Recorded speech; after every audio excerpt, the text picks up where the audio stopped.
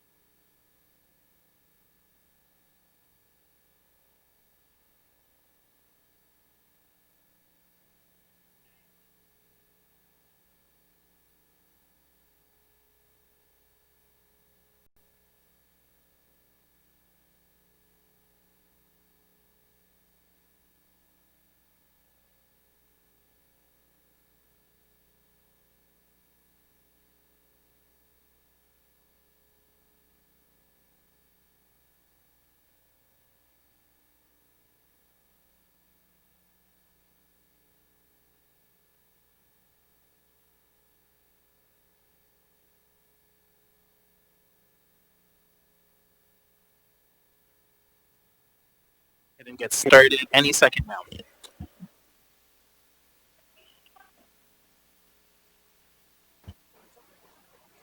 we make sure everyone else is muted on the other line? Sorry. Hearing each other. We only have one. We did pull from OnBase. So. Okay. Got it.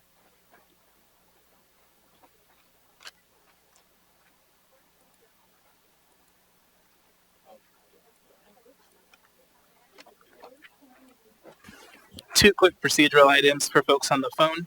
So first, please mute yourself unless you are asked to speak. And then second, for assembly members, you will be getting all of our amendments after dinner, which is the same time that everyone in the room will be getting all of the amendments.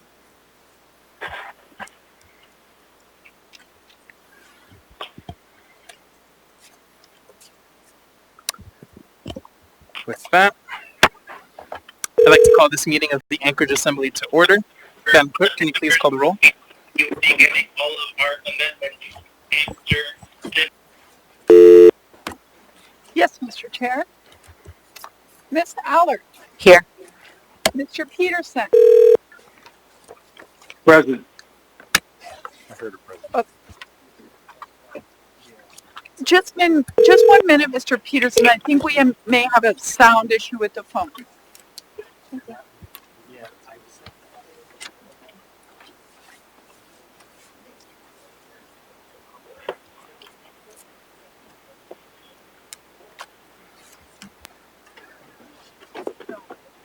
Mr. Peterson, could you please repeat yourself?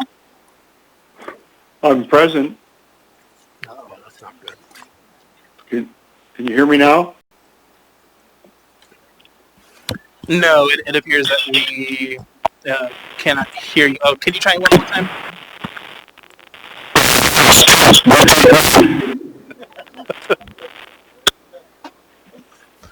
A little too loud that time, but we'll fix it on our end. Thank you. So you are present, Okay. Mr. Peterson. Did you want to log in? Mr. Dunbar? Here. Mr. Rivera? Present. Ms. Quinn Davidson? Here. Mr. Constant? Here. Ms. Kennedy?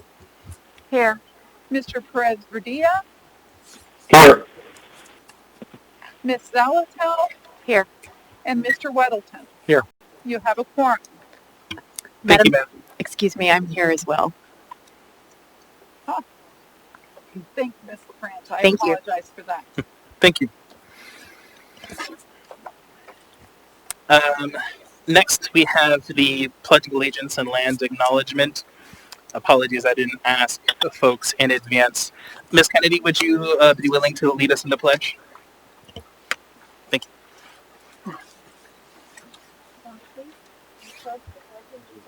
To the flag of the United States of America and to the republic which stands one nation under God, indivisible, with liberty and justice for all.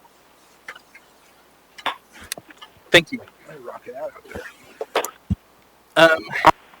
Ms. Zalato, would you be willing to lead us in the land acknowledgement?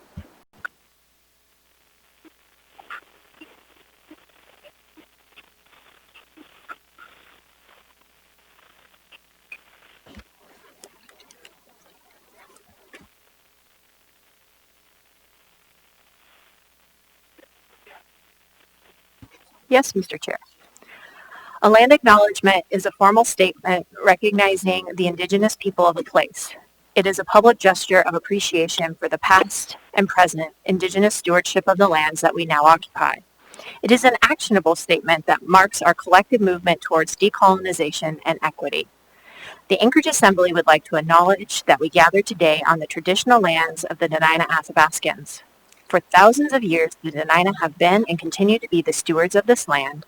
It is with gratefulness and respect that we recognize the contributions, innovations, and contemporary perspectives of the Upper Cook Inlet Dena'ina. Thank you. Next, we have minutes of previous meetings. There are none. Next, we have the mayor's report. Mr. Mayor. Thank you very much, Mr. Chair. 3 items of interest. First 2 of a financial nature. I just wanted to make sure the Assembly was aware that the RCA, for the most part, has approved the sale of ML&P to Chugach, and that is good news. The expected closing date is now in the end of October, so we're encouraged. Second bit of good news is that we had a sale of some municipal bonds, and should save the taxpayers more than $1 million on an annual basis. It confirmed that the rating agencies had considered our fiscal state to be strong and solvent.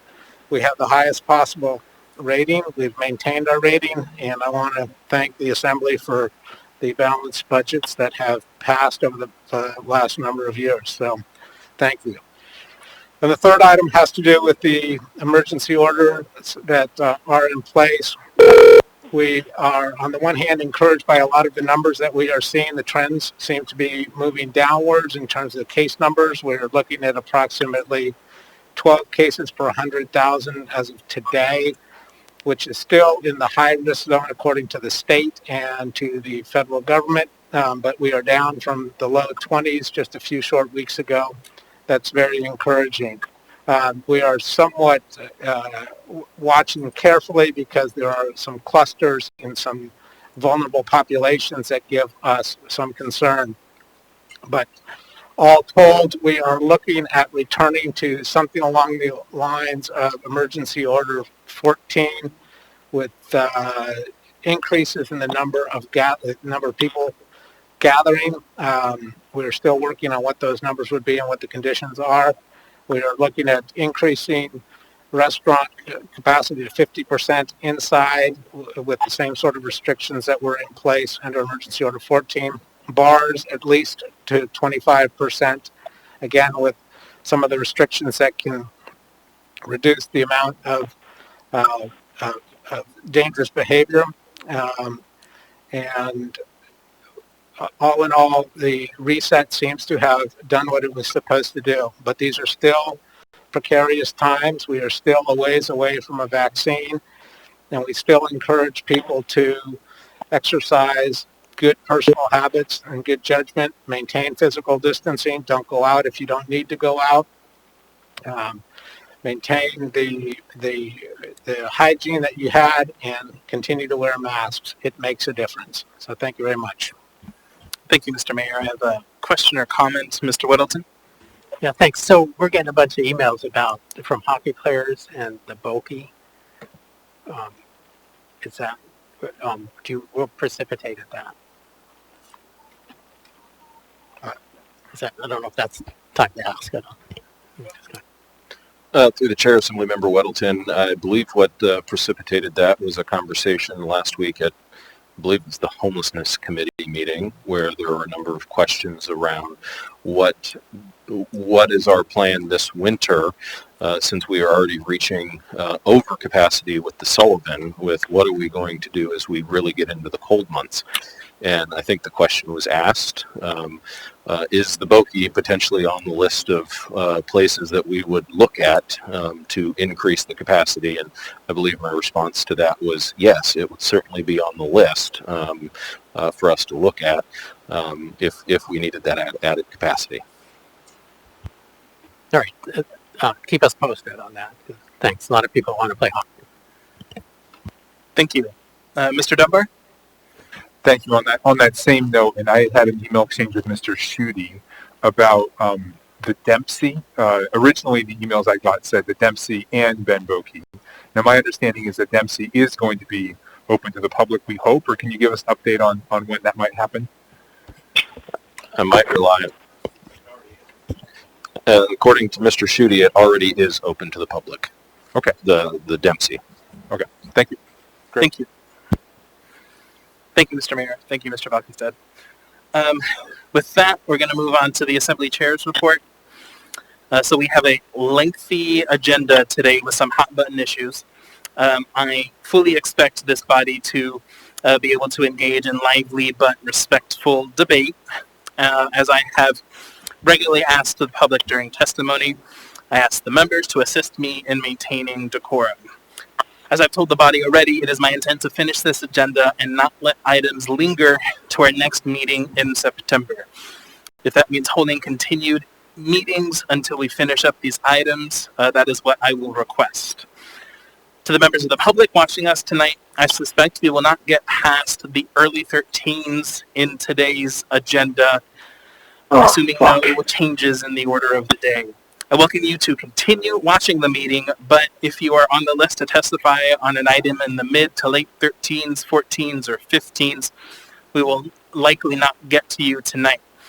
We will, if the Assembly consents, continue this meeting to tomorrow at 5 p.m.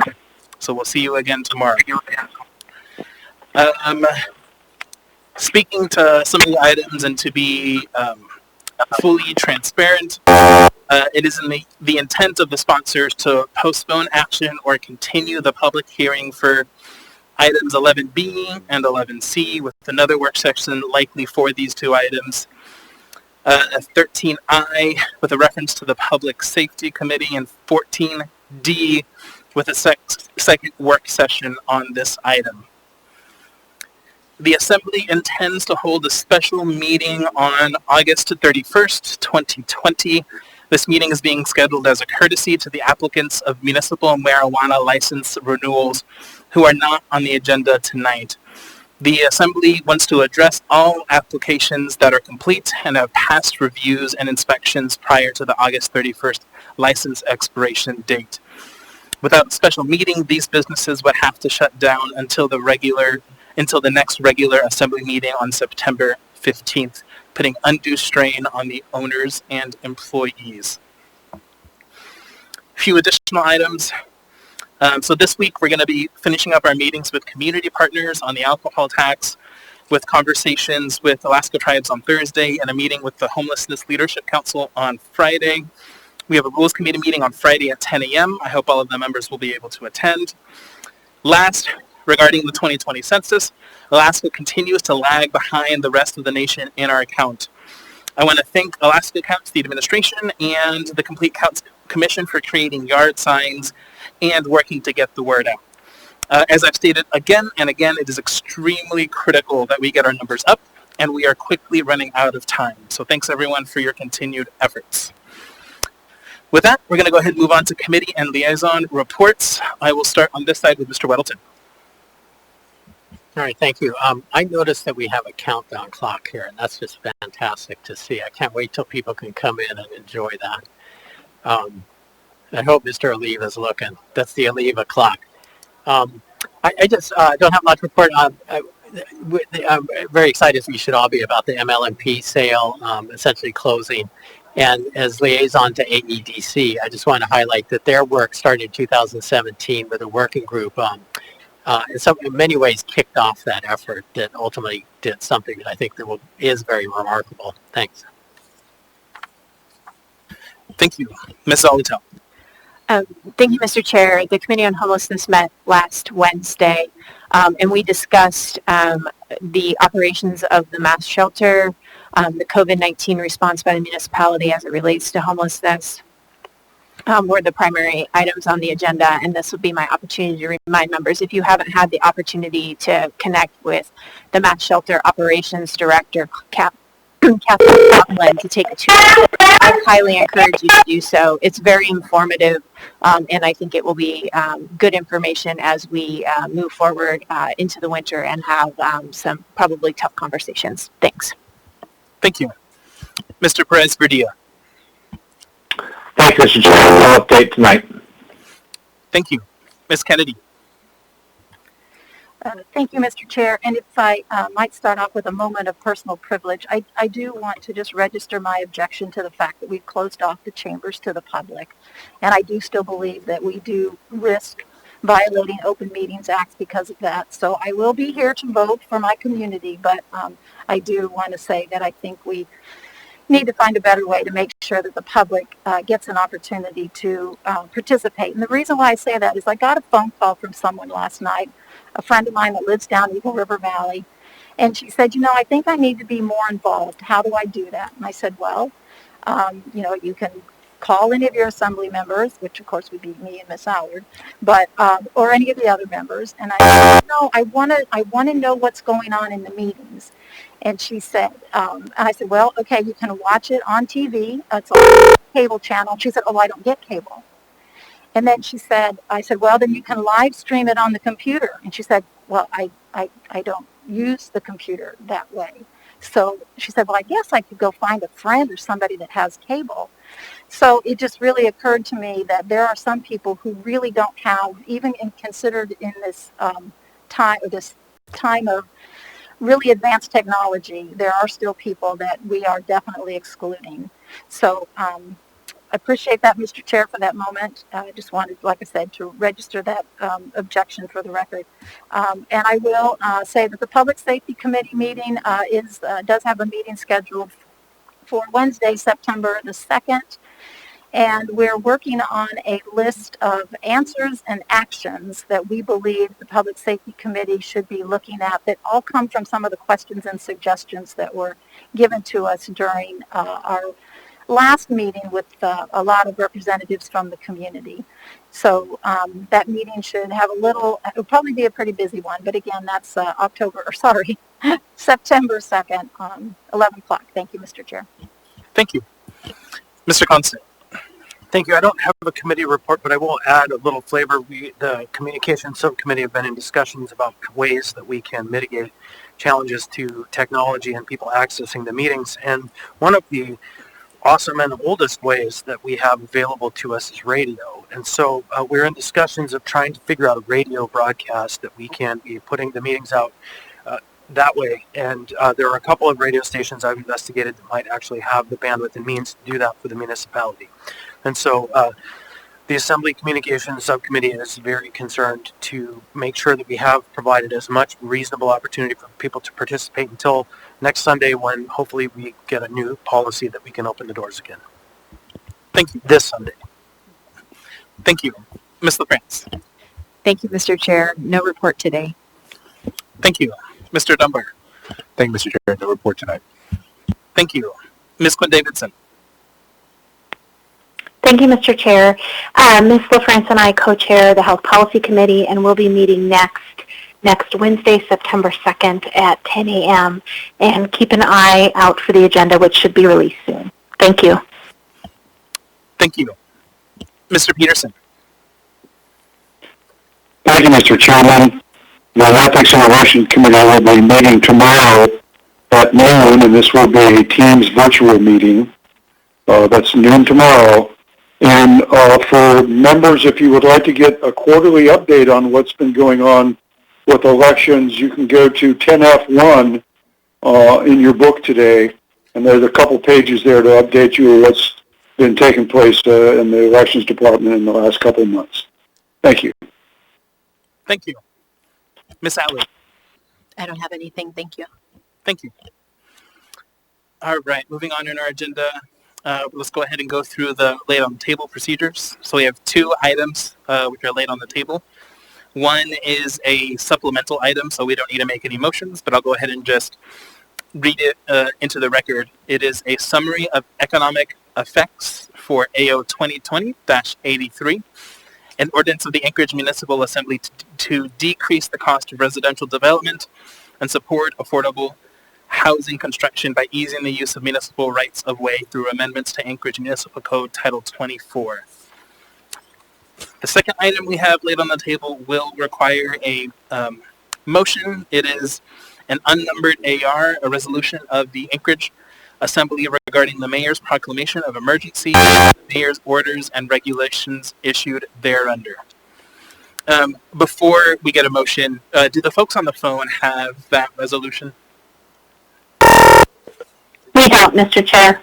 Okay, we're going to go ahead and take a short break while we get that to you. I thought we had it emailed. It was emailed.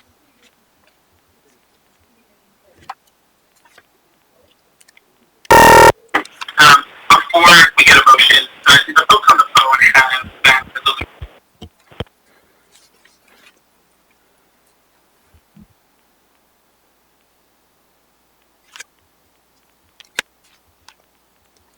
Hello? Hi, this is Felix Rivera. So we're taking a quick break so we can email all of the members the unnumbered AR, which we're about to vote on to lay that item on the table. All right. If folks on the phone can please mute yourself, thank you.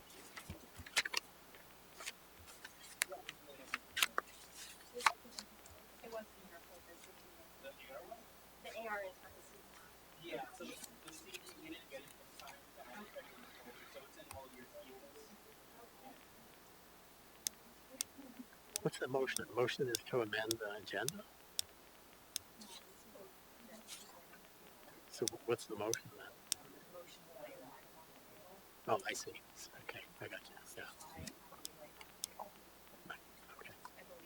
Yeah, I got that. I just remember it was a motion. Yeah, so I think there's a little bit of confusion from the members. So the C, everyone should have received that in their emails. We didn't get the C in time to add it to everyone's folders. This C is a supplemental item, so we're not taking a vote on that C. And this item is also later in our agenda, so we're likely not going to get to it today. Yes.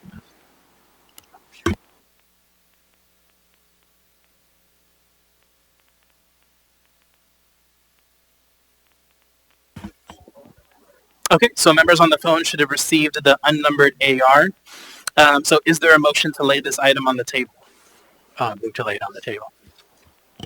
Is there a second? Second. Moved and seconded by Ms. Howard. Would one of the sponsors like to provide justification for laying this item on the table?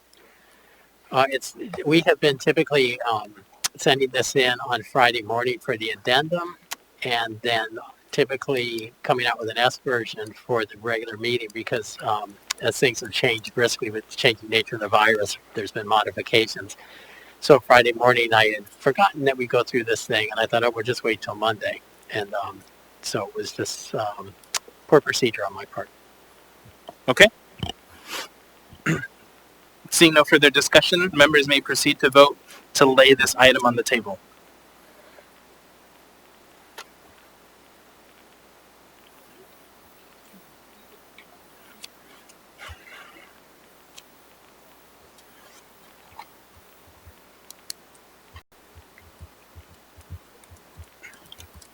For the members on the phone, we're voting on the unnumbered AR to lay it on the table. Mr. Peterson? Yes. Ms. Quinn Davidson? Yes. Mr. Perez Verdia?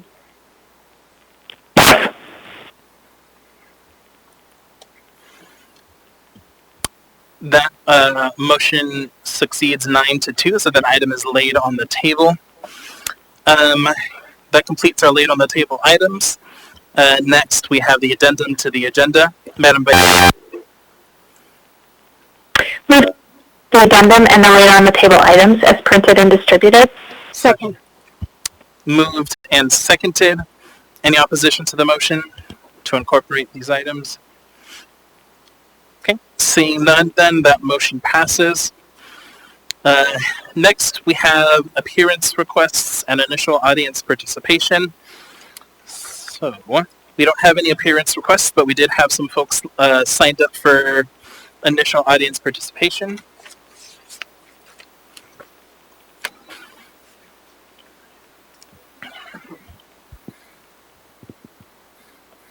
As a reminder, if you choose to speak now on a public hearing item already on the agenda, you may not speak again when we open the public hearing on the item.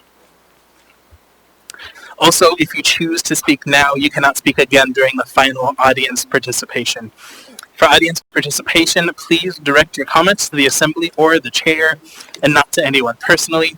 Personal attacks are not appropriate. I will, as chair, work to maintain decorum at this meeting and ask for your assistance. With that, we have 4 folks on our list for audience participation. We will start with Mr. Ken Fuller.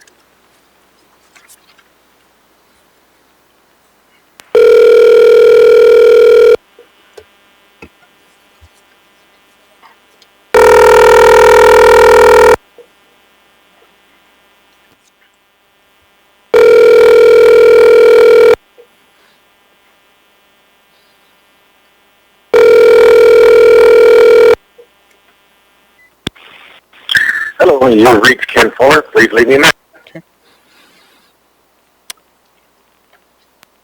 Next, we'll go to Mr. Eugene Carl Haberman.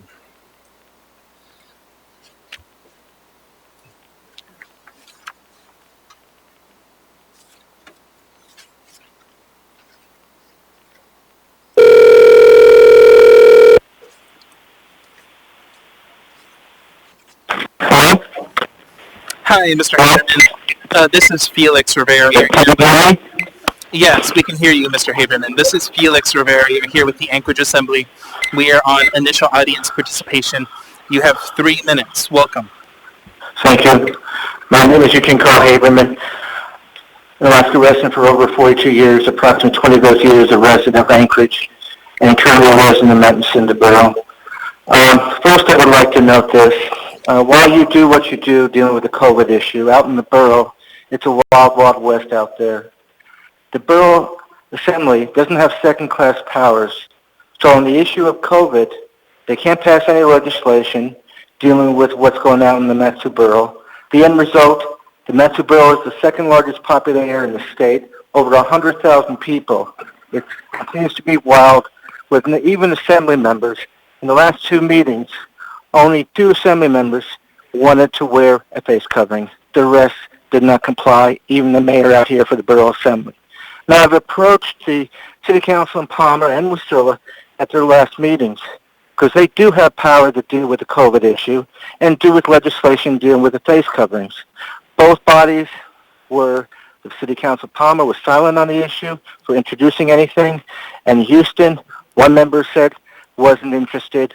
The end result is goes nowhere. But in the meantime, a good portion of the valley works in Anchorage. In the meantime, many Anchorage residents go out to the state fair. It's open. In the meantime, the COVID situation, more cases are happening without any control of the situation, particularly by the Metsu Borough. But I also like to note this with what you do there on the COVID. I continue to be concerned in the lack of conversation with the public before you make decisions, where the COVID issues appear on the agenda before any public hearings, and there's no real opportunity for the public to address it. Like today, you had laid on the table items and so forth, and addendums agenda. There's little or no chance for the public to be engaged in a conversation, and a sizable agenda before any public hearings. You continue to approve items that's a matter of interest to the public, but they do not have a fair chance. This business as usual has got to stop, and you need to open up the doors of the Anchorage Assembly to the public. You cannot use the excuse of COVID for cutting out the public to be present at your meetings. You need to bring their participation. Continuing that, there is no excuse of what's been happening, but I also footnote I witnessed at meetings when you did have the doors open, but you failed to appropriately ensure that social distancing, and you created lines waiting for people to testify, resulting in people close to each other. That's not the way it is. You should have sign-up lists for people to speak, not the scenario of what you do at these meetings. But the end with this story is this. The COVID issue is not going to go away. It's going to continue as is, but I only have 3 more seconds to spare, and I wish you all the best. Thank you. Thank you. Next, we have Mr. Cal Williams.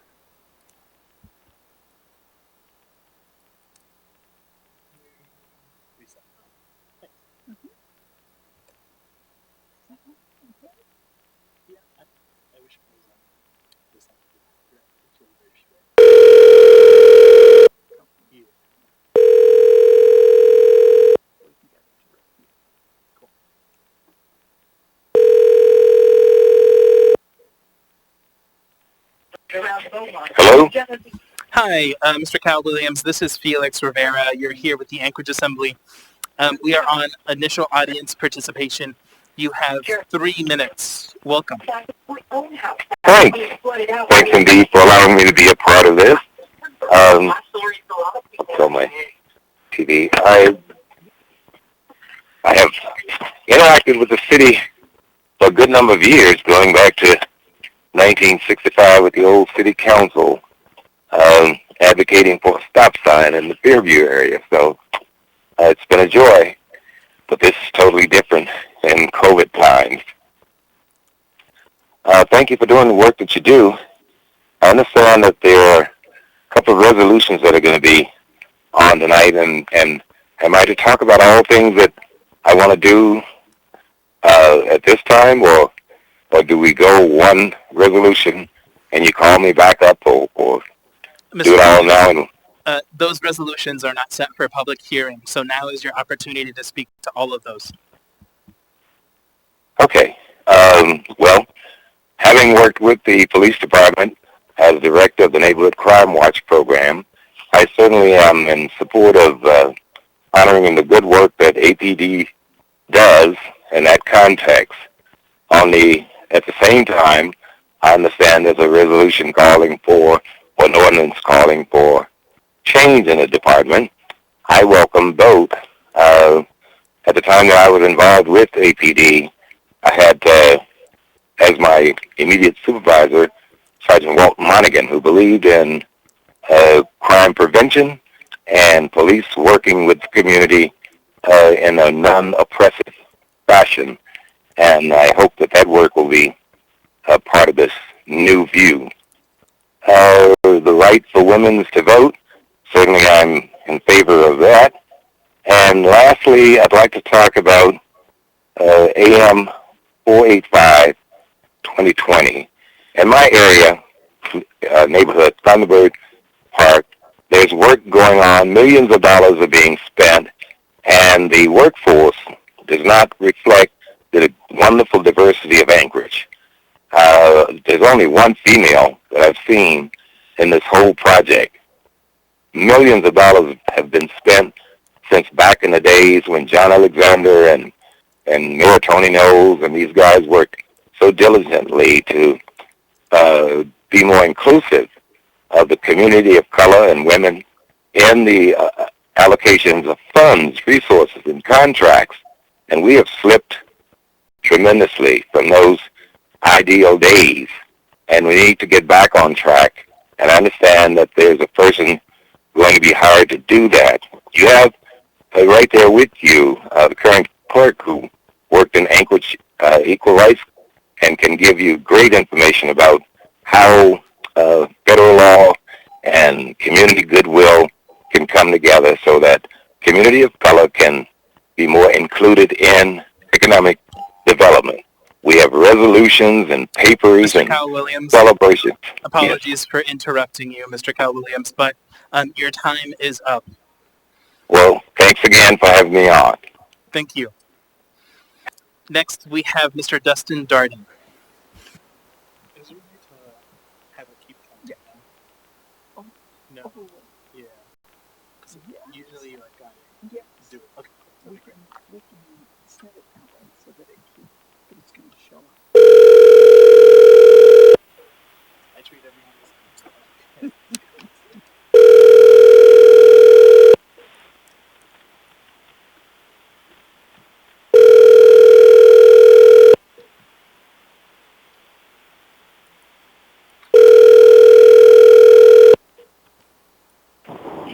Hi, this is Dustin Darden. Leave a message and I'll get right back. Let's go ahead and we're going to try Mr. Ken Fuller one more time, and then we'll go back to Mr. Darden and try him one more time.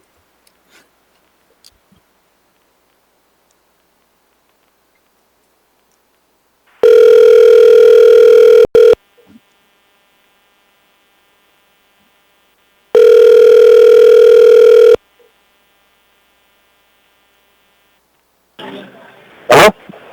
Hi, Mr. Fuller. This is Felix Rivera. You're here with the Anchorage Assembly. We are on initial audience participation. You have 3 minutes. Welcome. Oh, thank you. My concern and my reason for talking is 11A and 14F, which is the rezone project out on DePar Road at the Adamsville tract, the old roller rink. And last month it got a motion to have the hearing, but somehow that didn't happen, and so it's back on the agenda just now as 3 options. And what we would appreciative if we could have a chance of doing our presentation to the Assembly regarding that, because it's a correction of an old mistake that was done years ago when zoning started, and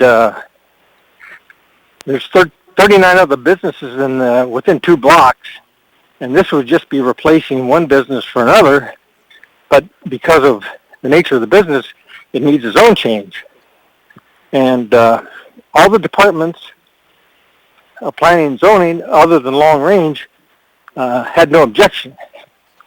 And I think that it's beneficial. All the citizens, Northeast Community Council, had a resolution supporting it. We had over 100 signatures of people in that 500-foot radius around the project that were supporting it, and the residences and business owners. And it is beneficial for the community, and it meets all the other criteria. The plan, the 2040 plan requests and seeks that these errors be corrected, and that synchronization happens between the actual use and the zoning. And this is another item that would be beneficial. Also, it would raise the tax revenues on the property. And B3 actually allows as many or more residences, if the demand is there, on that property. So anyway, I hope the Assembly members would move to let us have a hearing next month on it so we can give you more detail and answer questions. All right? Thank you. Thank you. I have a question for you, Mr. Weddleton. Actually, it's not a question for the speaker. I just, Dean sent us an email on the process for this, and I don't remember exactly what that was. Does someone have it? Perhaps review? Because, I mean, the 14F is on our list for new public hearings, but I understand that's not quite the process. Sure. The clerk will go ahead and is pulling up that email, and we'll read the process. All right. Thanks.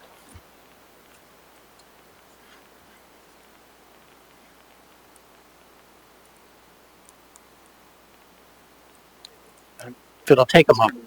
It was from you, wasn't it? It was. Yeah. Yeah, which probably means it's buried. I don't mind going try Mr. Darden again. Sure, let's go ahead and do that while we're finding it. Let's go ahead and call Mr. Darden.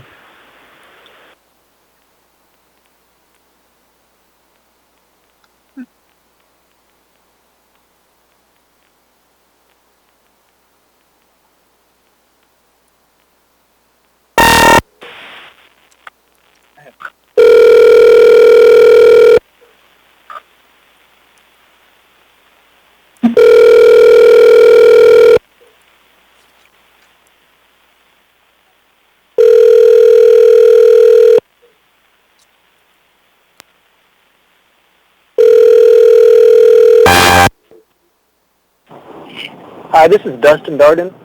Leave a message and So going back to item 11A, I have the email, so I'll go ahead and read the three actions that we have before us, or that we could take.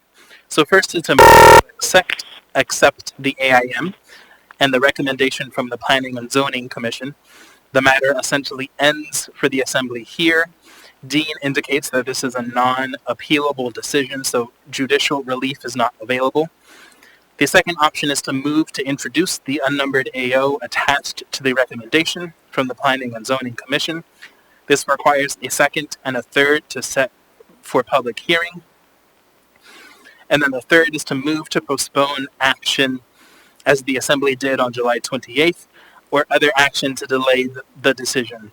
Dean indicates that if delayed to a date more than 1 year from when the rezoning application was filed, with planning, it expires. Does that answer your question, Mr. Weddleton? Is 14F the rezone that he's referring to? So this, I mean, it kind of applies. There's a public hearing tonight, seeing where it is. 14F is a public hearing item, yes. And that's the rezone he refers to? Or is that a different one? Yes, Mr. Fuller was on the list to testify on item 14F. Yeah, and he's also referring to 11A. So they're two separate but related items. And if you'd like more clarification, I'd ask the professional to come speak, Mr. Schutte. I'll tell you what, maybe I'll pull 11A and at that point bring it. You don't have to pull it. We'll get to it when you get to it. Oh, it's not on the consent agenda. All right, thanks. Okay, thank you. So that ends our initial audience participation. Next, we have consent agenda. The consent agenda items number 10A through 10F are typically routine or non-controversial items such as bid awards, new business, information and reports, and ordinances and resolutions for introduction. The items on the consent agenda may be approved by the Assembly by a single vote on a motion to approve the consent agenda. Prior to approval, these items may be pulled by an Assembly member for discussion and separate vote on each of these items. Under the Assembly Rules of Procedure, all ordinances and some resolutions will have an opportunity for public hearing on a future date. With that, I'm going to go ahead and go down the dice, see what folks want to pull. I'm going to start with Ms. Allen. Nothing. Thank you. Mr. Peterson. Yes, Mr. Chairman, no items this evening. Thank you. Ms. Quinn Davidson.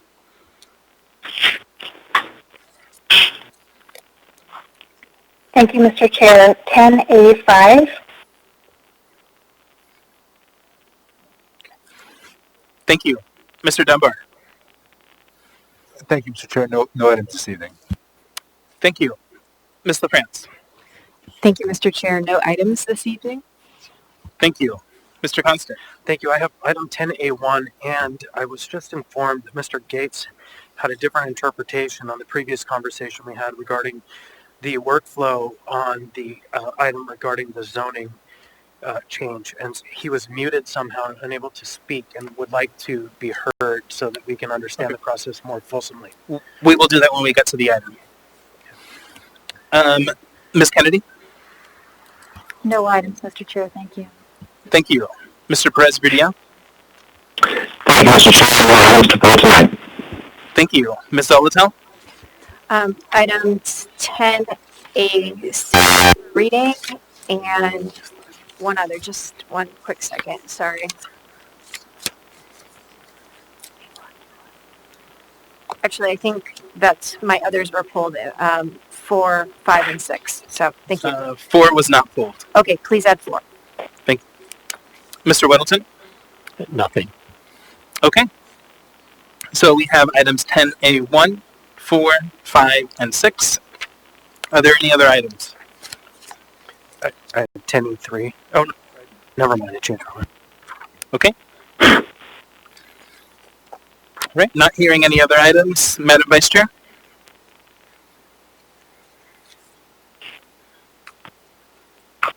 Move to approve the consent agenda with the exception of the pulled items. Second. Moved and seconded. Is there any opposition?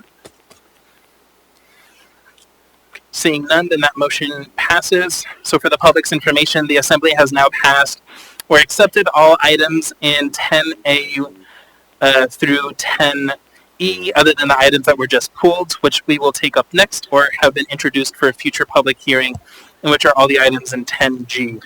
Mr. Chair, point of order. Yes, Mr. Constant. Oh, never mind. Is that going to be a theme for today? The clerk was just a weird thing, but got it. Okay.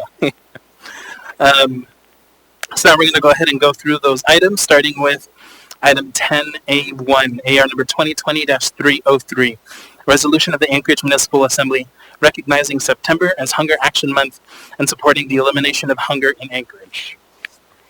What is the will of the body? Move to approve. Second. Moved and seconded. Is there any opposition? Seeing none, that item is approved. Who is reading? I'll be reading. Okay. And then do we have the folks on the phone yet? Let's go ahead and wait till we get them on the phone. So I think that is Eve Van Domelin.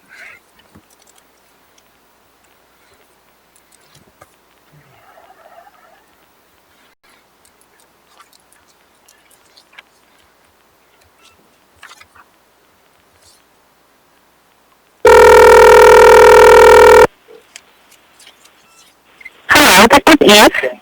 Hi, Eve. This is Felix Rivera. You're here with the Anchorage Assembly. We are about to read the resolution regarding Hunger Action Month. Go ahead, Mr. Constant.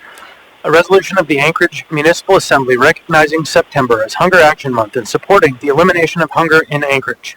Whereas September is designated as Hunger Action Month across the United States. And whereas in Alaska there are about 136 51,910 food insecure people, and of them, around 51,790 are children. And whereas Anchorage is committed to taking steps to raise awareness about the need to combat hunger in every part of the country and to provide additional resources that citizens need.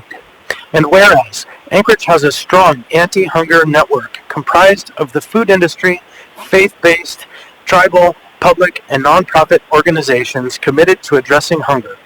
And whereas charitable programs are unable to fully support those struggling with hunger, and SNAP, also known as food stamps, are an important resource to food insecure individuals, providing supplemental money to help buy food until they get back on their feet. And whereas Food Bank of Alaska distributes about 7.5 million pounds of food through its network of food pantries, partner agencies, and other community organizations.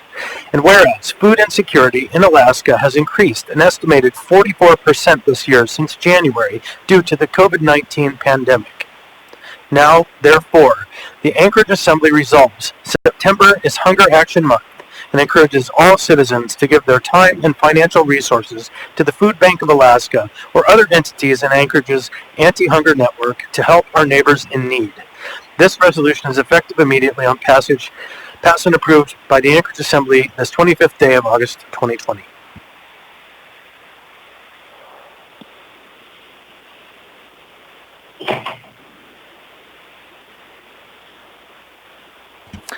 Ms. Van Dommelen, would you like to say anything? Yes, I would. Thank you so much to the Anchorage Assembly for yet again hearing and passing this resolution to make September Hunger Action Month. Every year, we at the Food Bank of Alaska take the month of September to make a special effort to communicate to the community about the impact of hunger in our hunger, and also to highlight all the amazing work that we all do together to fight hunger in Alaska, because it really is a community effort. And this year, of course, this message is even more important as we've seen over 75% increase in Alaskans accessing food assistance across the state. Just today, we're rolling out a new program called Pandemic EBT to help kids who missed out on may have missed out on school meals this past spring during the beginning of the pandemic. And it's really still close to home. This is a big issue right now, and we're really thankful to all of the community members, but really thankful to you as Assembly members for elevating this issue and for working with us to make sure that all Alaskans, but in this context particularly all Alaskans living in Anchorage are able to access the food they need to live a healthy and happy life. Thank you, and thank you so much for your service to the community. Thank you. Next, we have item 10A4, AR number 2020-311, resolution of the Anchorage Municipal Assembly recognizing, honoring, and thanking the Anchorage Police Department for their dedicated and selfless service to the residents of the municipality of Anchorage. What is the will of the body? Move to approve. Second. Moved and seconded. Any discussion on this item? I pulled it, Mr. Chair. Yeah, go ahead, Ms. Alatel. Yes, I move to amend this resolution, taking out the first whereas clause and the 6th whereas clause starting at line 27. Second. Moved and seconded. Do you want to speak to that, Ms. Alatel? Sure. Thank you, Mr. Chair. I fully support a Back to Blue Day, and I really thank Member Allard for bringing this forward. I feel like those two whereas clauses take this from being a factual recitation about the work of APD a bit more into the political, and so I would just prefer that it be a really straightforward resolution so that we can provide this honor. Thank you. Thank you. Ms. Allard? Thank you. I would like to speak on that. So this resolution was actually a team effort, and the APD actually assisted on writing this resolution, and they were adamant about that clause. And I think it's very important that it is in there. And I'm actually surprised that when someone brings a resolution in to honor the Anchorage Police Department, that someone would actually strike it. And anytime someone on this committee disagrees, it has to be political, when it's absolutely not. It is a fact that all the officers have been subjected at times to disrespectful words and actions in public from some people, yet stood calm, professional, and often compassionate in a response. And I have to say to the body that with that stricken, you have absolutely slapped the APD in the face. Thank you.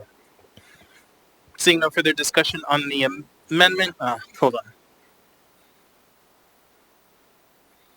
Chair, was there another one that was stricken in my resolution for the APD?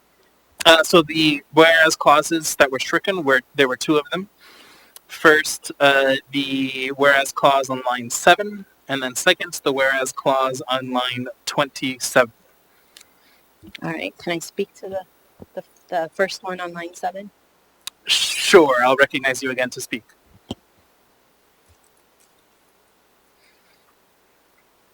Go ahead, yeah. Thank you. So whereas the Anchorage Police Department has the highest caliber initial and continuing training for their law enforcement officers, observing procedures which take into consideration the rights and safety of the public as well as officer safety. I guess I can't understand why that would also be out when it is factual. Thank you. Seeing no further discussion on the amendment, members may proceed to vote on the amendment.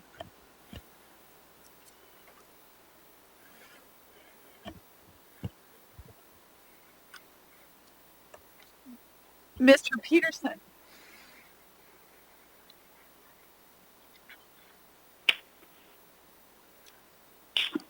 No. Mr. Peterson on the amendment? No. Ms. Quinn Davidson? No. Mr. Perez Verdilla? No.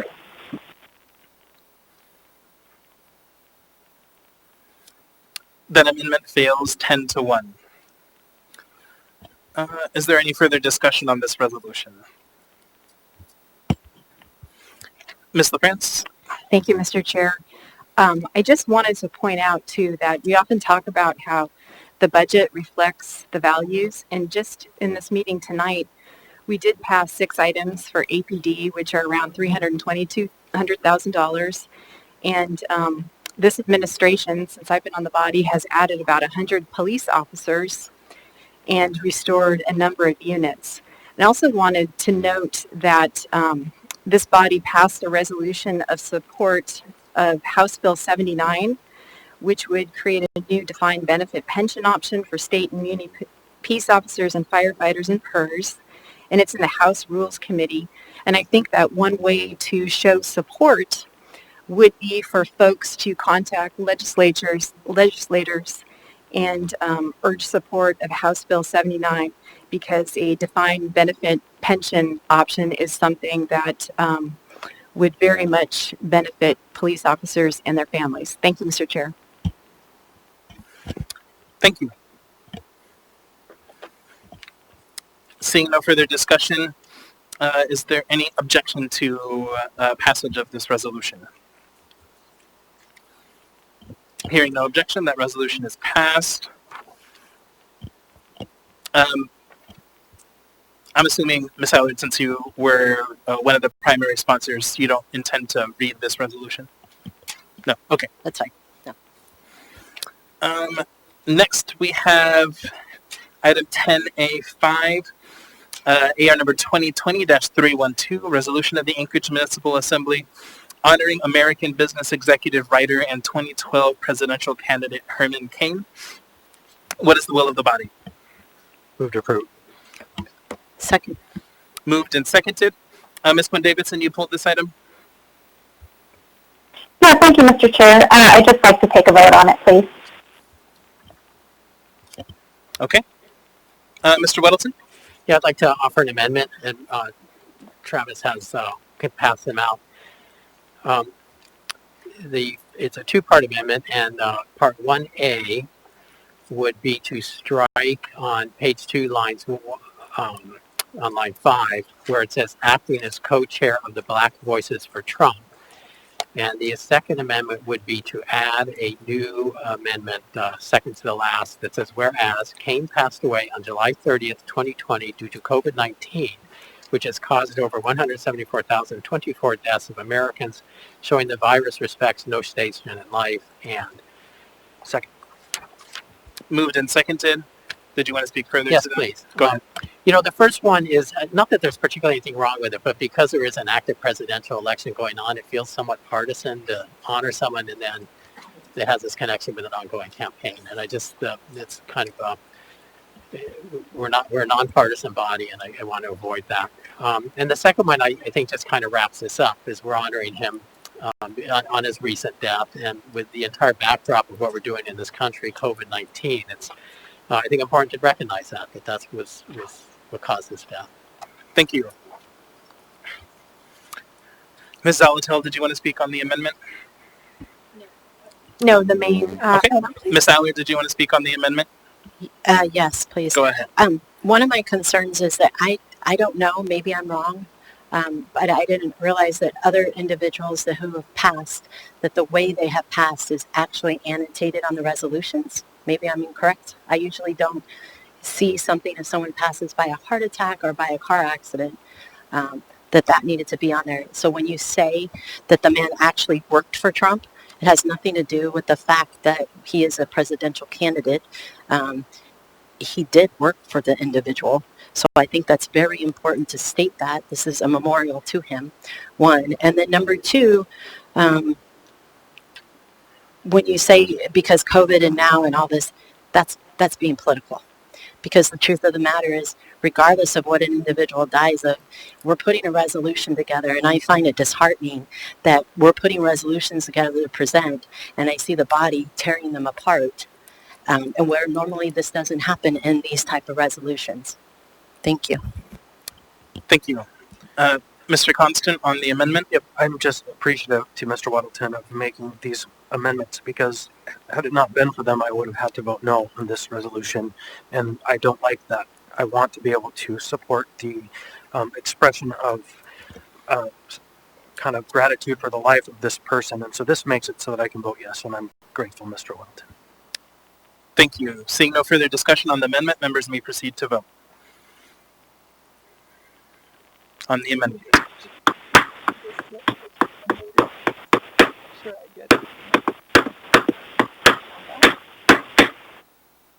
There you go. Mr. Peterson.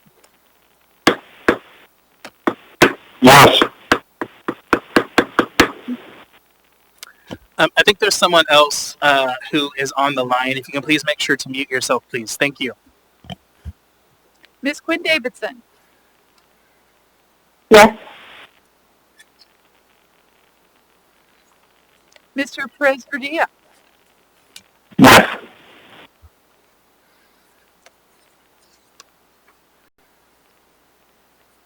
Mr. Weddleton needs to vote. Okay.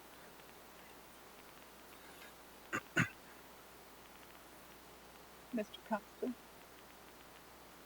Okay. That amendment passes 8-3. Ms. Zalatel? Thank you. I want to make sure my name is not on this resolution. Thanks. Thank you. Mr. Weddleton?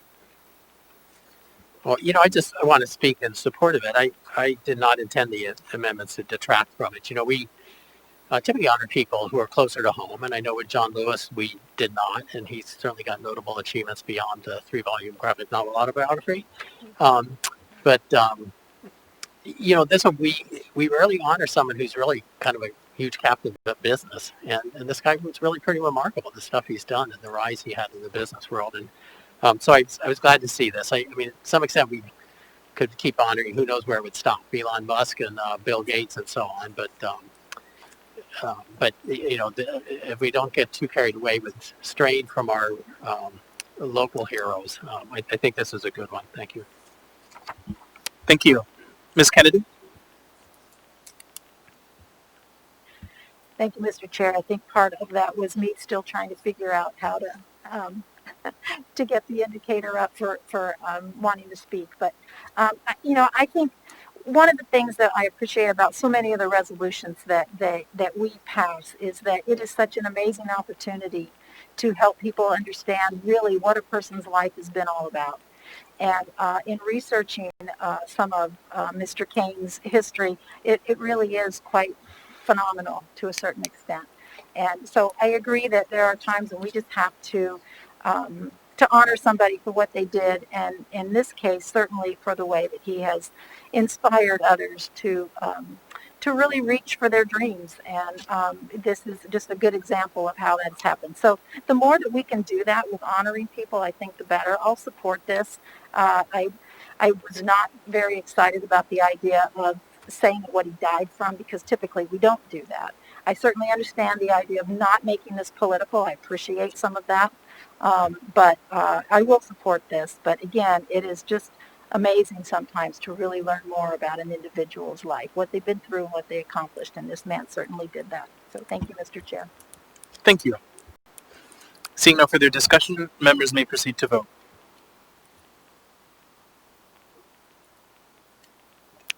Mr. Peterson, Yes. Ms. Quinn Davidson, No. Mr. Perez Verdilla, Yes. Chair, Chair, I apologize. Can you tell me what we're voting on really quick? Yes, we're voting on approval of the resolution. There was a request to vote on the resolution. Okay, thank you. show her where that is on the screen so she can see that. Sure.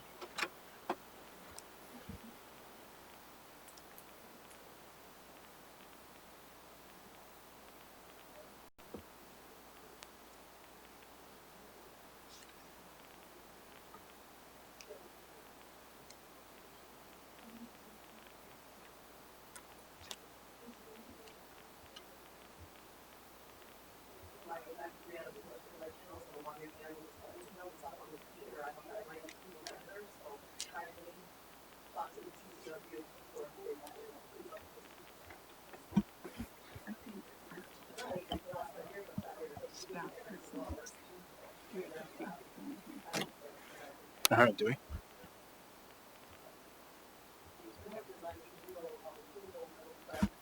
We're going to go ahead and take a 5-minute break. Did we get a vote on that?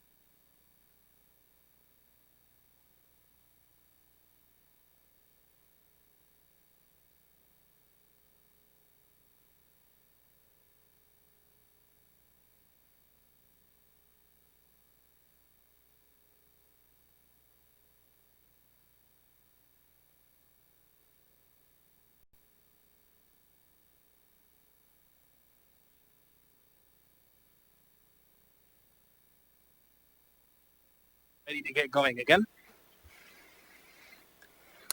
Okay. So I think we have finished the voting, and now we need to display the vote. Oh, I thought he had. Oh, I think his restarted. So I guess we'll wait for Mr. Constant. Mr. Constant, how do you vote on the resolution? Mr. Constant votes yes. That resolution passes 8-3.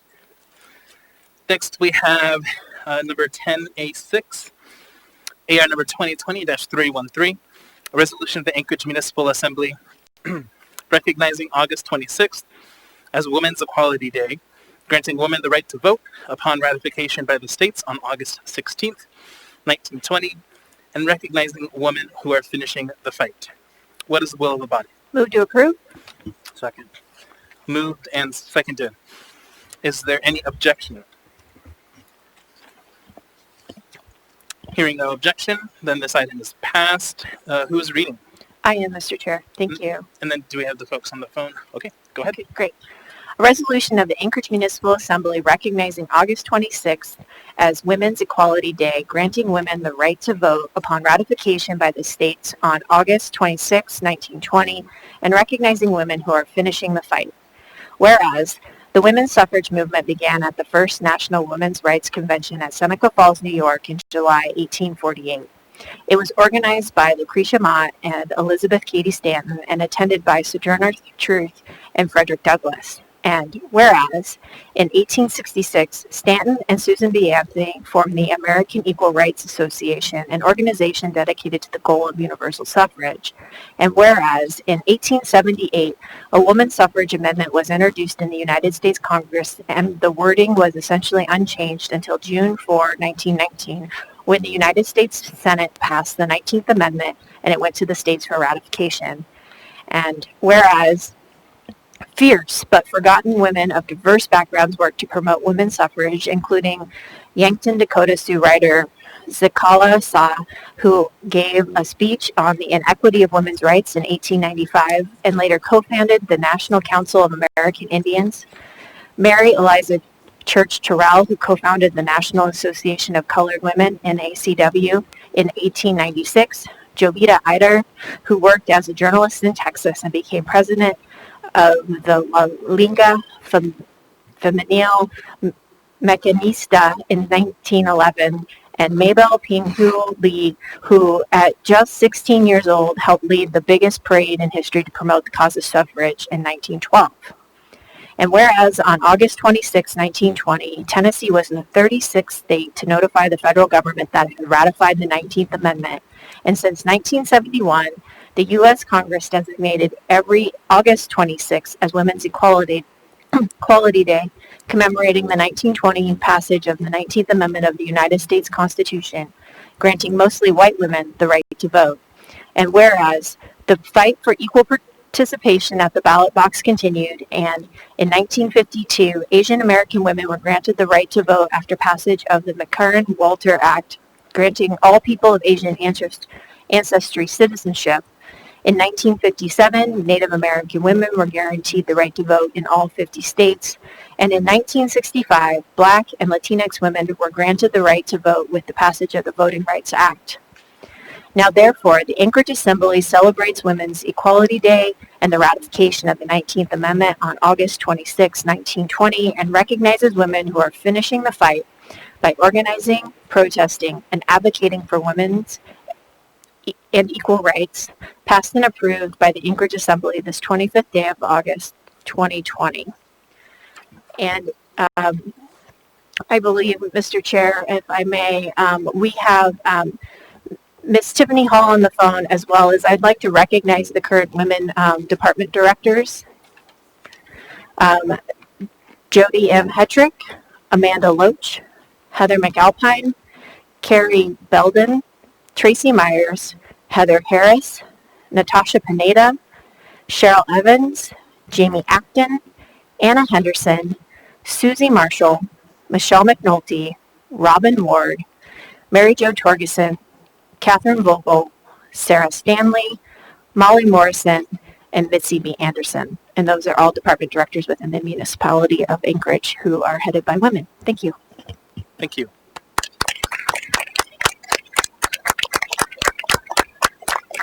Ms. Hall, would you like to speak on this resolution? Sure, thanks very much. This is Tiffany Hall. I'm the Executive Director of Recover Alaska and a member of the community here in Anchorage, and I just am really grateful to live in a country where women are allowed to vote. I can't imagine not having that right, and I am so thankful to live in a community where my assembly wrote such an accurate and full resolution recognizing that this is the 100th anniversary of white women being able to vote, and recognizing how much longer it took for us to reach out to other women and other people of color and indigenous people being allowed to vote. So thank you for that.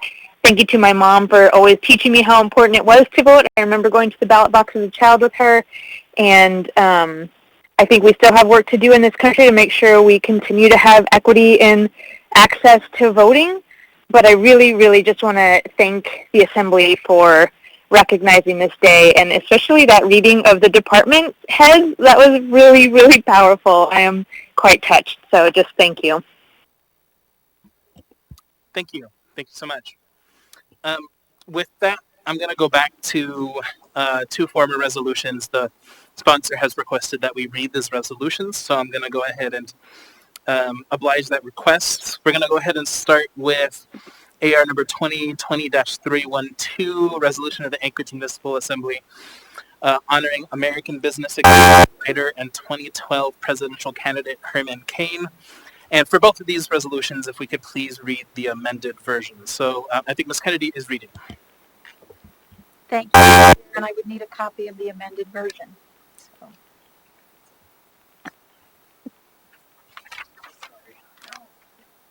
Okay, let's try to coordinate this then. Thank you. A resolution of the Anchorage Municipal Assembly honoring American business executive, writer, and 2012 presidential candidate Herman Cain.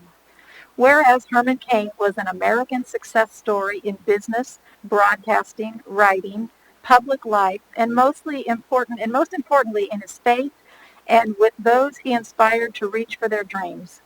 And whereas Herman Cain was born on December 13, 1945 in Memphis, Tennessee, but grew up in poverty in Atlanta, Georgia, raised by his supportive father who worked multiple jobs as a janitor, a barber, and a chauffeur, and his nurturing mother, a domestic worker, and spent much of his childhood on his grandparents' dirt farm outside of Atlanta.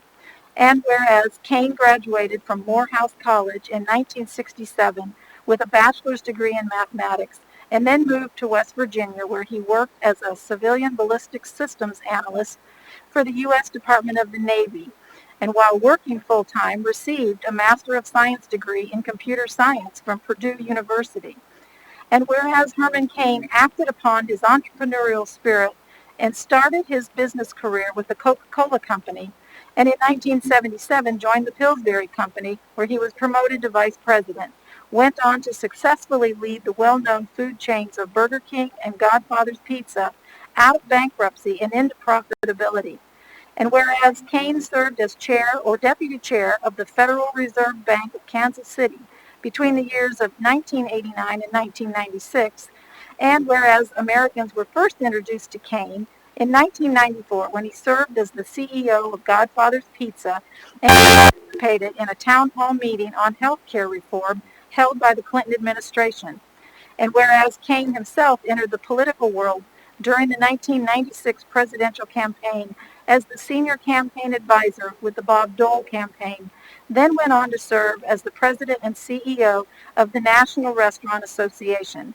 And whereas in 2011, Cain went after the Republican nomination for President of the United States of America, running on his 999 tax plan, and much to everyone's surprise, soared to the top of the polls, making him a serious contender. Even after the suspension of his campaign, he remained in national-level politics, including up to the time of his death. Whereas Cain received the 1996 Horatio Algert Award and was bestowed with honorary doctorate degrees from Creighton University, Johnson and Wales University, Morehouse College, the University of Nebraska-Lincoln, the New York City College of Technology, Purdue University, Suffolk University, and Tuvalu College. And whereas Herman Cain worked tirelessly at inspiring others and often quoted one of his favorite, sorry, I'm going to have to figure out how we do that, favored Morehouse College professions by saying the tragedy of life does not lie in not reaching your goals. The tragedy lies in having no goals to reach for. And whereas Cain passed away on July 30th, 2020 due to COVID-19, which has caused over 174,024 deaths of Americans, showing the virus respects no station in life. And now, therefore, the Anchorage Assembly honors the life and accomplishments of Herman Cain, a tireless businessman and inspirational political leader who lived the American dream and aspired to share his success with others. Passed and approved by the Anchorage Assembly this 25th day of August, 2020.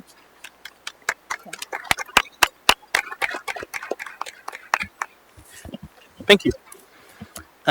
Next, we're going to move on to AR number 2020-311, a resolution of the Anchorage Municipal Assembly, recognizing, honoring, and thanking the Anchorage Police Department for their dedicated and selfless service to the residents of the municipality of Anchorage. As a reminder, the whereas on line 7 and the whereas on line 27 were removed.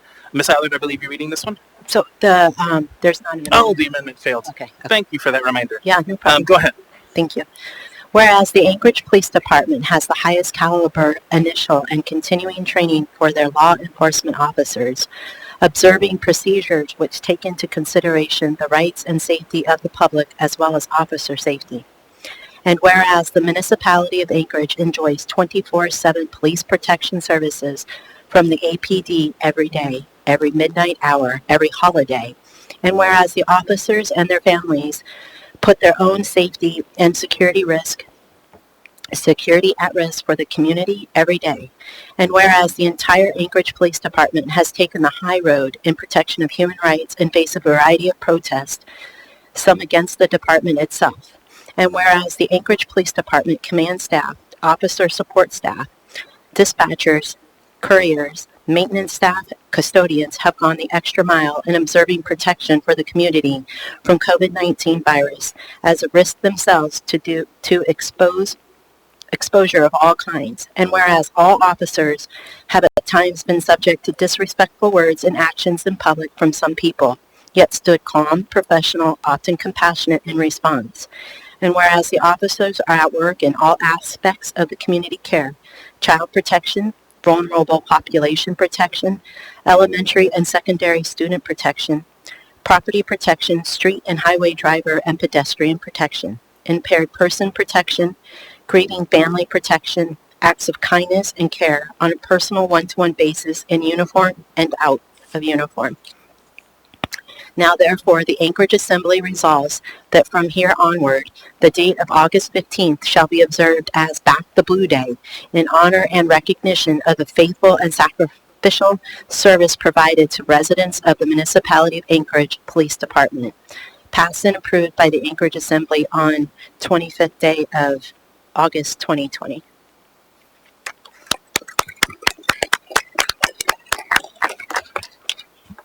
Thank you.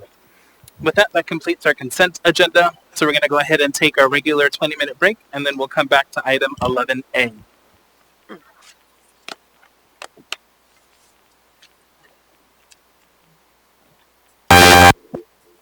Started again. So before we move to 11A, just as a reminder, again, want to thank members of the public for watching us tonight. As a repeat, I suspect we will not get past the early 13s in today's agenda. I welcome you to continue watching the meeting, but if you're on the list to testify for an item in the mid to late 13s, 14s, or 15s, we will likely not get to you tonight. We will, if the Assembly consents, continue this meeting to tomorrow at 5 p.m. With that, we now have before us item 11A, Information Memorandum number AIM 104-2020, transmittal of the Planning and Zoning Commission record and recommendation of denial with prejudice of an ordinance amending the zoning map and providing for the rezoning from R2M to B3 for Tract A1 Adamsville subdivision. Waive reading. Thank you. Madam Clerk, what's the motion on this item? Mr. Chair, I do not have a record of a motion on this item. Okay, we'll just assume there is none. What is the will of the body? Actually, Thank you. yeah, before we do that, before we do a motion, just to make sure we're all on the same page, Mr. Schutte, can you go ahead and walk us through both the options that we have for this and then the difference of similarities between this item and 14F?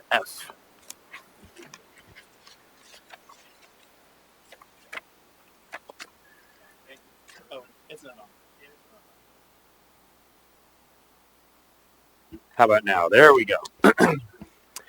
Thank you to the chair, Chris Schutte, Director of Economic and Community Development. So you all should have received a fairly helpful but lengthy email from Assembly Counsel Dean Gates and the clerk last week that spells out the multiple options that you have with this item.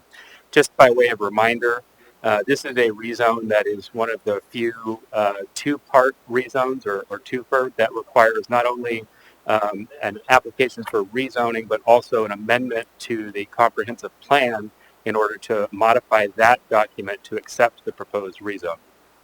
So item 11A, which is in front of you, is the result of a denial from Planning and Zoning Commission for this rezone application.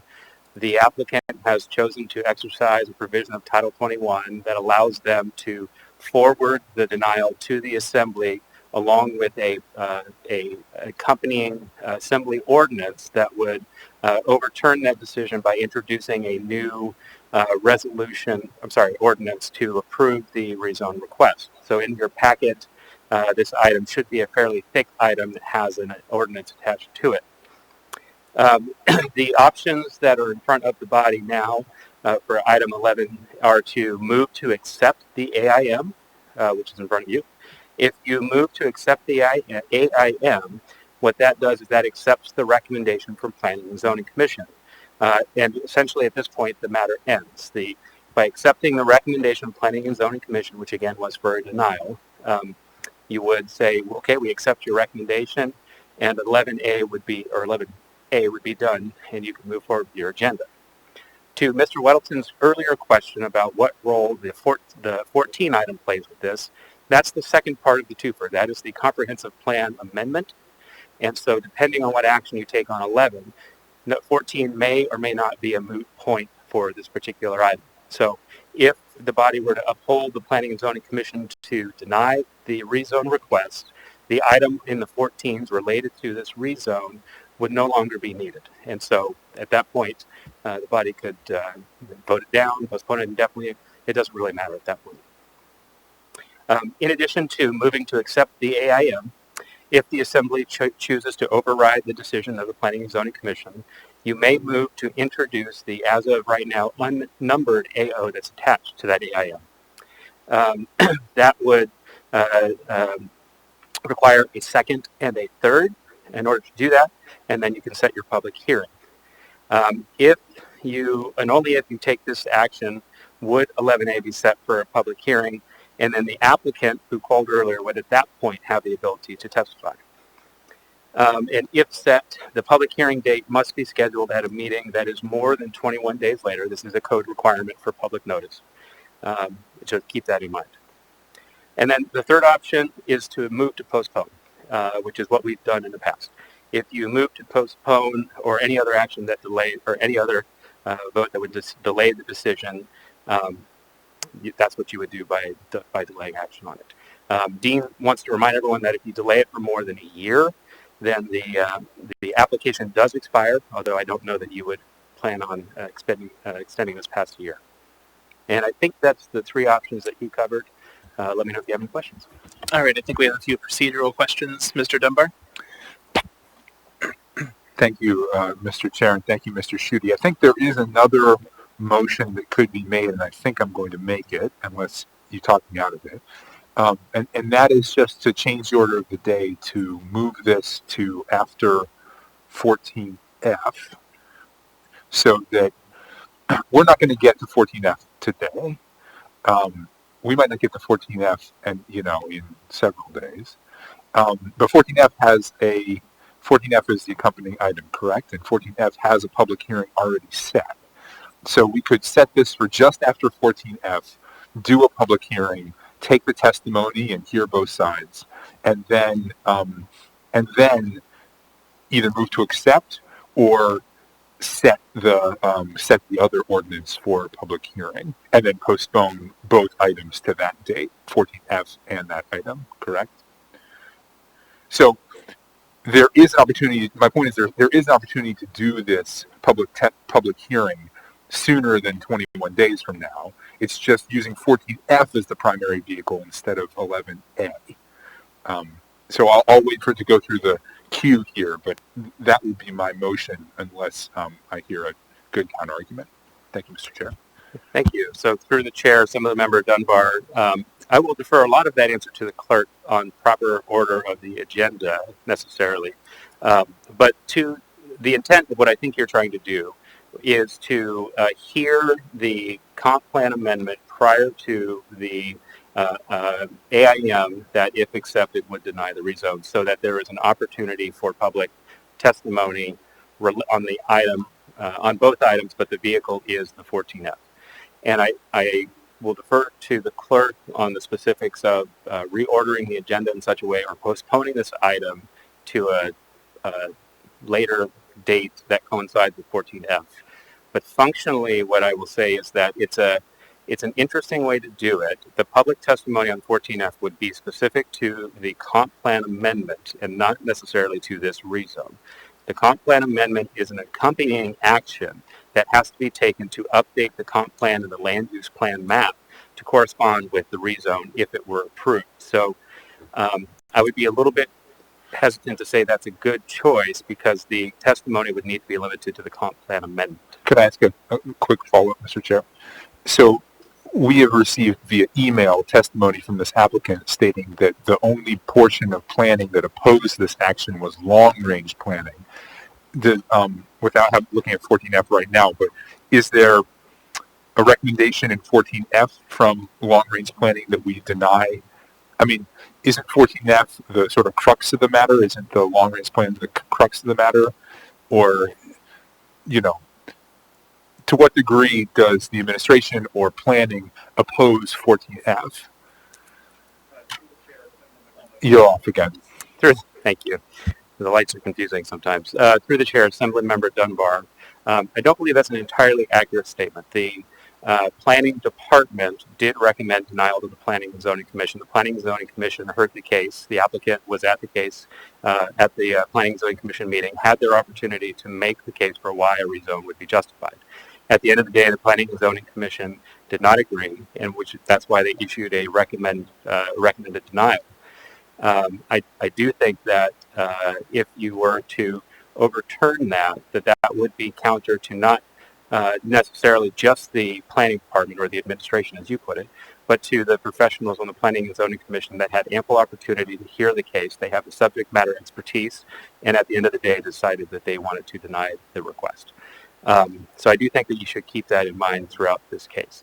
The other thing is that the comp plan amendment 14F item, it's related to the request to rezone because the two have to happen concurrently, but there is not a separate opinion issued on the comp plan amendment versus the rezone request. Does that make sense? Thank you. Thank you. Mr. Weddleton. Thanks. Yeah, I don't know that I'm opposed to pursuing this somewhat, but I would want to remind everyone that a rezone is just a rezone. And what we have in front of us, and a lot of this stuff signed, shows like a self-storage area, or maybe a little bit of retail with self-storage and so on. And I think it looks like the applicant went around and got tons of signatures based on that. And I suspect that is what he was planning to do. But it is not uncommon to have something rezoned, and then things change, they don't develop it, and it sells, and a whole different thing comes up. So were this to be rezoned to B3, it could lead to something in the middle of that neighborhood that is profoundly different than what is shown here. So, and I know that, planning commission and the planning department is totally attuned to that. It's not what the pictures we see here, it's anything in B3. So, just a reminder. Thanks. Thank you. Mr. Constant. Thank you. Question to the clerk, I guess, if the members wanted to set a public hearing for this resolution or memorandum AIM for tomorrow, could we, is it too late to post it? Through the chair, no, Mr. Constant, you may not do that, because what you would be setting a public hearing on is the AO that is attached to the AIM. So to set that for public hearing, your choice is to approve P&Z's decision. You do that by accepting the AIM. If you do not want to accept P&Z's decision, you move to introduce the AO. That effectively denies the P&Z decision, is what I would say. So you may not do it tomorrow night. You have to move to introduce, and it would be set at 21 days, which I don't think you could make it even for the next assembly. No, absolutely. But I wonder, though, not the question of the AO underneath, but the AIM. I know we can set a public hearing for a resolution. We can set a public hearing for an ordinance. When we set a public hearing for a resolution, it's up to the body, the timeline for notice, other than the minimum that's required, which I don't know what that might be. But I don't know, and maybe it's a Dean question. I don't know if he's listening and able to speak. But I wonder the question, could we have the same procedure that we would for a resolution for an AIM that we've been asked to accept? Through the chair, Mr. Constant, your statement is correct that the code is different about the time period to set a public hearing for an ordinance, or in this case, one that involves Title 21. I think that the body could do whatever it chooses if it wanted to have a public hearing on this item tomorrow. There would be no public notice. That would be up to the body. I don't know where I land in any of this, but I just am trying to plumb the possibilities. Thank you for that. Thank you. Mr. Dunbar. Yeah, I think Chris has hit on something here that I think is a worthwhile way to go. We can't, without 21 days notice, set the ordinance that's attached for a public hearing. But I think we could set a public hearing for the AIM and debate the AIM. And then if we decide that we don't want to accept the AIM, it would take another 21 days to set the ordinance, but that's fine. I mean, this isn't something that's really time sensitive, except that I'm sure this person wants to build on this land. So I guess I would make a motion to set item 11A, the AIM portion of 11A, for a public hearing at our next regular meeting, because I am sensitive to, is it September 15th? Yeah. So I move to set this item for public hearing on September 15th. Second. Moved and seconded. Did you want to speak to it further, Mr. Dunbar? No, I think that, this is just a complicated thing with a lot of moving pieces. We're trying to give the applicant sort of the ability to speak to this and to the substance of the AIM, not just 14F, as Mr. Schutten pointed out. They are distinct enough. But frankly, they're going to get two bites of the apple. They're going to get to speak to 14F and speak to 11A. And I want to hear from them. I want to hear what happened, and hopefully we'll hear from the planning department as well. Thank you. Mr. Constant, on the motion? Actually, Mr. Dunbar just said I would also like to have the planning department prepared to make a brief presentation on the question that would be before us should this pass.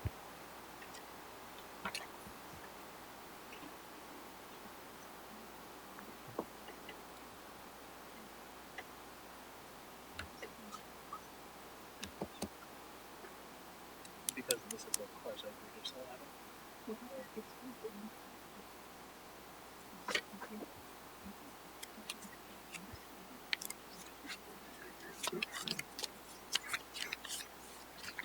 So the question is, do we want to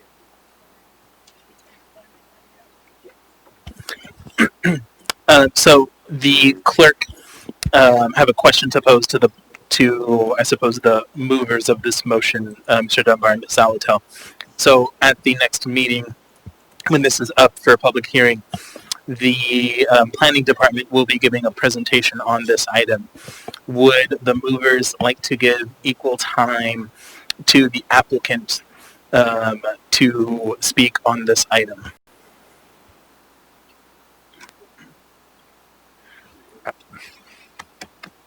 I'm agnostic on that. I think that they are. Is this quasi judicial? Is that why we would do that? I mean, I'm sure that they and some of their other supporters are going to testify, and each of them will take 3 minutes at least. But beyond that, I think that we will probably ask them questions. So I'm not too worried about that. So, but I don't want to speak for Ms. Salatel. And so to answer the question from Mr. Dunbar, the clerk advises me that this item is not quasi-judicial. So we're not under those rules. I think this is just a query to the movers. Thank you, Mr. Chair. I would prefer to have us conduct public testimony in our normal fashion with planning and zoning available to answer any questions that may arise. Thank you. Okay, thank you. Is there any objection to this motion to set this item for a public hearing on September 15th? Okay, hearing no objection then, we'll be back with that item on the 15th. Next we have item 11B, ordinance number AO 2020-21 as amended. An ordinance of the Anchorage Municipal Assembly amending Anchorage Municipal Code, Chapter 3.80, Civil Emergency, to ensure that emergency powers can be exercised in the temporary absence or incapacity of the mayor or other delegated authority, to modernize various provisions, and to provide that a proclamation of emergency shall terminate after 7 days unless extended by the Assembly. Excuse me. So this is a fairly old item, so I would assume that we have a move to approve on the table. You know, I would assume the same, Mr. Chair. Thank you. Madam Vice Chair?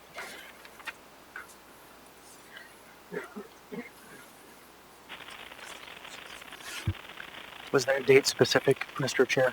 Yes, December 8th. Move to postpone. December 8th. December 8th. Mr. Constant moved to postpone and Ms. Alatel seconded to the meeting of December 8th. Mr. Chair, this is Austin. Could you not hear me at all? No, I could not hear you. Oh, sorry. I made the same motion, but I must have been too quiet. Thank you. Thank you.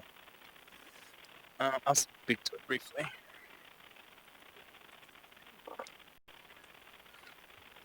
Mr. Rivera? Thank you, Madam Vice Chair. So this item, along with 11C, I am requesting the body to postpone it to December 8th. This is in agreement with the administration to give us a little bit more time for us to work through this item. And when we postponed this last time, it was before us in June, I believe. We had wanted to see if there was some type of agreement we could come to between the bodies, and we just have not had the time to do so. So postponing this to December 8th should give us ample opportunity. Thank you. Thank you, Mr. Rivera. I hope, at least. Seeing no further discussion, is there any opposition to postponing this item to December 8th? Okay, hearing none, that item will be back before us on December 8th. Same thing for 11C. We now have before us ordinance number AO 2020-22, an ordinance of the Anchorage Assembly submitting to the qualified voters of the municipality of Anchorage at the regular municipal election on April 6, 2021, a ballot proposition amending Anchorage Municipal Charter Article 5, the executive branch, to permit delegation of the mayor's emergency powers. Mr. Constant? Yeah, I would move to postpone this item to December 8th as well. Is there a second? Second. Seconded by Ms. LaFrance. Is there any opposition to this motion? Okay, hearing none, then that'll be back before us on December 8th. Okay, so before we move on,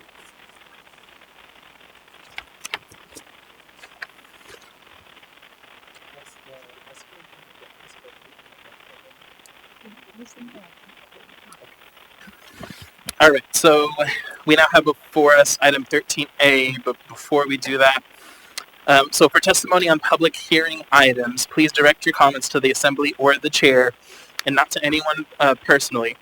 Personal attacks are not appropriate. For public hearing items, your testimony must focus on the topic, not other items or subjects.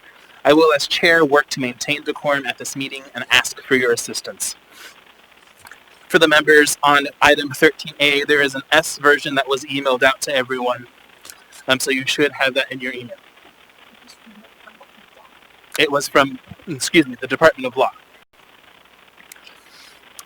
So we now have before us item 13A, ordinance number AO 2020-79, an ordinance amending Anchorage Municipal Code chapters 3.20 and 3.30 relating to the organization and classification of the executive branch to create an Office of Equity and Justice. We're going to go ahead and open up public testimony. First, we have Ms. Celeste Hodge Growden.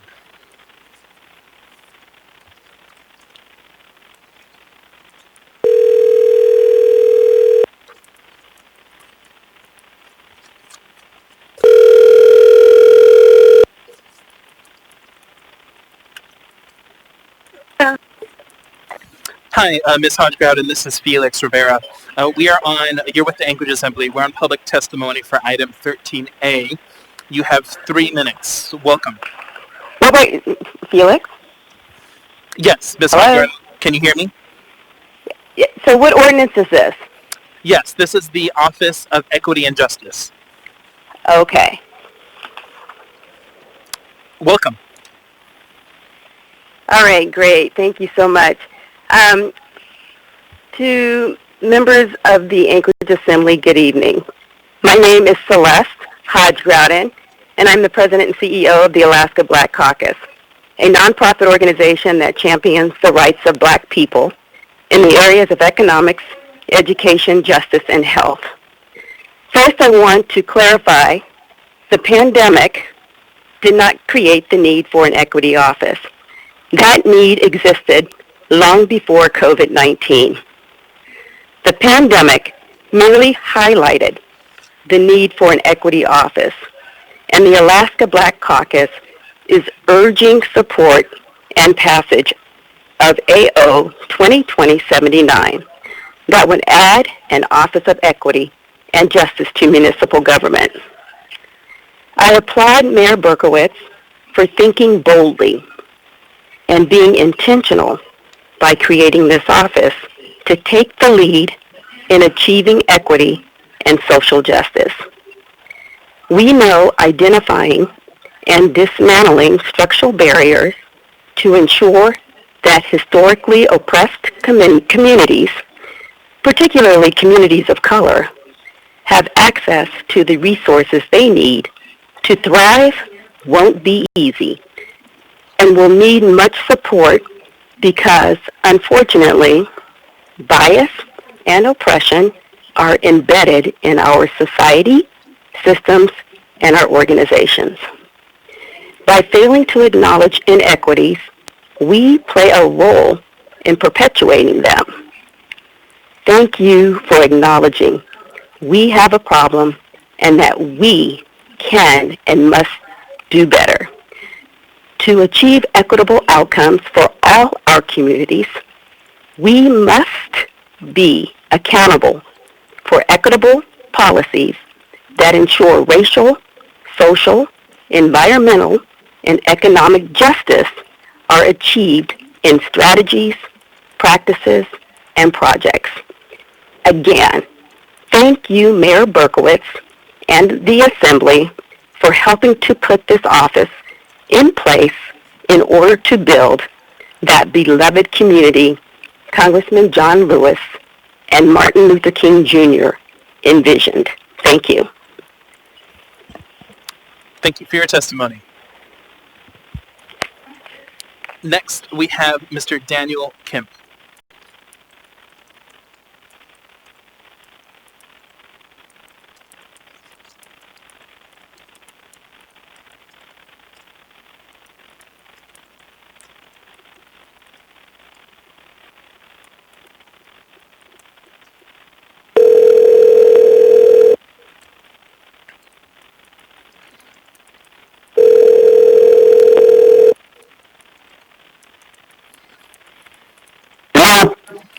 Hi, Mr. Kemp. This is Felix Rivera. You're here with the Anchorage Assembly. We are on public testimony for item 13A regarding the Office of Equity and Justice.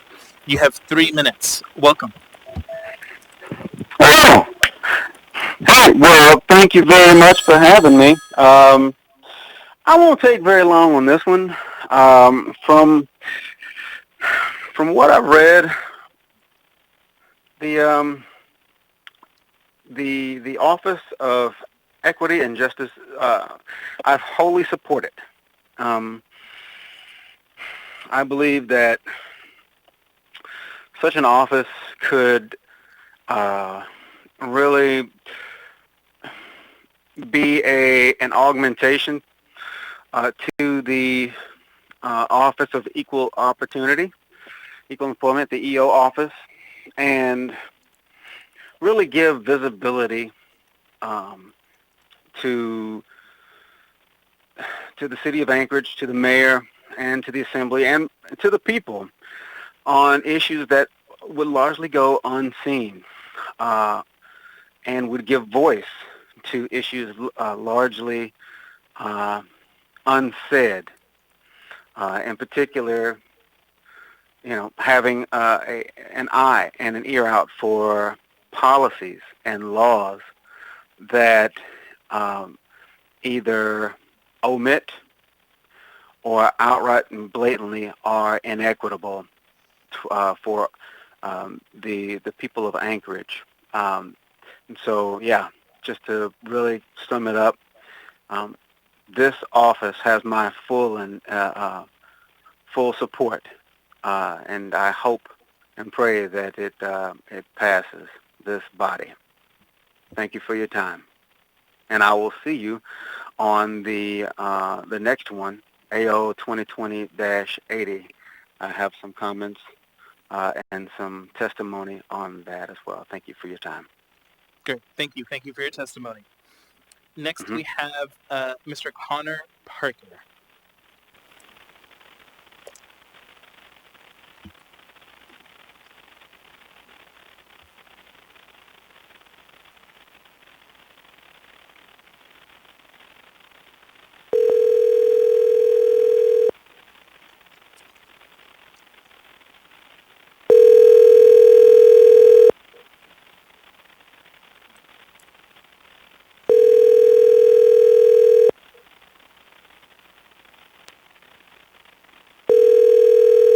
Hello? Hi, Mr. Parker. This is Felix Rivera. You're here with the Anchorage Assembly. We are on public testimony for item 13A regarding the Office of Equity and Justice. You have 3 minutes. Welcome. Thank you for your time. My name is Connor Parker. I am here to provide my testimony on AO 2020-79. The language of this ordinance is written that its intent is to achieve equality and justice, or equity and justice in Anchorage. Justice is an admirable goal, which is why we have police, prosecutors, and judges in this city and state. Equity, however, is not an admirable goal and leads to discrimination against the people it intends to help, and generally everyone else too.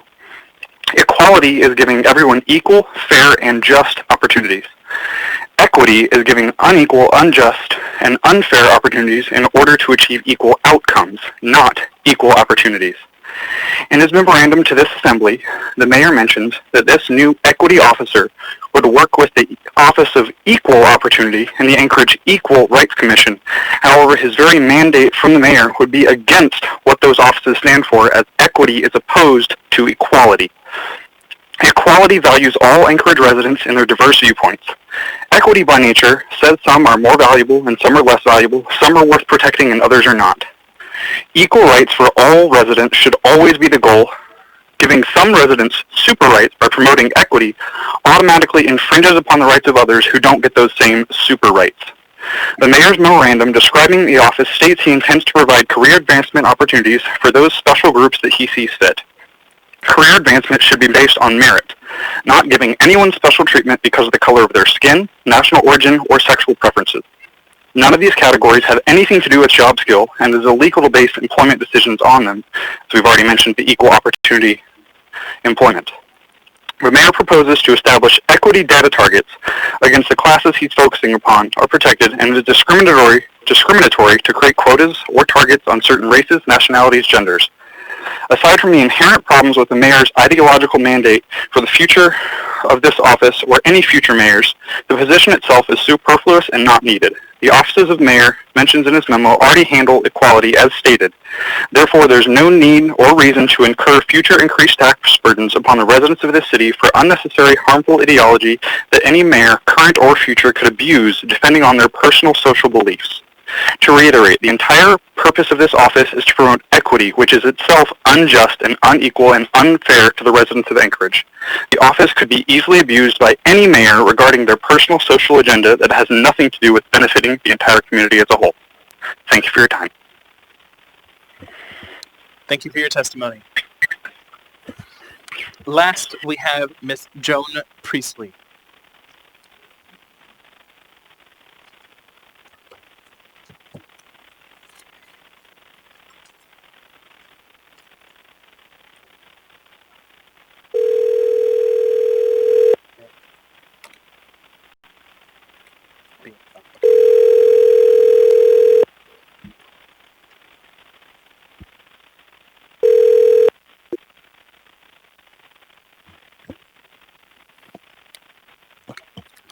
All right.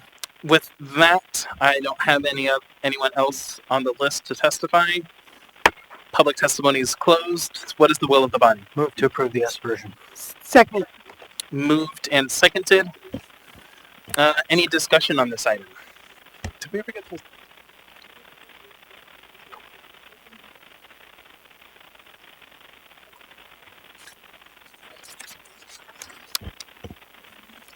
Mr. Weddleton. Well, thanks. I got a question for, I guess, the administration. On the S version, page 2, line 14, there's a section that was deleted. The Office of Equity and Justice is responsible for developing, supporting, and implementing the municipality's equity agenda. And it is in the, oh, there it is. I'm sorry. It's right below. I missed it. Never mind. Thanks.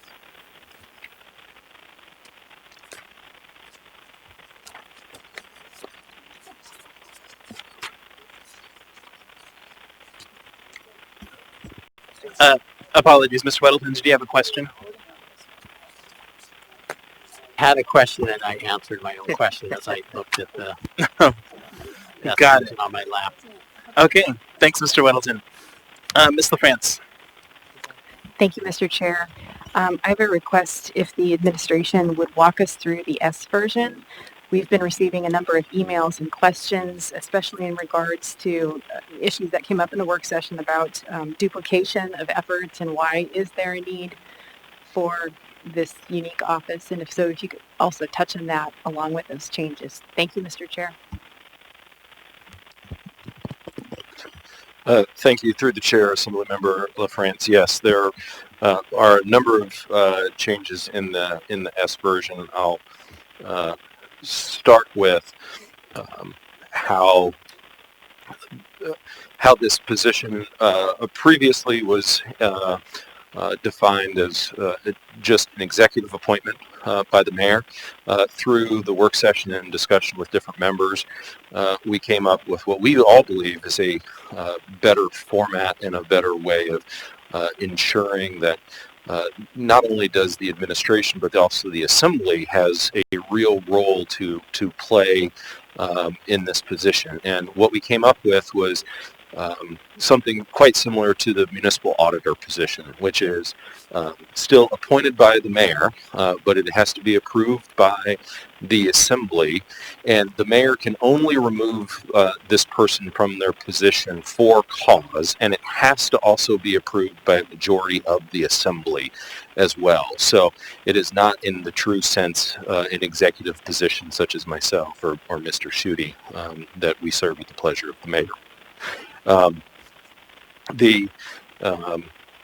Another change, I think there was some concern of how does this position span administration. So again, what we came up with was similar to the Ombudsman's office, which that person serves a term of 4 years. So this one would also serve a term of 4 years. It would be the way that it would initially start is the position would be effective immediately whenever the person was hired and approved by the Assembly, and the 4-year term would then begin on January 1st. So essentially, it'd be a January 1st start date for the term of office for the next 4 years. And then to your first question in terms of duplication, the other change that we've made is that this is an office that includes this individual, but also the individuals that are in the current positions in the Office of Equal Opportunity.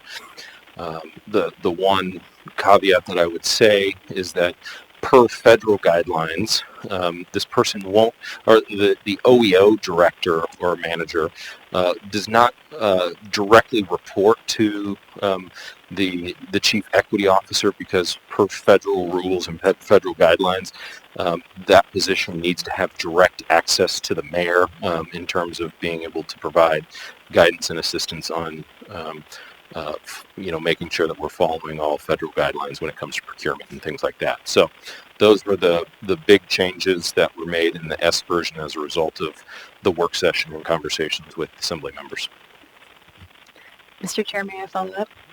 Thank you, Dawkins, for that overview. So one question that I keep getting from constituents concerns, how much work is there for this person to do, and why can't some of this be assumed by those other positions? Would you be able to speak to some specific things and how much time it takes? Why can't we just add this on, and I know this has come up again before, to these existing positions? Thank you. Well, I'll speak specifically, I think, to the executive side of the positions, not necessarily the ombudsman. I'm not as familiar with kind of their workload or what that is, since they report directly to the Assembly. But what I will say in terms of the Office of Equal Opportunity, I think we have heard from that director, and certainly over the last couple of years, we have not been able to fund that office, I think, to the level that a lot of us would like. So there's certainly a lot of work that is necessary based on just the actual budget need within that office. And I will point out that in terms of just some of the real issues that we have really been exposed to, I know a couple of the folks that commented during public hearing, I think rightly pointed out that a lot of the equity issues aren't necessarily a result of anything COVID related, but I think as we have gone through our CARES Act process, we have seen a lot of equity issues arise from that, that for many different reasons we just have not been able to address because of staffing or other issues. And a few of them that I will just bring to the forefront are, related to kind of the ability of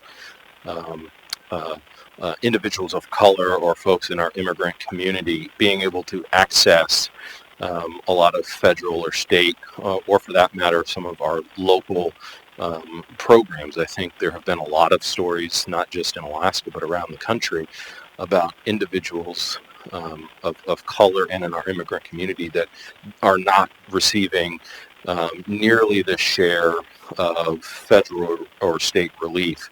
And I know that Silk in their kind of after action report on our initial $1 million small business program highlighted some of those issues as well. So certainly this is a long-standing issue, but just as a result of some of the things that we have seen from COVID over the last couple of months, there is a real need to kind of address those issues and figure out why are certain individuals and certain groups not accessing or being able to enter into some of the processes or items that everyone else does. So I would offer those as kind of the comments from the administrative side in those two particular offices. Thank you. And one quick question, Mr. Chair, if that's okay. Thank you, Mr. Bockenstedt, for that information. Would it be possible, do you think, for this position to bill out time to any of those programs with which that individual would be involved with helping people access funds? Like to bill the time to the funding, if that makes sense? Through the chair, Assemblymember Frank, certainly possible, but I guess I would need to kind of know what they would be billing to or what the program is, but certainly something that we could look into.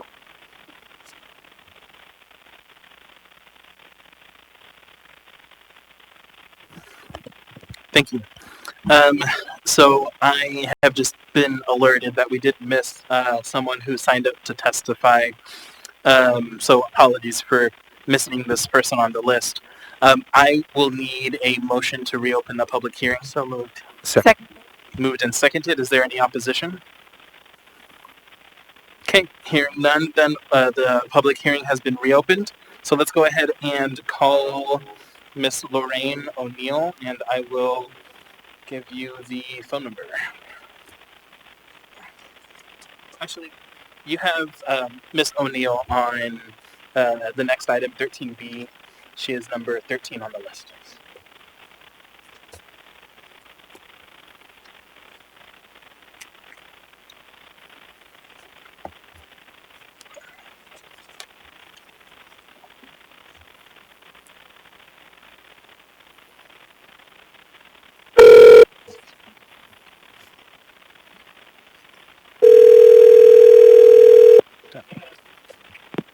Hello? Hi, Ms. O'Neill. This is Felix Rivera. We are on public testimony for item 13A regarding the Office of Equity and Justice. You have 3 minutes. Welcome. Okay, thank you very much. Thank you for the opportunity to speak tonight, and I want to thank you for your service during this very difficult season. That being said, regarding Resolution 2020-79, I'm completely opposed. I respectfully ask that you table this item. Do not approve $180,000 cost for the next 4 years, because I believe that the position has the potential to cause further divisions in our already troubled community and at the expense of taxpayers. The municipality already employs 9 people in the Equal Rights Commission, including 3 attorneys. Is there some public information available documenting equal rights violations that can justify the need for an equity office? I'm concerned that the equity chief's political agenda will be pushed at the expense of the public. There are already good laws in place that provide equality and jobs and for jobs and housing. What if the administration changes in the future and someone with very different views comes into control? Would you want that new person to force very different beliefs onto you? We're a diverse city. Will the Chief Equity and Justice Officer allow everyone to speak and live their beliefs? Will dissenting voices be tolerated? To be equality and justice, tolerance must work both ways. Do we really want someone empowered by the government to dictate right and wrong thoughts? Today it's my beliefs, but tomorrow it might be yours. I believe a Chief Equity and Justice Officer will be the opposite of that title, and whoever embraces beliefs contrary to an LGBTQ agenda could be targeted and brought to court, lawsuits to follow, and tax dollars wasted. I'm a Christian, and I love all people. I might not agree with their beliefs, but just as I don't push my beliefs on others, I don't want an equity chief pushing theirs on mine. I pray for the good of Anchorage, and with you, I want justice and equality. Our goal is living at peace and harmony, and I believe we can do that without this position. Please act on behalf of all of Anchorage's. Businesses are closing daily. Devote funds to helping businesses who are trying to survive. Thank you. Thank you for your testimony. All right. Ms. Allard, I assume that you're on there to speak to the item, that you're on the speaker's list to speak to the item. Yes. Okay. Sorry, we're not quite there just yet. Seeing no one else on the list to testify, public testimony is closed. Ms. Allard. Thank you. So I just have a few questions, and it would be going to the administration. Roll this back up. One of the questions is on page 6, and it is, let me scroll down on the screen, line item 37, 38, and 39. So I would like to ask the administration if you could answer, what does the administration see that is needed that we are not receiving from the Alaska Human Rights Commission, that we need to have this in front of us today, this AO? Through the chair, can you, I don't know what lines can you tell me what lines you're? Sure, I can read it to you if that will help. So it's page 5, it's line 37 through 39, and it says develop leadership opportunities for municipal staff residents designed to provide career advancement pathways for communities of color, the disability community, immigrants and refugees, LGBTQ and residents, and then on the next page it goes included continued, line 1 doesn't matter. So it was those 3 lines that I am asking, where is it that we... Ms. Allard, apologies to interrupt. So are you on the S version? No, I don't have so, it in front of me. Yeah, the clerk is giving you the latest version. I apologize, I'm on the... So I'm looking at these lines.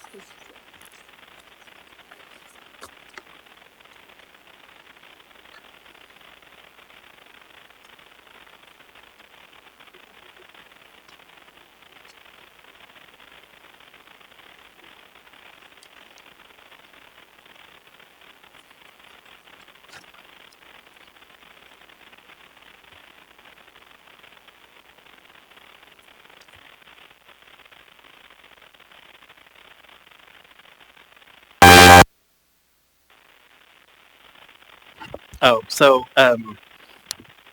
Ms. Allard, I think you were speaking specifically to the AM, the language in the AM. Okay, got it. So does that clarify things for the administration? So the for the regular version, so this is AM 414-2020.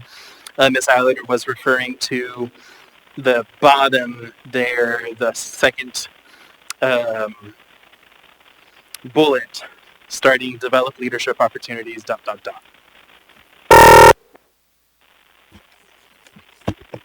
And what was can I just get you to repeat the actual question?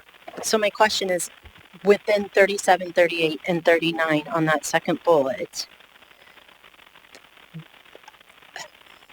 what is it that we need to have these lines in there that we aren't receiving from the Alaska Human Rights Commission? Through the chair, Assemblymember Allard, I guess I'm a little confused by the question. The Human Rights Commission, to my understanding, is a state-run organization. And just as this office would have no say over what the state does, I don't believe that we really go to the Human Rights Commission for this type of work within the municipality. Okay. Can I follow up, Chair? Sure. Okay. So my question is, reading these 3 lines, can you then define the word, what do you mean by the word immigrants and residents?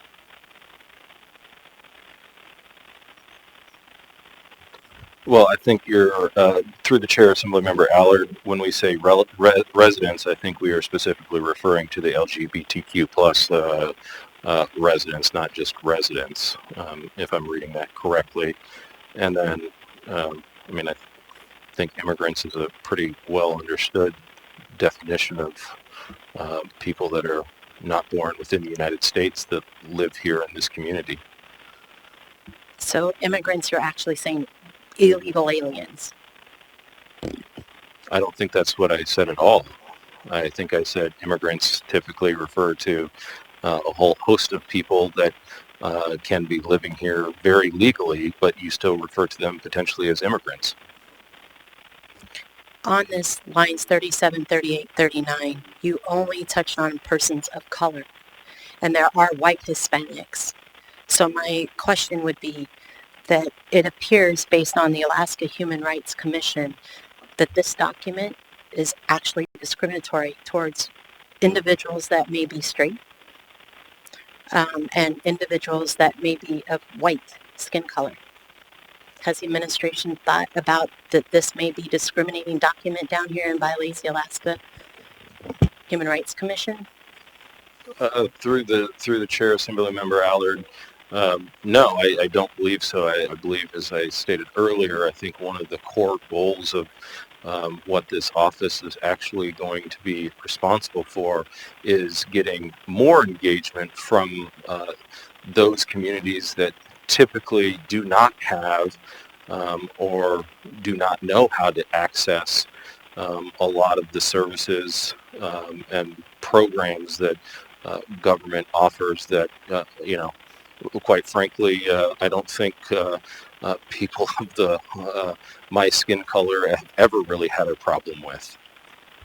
Chair, can I do one more follow-up, please? Sure. Well, I could tell you I'm your skin color, and I've had a problem with discrimination.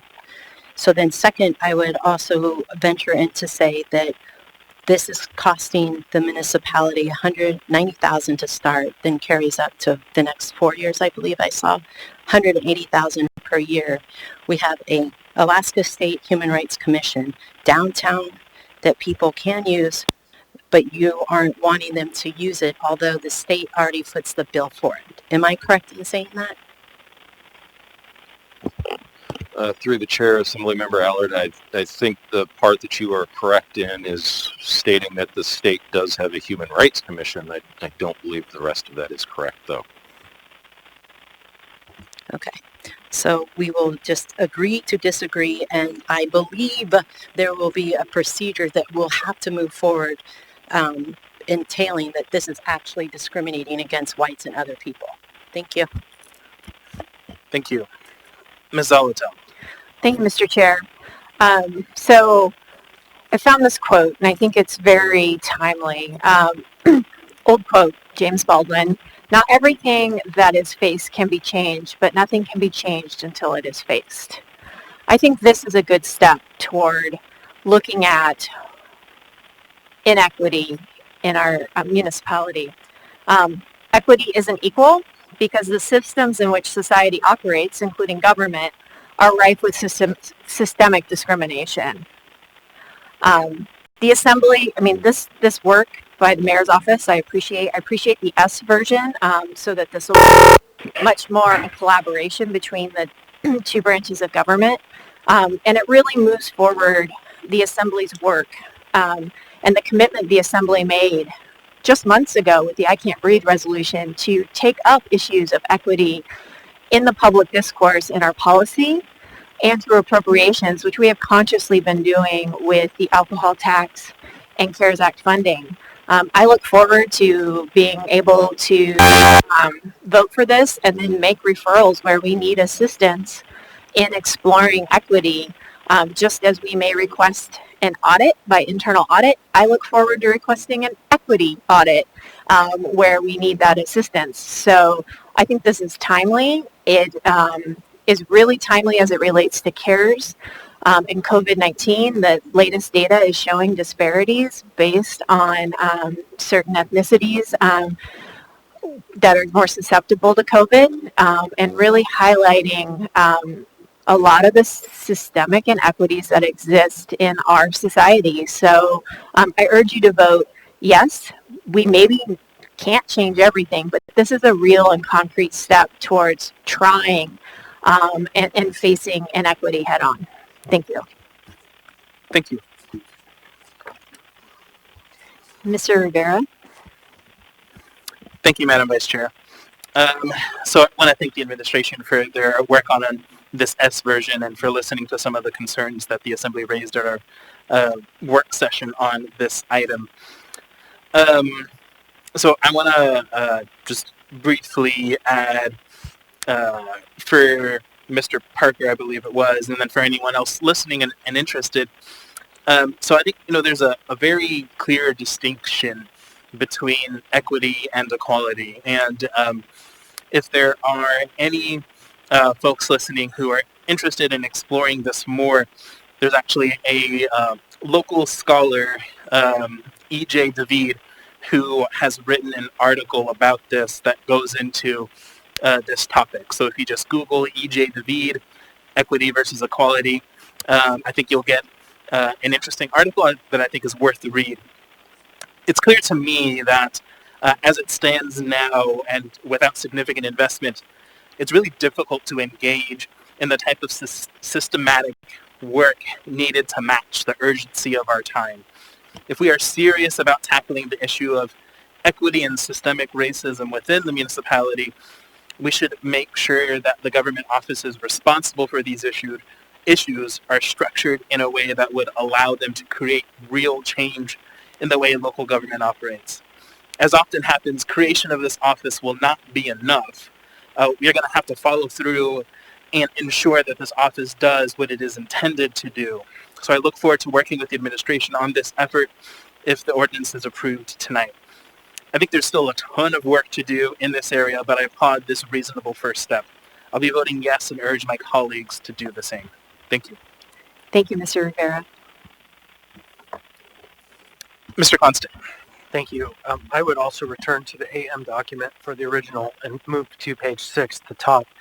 Discusses the hosting of an annual civic engagement academy, providing leadership guidance, training, and support to internal and external partners, recruiting and managing municipal boards and commissions, and also the part that's most important, I believe, is to establish baseline equity data targets and benchmarks, develop methods to determine how disparate impacts will be documented and evaluated, collect, evaluate, and analyze indicators and progress benchmarks, direct and evaluate and coordinate analysis and recommendations.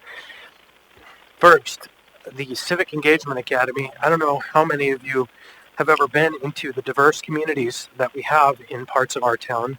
Anchorage is not the most diverse community in America, but it is host to one of the most diverse communities in America in my district.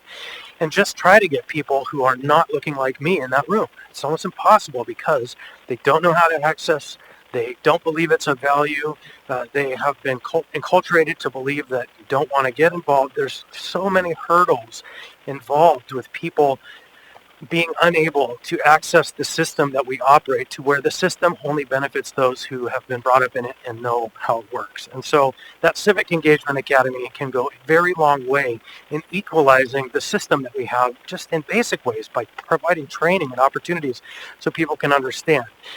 But more importantly is the issue of data and understanding. It seems like we have some members of our community who will do everything to not understand the facts as they are. They will stop to say, you can't even collect this information because it will cause harm to know. And so to me, this process allows us to know. And as policymakers, it is our duty to know. And I support this, and I urge your support. Thank you. Ms. Kennedy. Thank you, Mr. Chair. I guess I have a couple questions too. And one of mine is, it was interesting to hear the administration say that they weren't able to really fund properly the OEO office, the Office of Equal Opportunity. So it's kind of interesting that, well, we can't fund them properly, but we can provide an additional position. And so you can clarify that for me in terms of what you meant. But the other thing is, and my other question, more specific question, I guess, is, was there any conversation with either the commission or with the OEO about how they can improve their work? Because it sounds like they were missing the boat in some way, and it seems like there was some way that maybe they could have had the opportunity to say, hey, we can do this better if we had another staff person. I think we had a little bit of this conversation at the work session, but I don't remember that there was any kind of real answer in terms of what the input or comments were from either the commission or the OEO. So thank you. Through the chair, Assemblymember Kennedy, yes, we did have extensive conversations with members of the commission, with members of the OEO, with members of the Ombudsman's office. All of them fully support this this ordinance, and I don't think it's a matter of adding more to one particular office that doesn't do this type of work. The OEO is responsible for a very specific set of work within the municipality. It doesn't work necessarily, it doesn't do this type of work. And certainly we would love to be able to fund a bunch of different departments throughout the municipality and actually staff them to the proper level. But every single year we have to make decisions about how do we fund the municipal government with the resources that we have. So that's what I was referring to as to, certainly there have been requests in every single department for more resources, just as in the OEO, but we don't get to necessarily fund every single one of those positions. But the OEO does not do this specific type of work that we're looking at within this ordinance. Just to follow up then, okay, I guess I still am asking the question that if we can't afford it now, how are we going to afford it with this new position? Thank you. Through the chair, Assemblymember Kennedy, again, I think it is part of what I did say, which is there will be decisions that have to be made about which positions we do fund. I think as an administration, and certainly if the Assembly approves this, we are saying we want to make sure that we have the resources to fund this particular position, because the work that we are doing, based on everything over the last couple of months for sure, but certainly as members have indicated with other resolutions and ordinances that the Assembly has passed, we all believe that this is important work. So we will make sure that the funding is available for this particular position going into next year within our budget. Thank you. Mr. Weddleton. Thanks. So I've given a lot of thought to the idea of equity and equality and so on in the last few months. It's really come forefront for our country, and I think more so for me. And, it's very clear that the system's not working for a lot of people. And I think this points are on that. And that should worry people who are like me, for whom the system works remarkably well. It works great for me. I mean, I've stumbled and worked, but I've always had opportunity to be able to make it work, and the people I hang out with, it all works for. And so I can understand that this position could help people who feel like they're not getting a good shake out of things, and I know they're numerous. So I think the idea is good, and maybe it's something needed. I just have a trouble with it now, when nothing's working well for people. I mean, we have so many people have lost jobs, businesses closed, people who it has worked forever for can't make their property taxes now, and they're struggling. And in the scheme of a $500 million plus budget, another 180,000 may seem like a little bit, but it's so meaningful to so many people that we're hiring this extra job at this time. And I just can't get past that. So I'm a no now. I think when COVID's done and every business is open and we're flourishing again, across the board, then this would be great, adding something on. But it's too symbolic in a time when so many people are hurting so bad. So, anyway, thank you. Thank you. Ms. LaFrance. Thank you, Mr. Chair, for letting me get back in a second time. There is some irony to this discussion, given that our own body doesn't outwardly reflect the diversity of our community. That point is not lost on me, and I don't doubt for 1 minute that we need someone to help in the ways that have been outlined.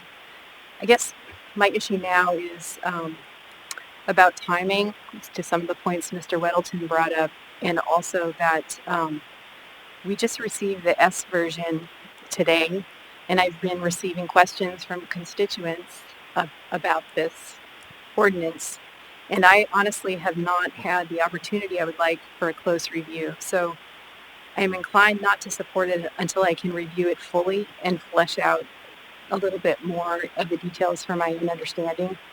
And I see there are a couple others in the queue, and I won't make a motion to postpone at this time, but I, did want to let the body know where I was leaning. Thank you, Mr. Chair.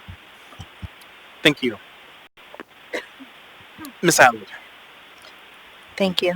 I have a question to the administration, and I'd also like to, I want other people to have the opportunity to speak as well, but I'm in the notion of wanting to postpone until I could actually go through the S version too, since we all just got it tonight, last minute. The administration, can you please tell me how many employees we have in the Equal Right Commission?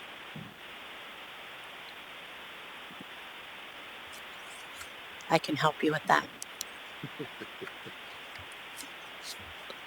Through the chair, within the Equal Rights Commission, I believe we have the director, Mitzi Anderson, and I believe she has 2 staff as well. I'm told that we have 9 employees in the Equal Right Commission. I believe if you include the commissioners, you likely get there. Yes, but I don't believe that they are actual municipal employees. Thank you. Thank you. Ms. Quinn Davidson. Thank you, Mr. Chair. I really appreciate Ms. LaFrance bringing up the composition of our body, and I think many of us think about that a lot. I'm concerned that although this, to some folks, and I heard, tonight my colleagues saying that this seems like the wrong time to do this.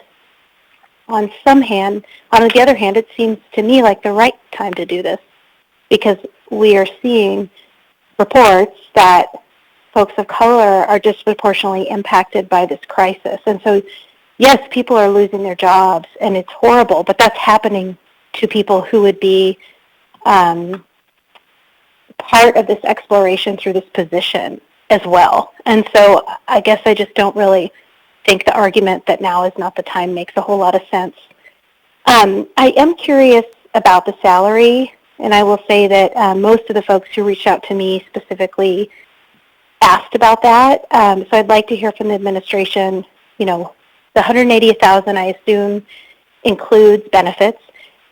What's sort of the breakdown there, and what kind of candidate are you looking to hire? I mean, I'm assuming the salary is something like $130,000, and that's probably someone with a lot of education and experience. And I'm just sort of wondering, what's your ideal vision of who this person, what kind of qualifications this person would have? And I want to make sure that it makes sense with the salary that's proposed. Through the chair, Assemblymember Quinn Davidson.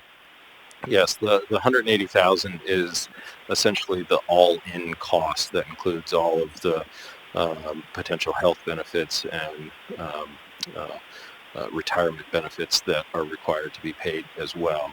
I believe that $180,000, when you include those, gets you in the range of what most director-level positions within the municipality pay, which is somewhere in the neighborhood of between $110,000 and $130,000 or so, depending on your experience level. But to your other question about what type of person are we looking, I think we certainly look for somebody that has a lot of experience in these types of matters, and that has the education, that has the work experience to do this job in a way that actually provides real benefit to the municipality. So certainly we will, if this is approved, we'll be working with Human Resources to pull together a job duty posting that will list kind of all of the basic criteria that we look for, and then we'll go kind of through that process of getting applications in and going through the interview process. Great. Thanks, Mr. Chair. Thank you. Mr. Perez-Verdia. Thank you, Mr. Chair. I have a few comments. I do want to say that if it appears that this is going to be voted down, I would definitely encourage the body to postpone, to give an opportunity for those that don't feel comfortable now to get more information. I don't feel like I need more information at this point. I feel like this is extremely important. I think it's timely. I believe that at the heart of many of the challenges that we face as a city, the equity and justice are really at the heart of many of those problems. And we see that in healthcare, in health disparities, especially as COVID has ravaged our country and affects, many Alaskans. We're seeing the inequity there. It affects jobs and education and poverty in our criminal justice system. It is at the heart of so many of the problems that we face. And we continue to wait. We continue to not want to face the reality that our system is broken, and that this is an opportunity to face it head on and to bring somebody in who can do something different than we're doing now. They can look at the data, they can look at the current systems that we have, and they can begin to help us to find ways to build a more equitable and just system within our city. And that will benefit all of us. It will benefit our children, it will benefit our businesses, it will benefit all of us. And so I see this as a really smart investment and a way to begin to really address some of the very deep and long-term problems that we face. I would encourage that we move forward with this, but again, I would say if members need more information and they're inclined to vote it down, I would really encourage us to wait on it to give you more information, because I think once you get the information, once you understand the potential positive impact that this could have on our city, I think you will be inclined to vote for it. So those are my comments. Thank you, Chair. Thank you. Mr. Constant. Thank you. I just wanted to respond, Mr. Weddleton, briefly to your comments. So COVID has created all kinds of trouble, all kinds of chaos and uncertainty. And reported on the 16th of this month, the state of Alaska demonstrated that 25% of cases of known COVID are among Alaska Native people, who make up only 16% of our population. And of the hospitalizations that have happened, Native Hawaiian and Pacific Islanders are being hospitalized at a rate of 7%, and everyone else is at around 1%. And when the economy was firing on all cylinders and everything was good, we didn't have money for this, we didn't have the interest, and we wouldn't have the money for this. So I just can't see an argument that that would prevail for me that says when times are good, we should get to this, because we will have moved on and everything else will be tied up. And when everything is good, we'll be back at that $200,000 margin for the whole year on our budget, because we've spent what we have on all of the things that we need to spend on, and there won't be room because everything will be moving and we will have moved on. And so for me, it seems like if we're going to wait for when things are good, we need to build for when things are good. And that's the duty we face today. I don't need to wait, but I understand if others do. I understand this intimately because I work and live with these individuals in my district, and I want to make sure that they have a fair shake at the deal that we all get a benefit of. And so for me, I still support it, but I just want to say, if we're going to wait to do this for when times are good, we're never going to do this. Thank you. Ms. LaFrance? Thank you, Mr. Chair. Move to postpone to the meeting of September 15th. Second. Moved and seconded. Do you want to speak to it, Ms. LaFrance? Thank you, Mr. Chair. I think we've already covered the reasons why and probably could go to a vote.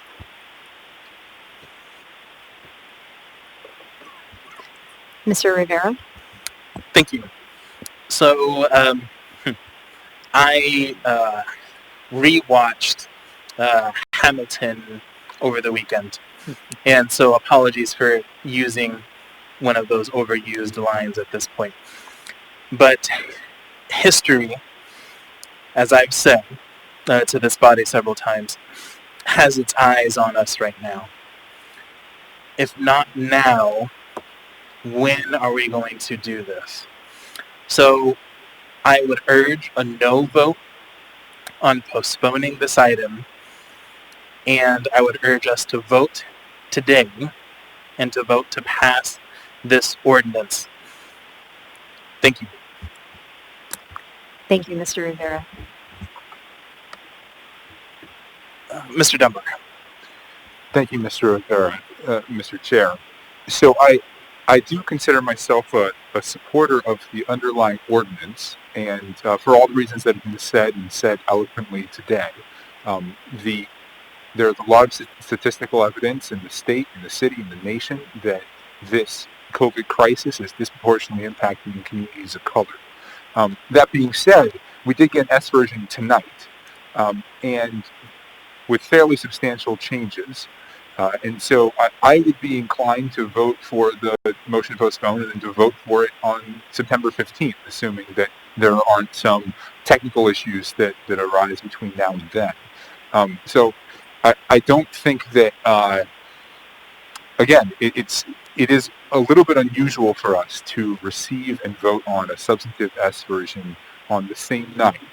Not unprecedented, certainly, and I appreciate that people are trying to do good work on this, but I would support the motion to postpone, although I would be a yes vote tonight, and I would almost certainly be a yes vote on September 15th. Thank you. Thank you. Ms. Zolotel. Thank you, Mr. Chair.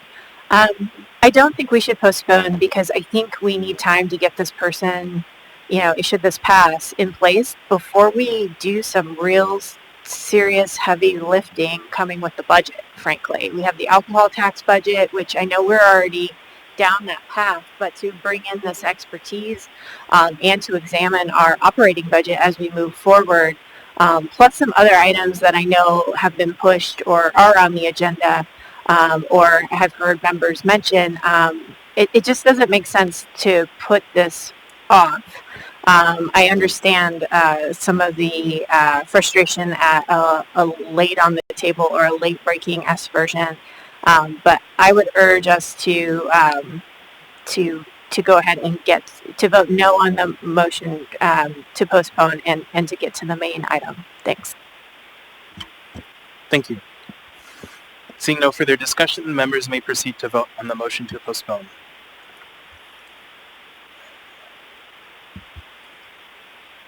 Mr. Peterson. Yes. Ms. Quinn Davidson.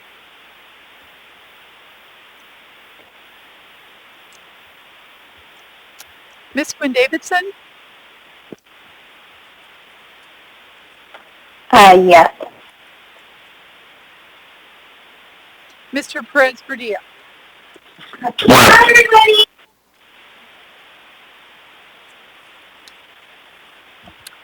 That motion passes 7-4. So that item will be back before us on September 15th. We now have before us item 13B. AO number 2020-65. An ordinance of the Anchorage Assembly amending Anchorage Municipal Code Title 16 by adding Chapter 16.140 regarding medical and mental health practices, such as sexual orientation or gender identity change efforts with a minor. I'm going to go ahead and open public testimony. First, we have Paige Henry.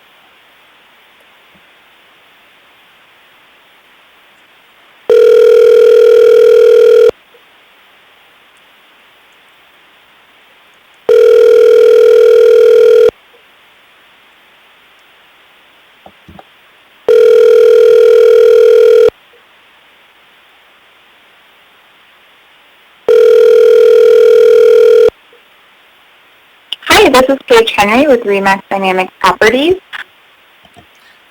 Next, we have Tracy Watts.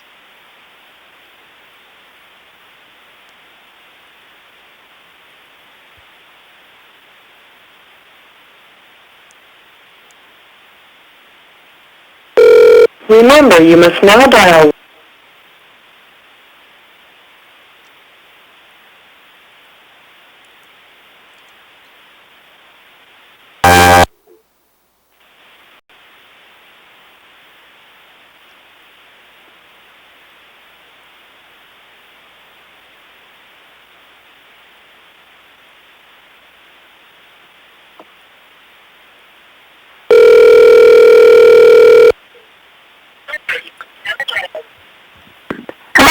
Hi, Ms. Wise. This is Felix Rivera.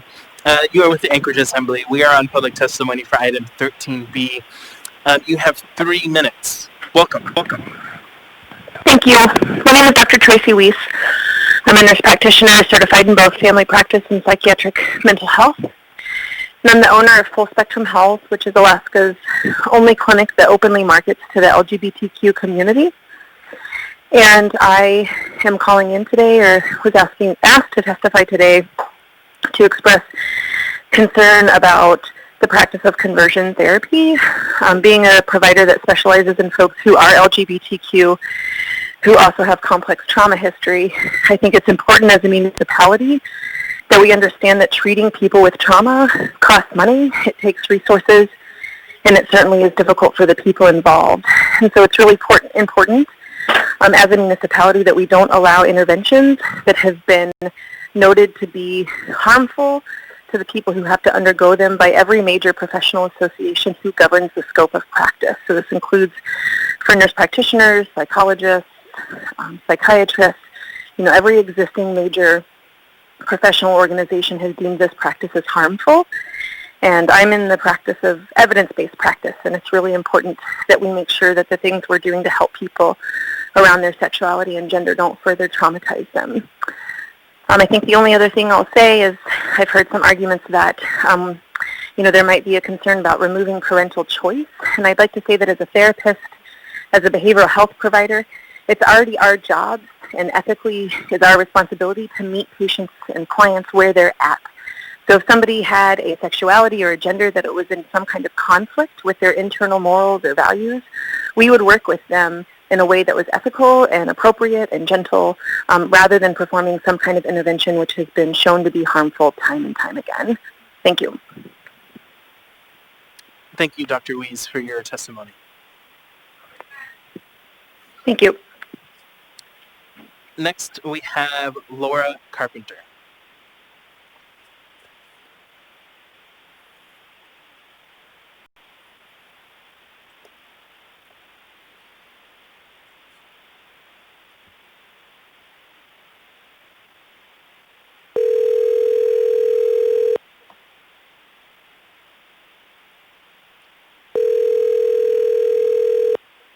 Hello, this is Laura. Hi, Ms. Carpenter. This is Felix Rivera. You're here with the Anchorage Assembly. We're on public testimony for item 13B. You have 3 minutes. Welcome. Thank you. Hello, Anchorage Assembly members. Thank you for taking the time to listen to my testimony and consider this important legislation.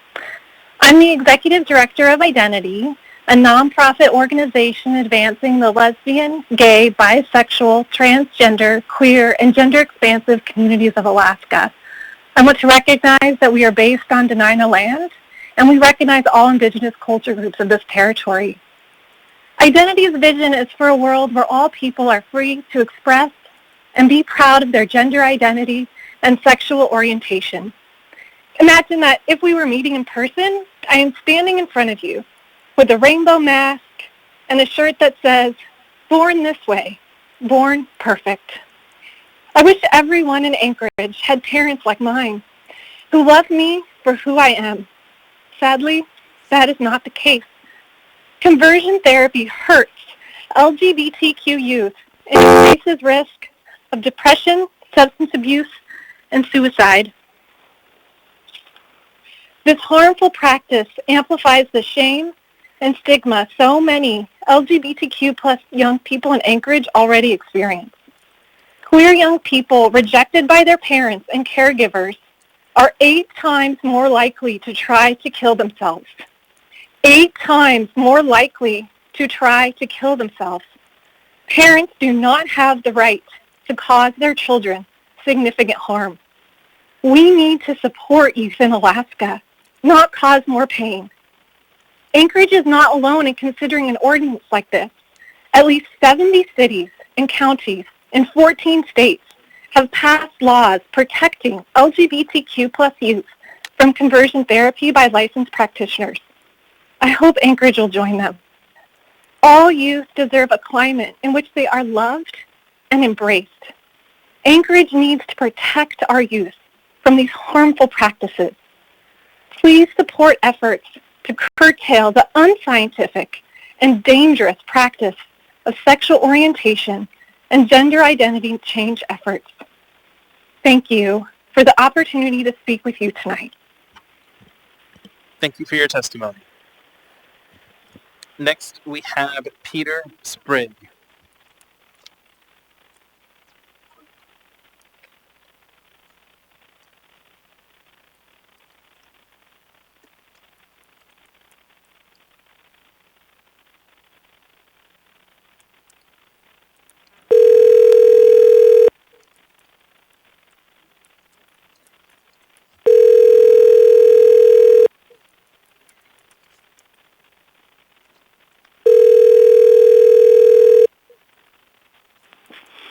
Hello, this is Peter Sprigg.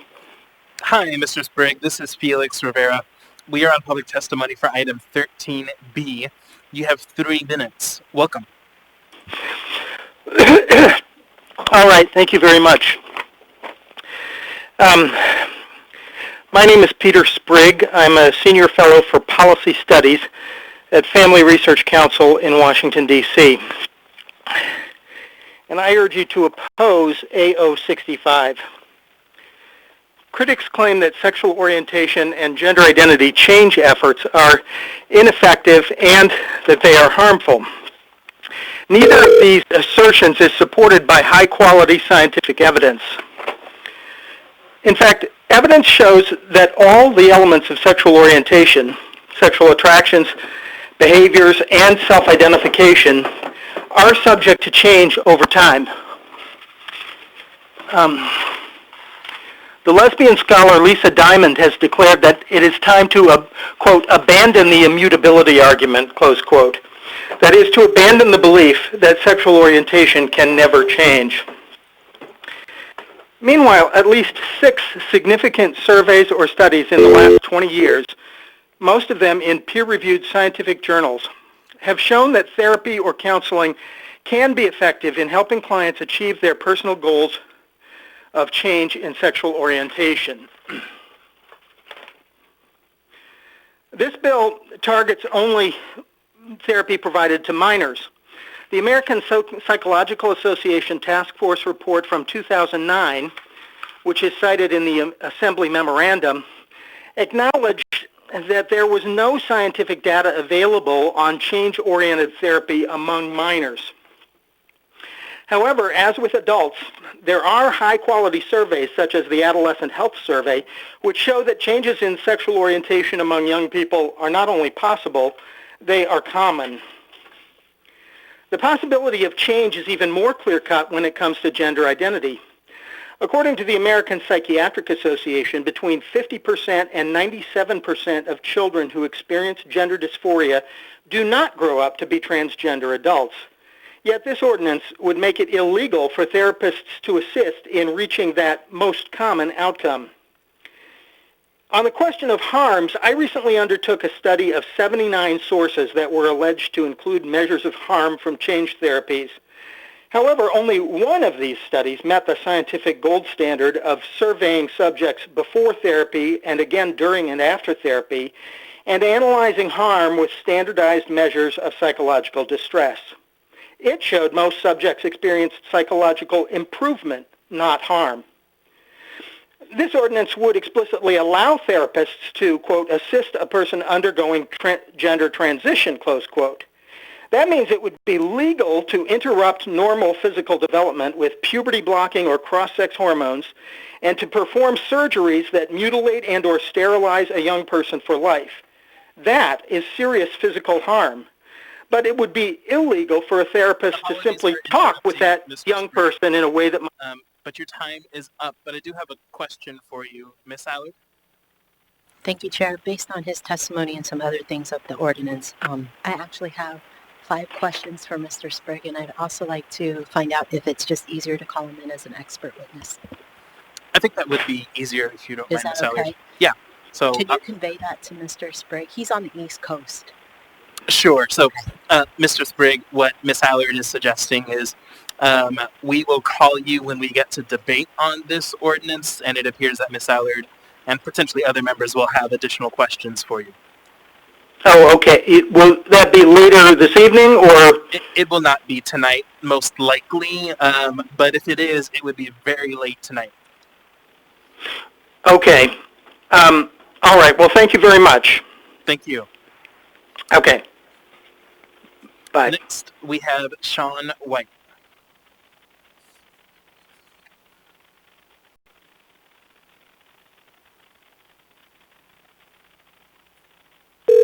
Remember, you must now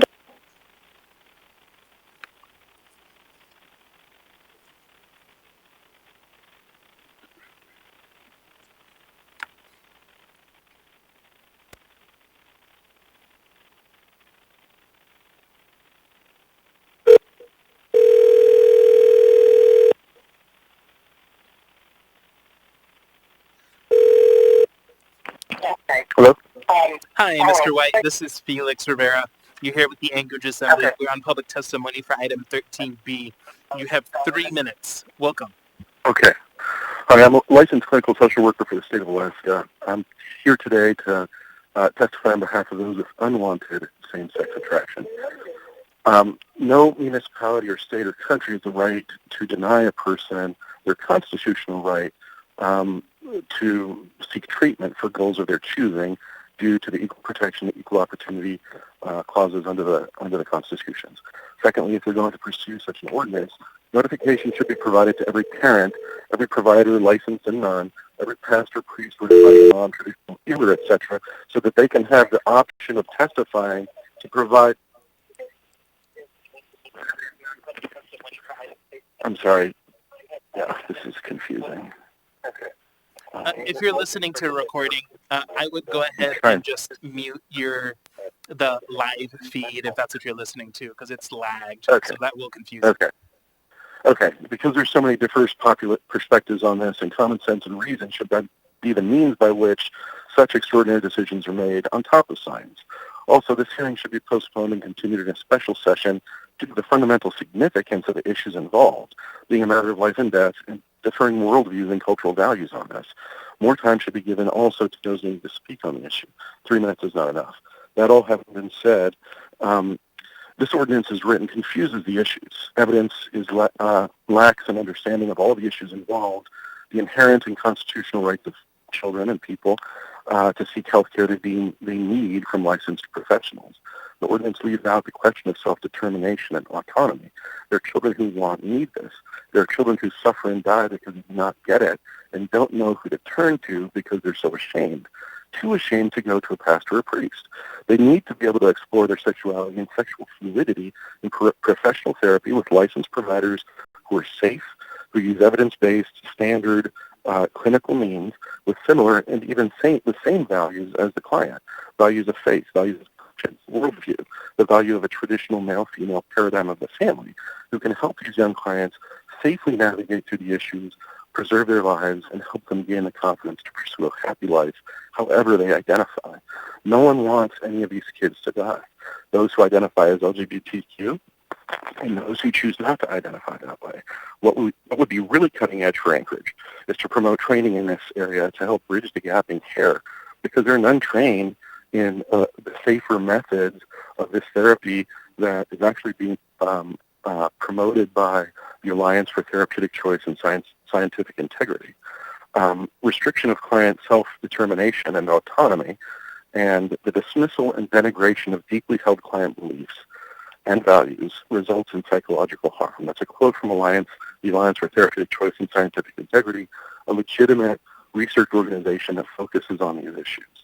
And so if those kids come and are ashamed, isolated, depressed, anxious, suicidal, with significant adverse childhood experiences, with access to weapons, it's a dangerous combination. And so the next point, practitioners, there are no practitioners I know of who researched. For interrupting, Mr. White, but your time is up. Thank you so much for your testimony. I think there needs to be more discussion on this. I strongly urge you to not pass this. Thank you. Next, we have Dr. Chris Reynolds.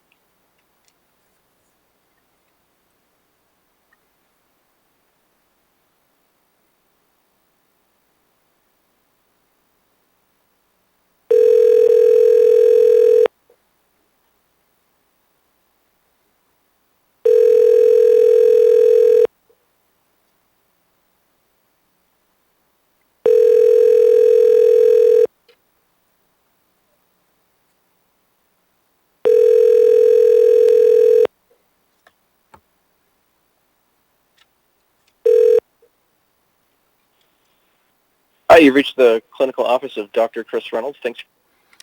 Next, we have Mr. Vincent Fuyez.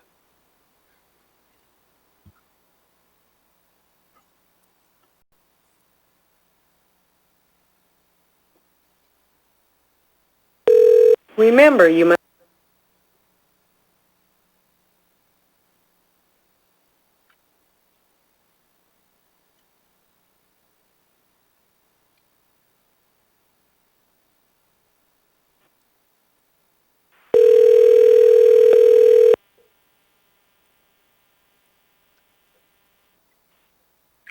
Hello?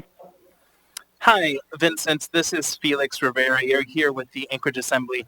We are on public testimony for item 13B. You have 3 minutes. Welcome. Thank you. First, really quick, I wanted to say thank you to the Assembly for giving me a chance to speak on the issue of conversion therapy. Of course, due to the seriousness of the issue and my limited time, I'm going to be very blunt, so I will apologize for that. My name, again, is Vincent Foyer. I am actually the leader of a small organization locally called the Queen's Guard. We are an LGBTQ organization. A majority of those who are against the banning of conversion therapy are using three main arguments. The first one is religious freedoms. Second is that it interferes with parental rights. And third is that it restricts the ability of counselors and therapists to do their jobs. First, Jim Minery actually stated in a meeting on July 27th, 2020, I believe that actually Jamie Allard was present at that meeting, that a ban on conversion therapy prevents sharing the gospel.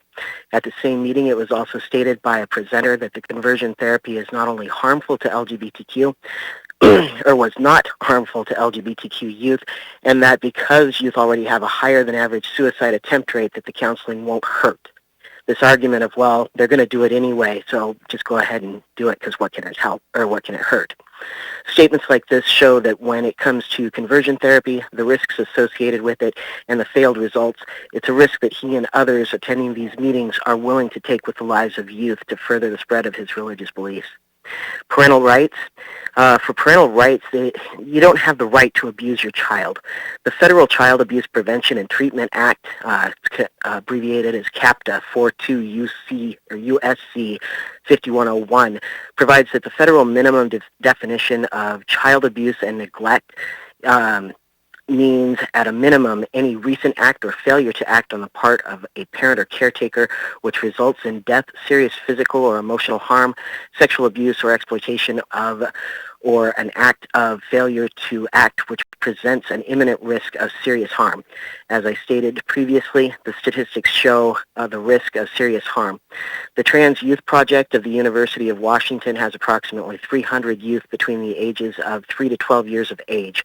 Their findings actually support the idea that trans and non-binary youth are supported, suffer mental illnesses such as anxiety and depression at the same rate as their gender-conforming cisgender peers, and helps prove that this issue is not something dealing with the youth. Another major point to review, and this is where I'm going to close up with, is with two percentage rates. One being 12%, the other 28%. 12% is the rate of attempted suicide among LGBT youth who do not go through conversion therapy. 28%, more than double. That is the rate for the last 12 months, so for 2019 actually, for youth who did go through conversion therapy and their attempted rate for suicide. And that is what I'm going to leave you with. I thank you very much for your time. Thank you for your testimony, Mr. Foy. Next, we have Ms. Barbara Martin.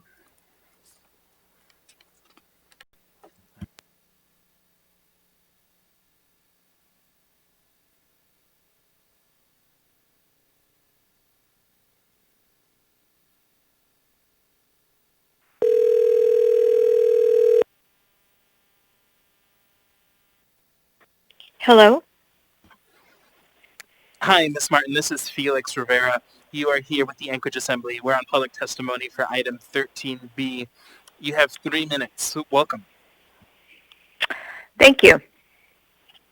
My name is Barbara Martin, and I taught in the Anchorage School District for 21 years. I'm definitely in favor of keeping children safe, but it is the ambiguity and one-sidedness of this proposal that brings me here. First, these, quote, serious and dangerous actions being criminalized are not defined in this proposal, and neither can Wikipedia define conversion therapy clearly. I could never find out just what was being done other than talking, counseling, or right-wing, quote, religious activities. I would, of course, condemn any form of child abuse, such as electrical shocks. However, if this is what is meant, it should be clearly specified. In my research, I did find medical doctors warning that more and more children are being diagnosed with gender dysphoria and put on hormones to block puberty. Ignoring the great harm and side effects of these drugs, it is stated that no rigorous research has been done, no controlled studies completed, but that it is politically correct for promoting the LGBT agenda. Then minors can be put on cross-sex hormones, the combination rendering them sterile. Further still, they can have sex change operations before the age of 18. Is this conversion therapy? This proposal only allows a therapist to encourage a client with same-sex attractions to embrace a homosexual identity. It criminalizes a therapist who helps a client achieve a heterosexual identity. This is one-sided in the extreme. We should be protecting all children, and there is much research showing that most teens will come to balance with their biological sex eventually. Second, the way charges are brought and by whom is also vague.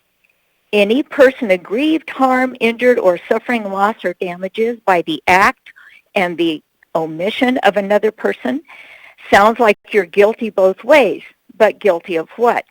If you can figure out what the crime is, the penalty is $500 a day. But how is it to be proved? By the teenager who turns their parents in, as in Nazi Germany, or by private sessions being recorded, putting everyone's privacy at risk? And, quote, any person aggrieved can bring a charge. They don't have to be a client. That's pretty wide open to liberal interpretation. Finally, Anchorage is not California, and this ordinance is not just looking at mental health providers. The list of providers is, quote, not limited to, and it is a long list. Does this mean anyone can be added later? Do parents come under the category of guardians? Is it indeed within the municipality's jurisdiction to make such a law? I can find only states having such laws, not cities. What parental rights and religious freedoms are being circumvented here? Apologies for interrupting, ma'am, but your time is up. Thank you for your testimony. Next, we have Casey Pick.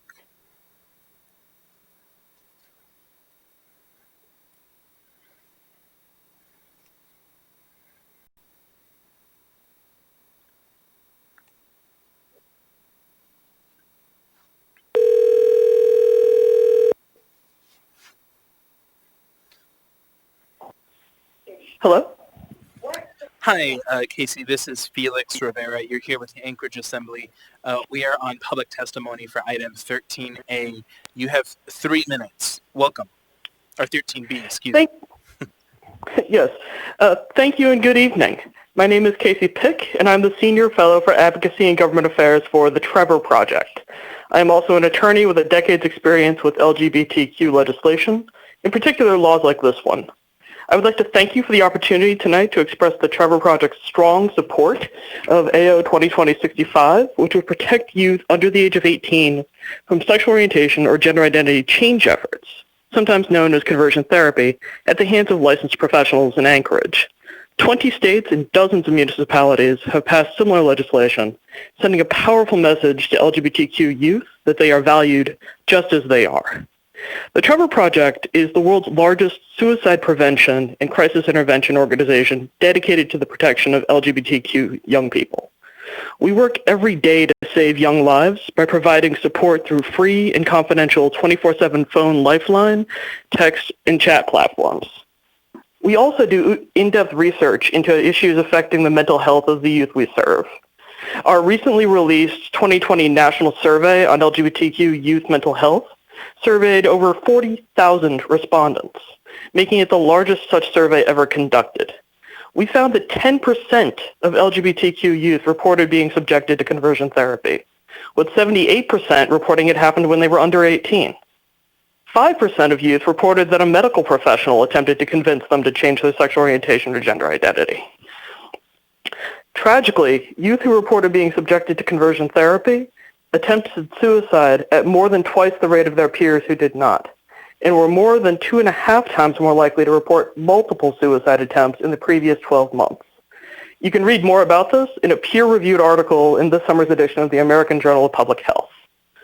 In the past year alone, the Trevor Project has been contacted by hundreds of young Alaskans in crisis. Nationally, many of the young people that we serve are conversion therapy survivors, or are afraid their family members will put them through this.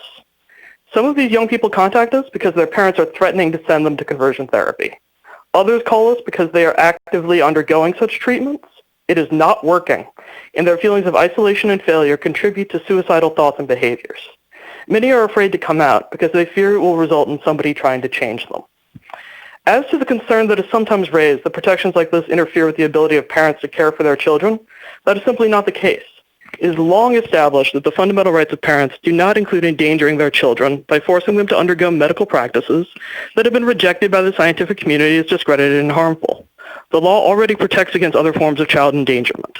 In fact, this ordinance will protect parents from being taken advantage of and from the heartbreaking ways that these practices tear families apart. For these reasons, and on behalf of the youth who depend upon our services, the Trevor Project strongly supports the proposed ordinance. Thank you for your consideration, and I'd be happy to answer any questions.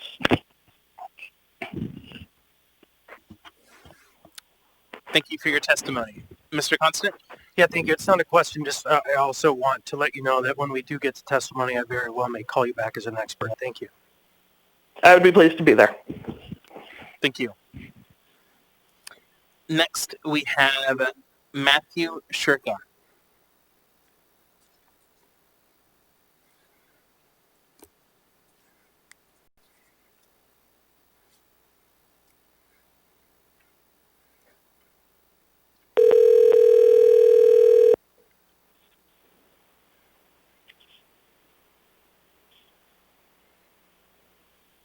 Hello.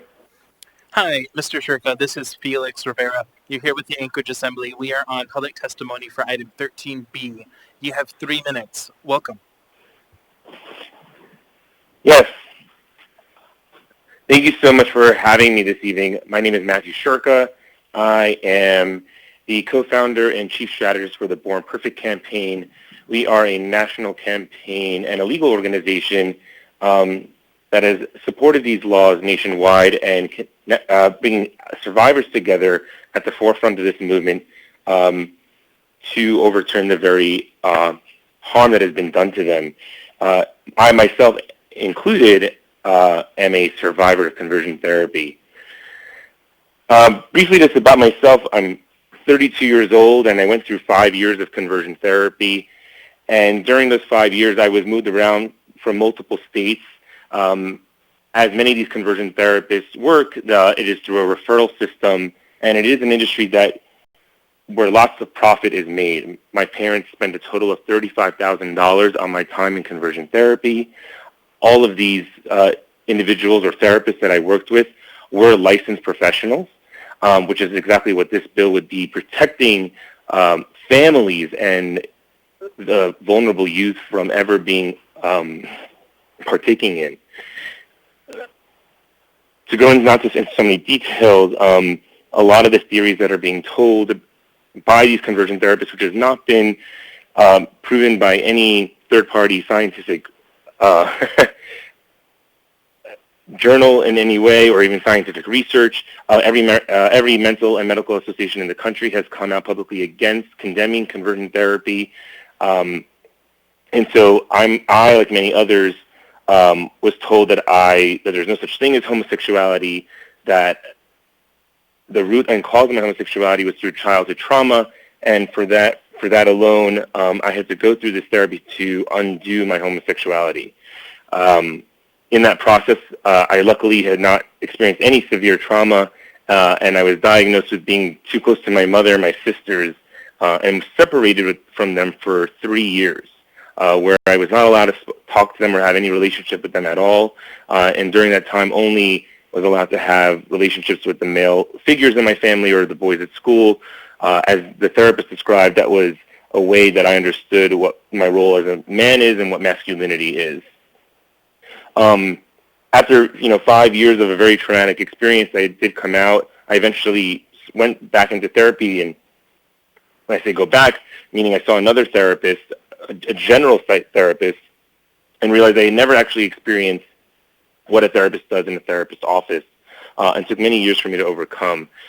Survivors in Alaska and around the country get stuck in these referral programs where they're moved from state to state. The UCLA Williams Institute has a research that shows nearly 700,000 people living in the United States today have been through conversion therapy. Half of those were minors. Apologies, Mr. Sherpa. Your time is up. Thank you for your testimony. Thank you. Next, I have Carol Zopa.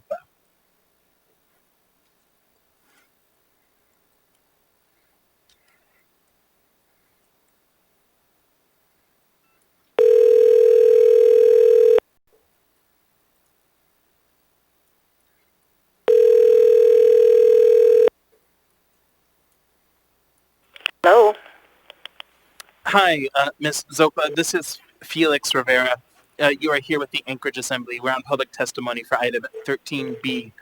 You have 3 minutes. Welcome. Thank you. Thank you for letting me talk. This proposed ordinance is problematic. You're limiting the rights of parents to find a therapist who is free to help the child and the parents discern how to deal with unwanted same-sex attraction. With this ordinance, there would be no one in this town who could provide such a service for the parent or the child. There's no one-size therapy that fits any patient, and so to make such an assumption with this ordinance, by making this law that you will treat all parents or all patients and clients the same, and then find therapists for treatments that you don't like, and that's an overreach. It prevents parents and therapists from discussing other underlying issues of depression, anxiety, etc., that might be contributing to the child's confusion. What gives the city of Anchorage the right to do this to a family? Parents are the first teachers of their children. They have a right to seek whatever help that their children need. And how can the assembly members think that you can have the right to do this for the city? It's an ordinance that tells people who are trained mental health counselors how to treat their clients. Would you let other assembly members choose for you how to raise your own child, which is kind of what this amounts to? This ordinance puts children in harm's way by making them more susceptible to unwanted advances by people of their same sex.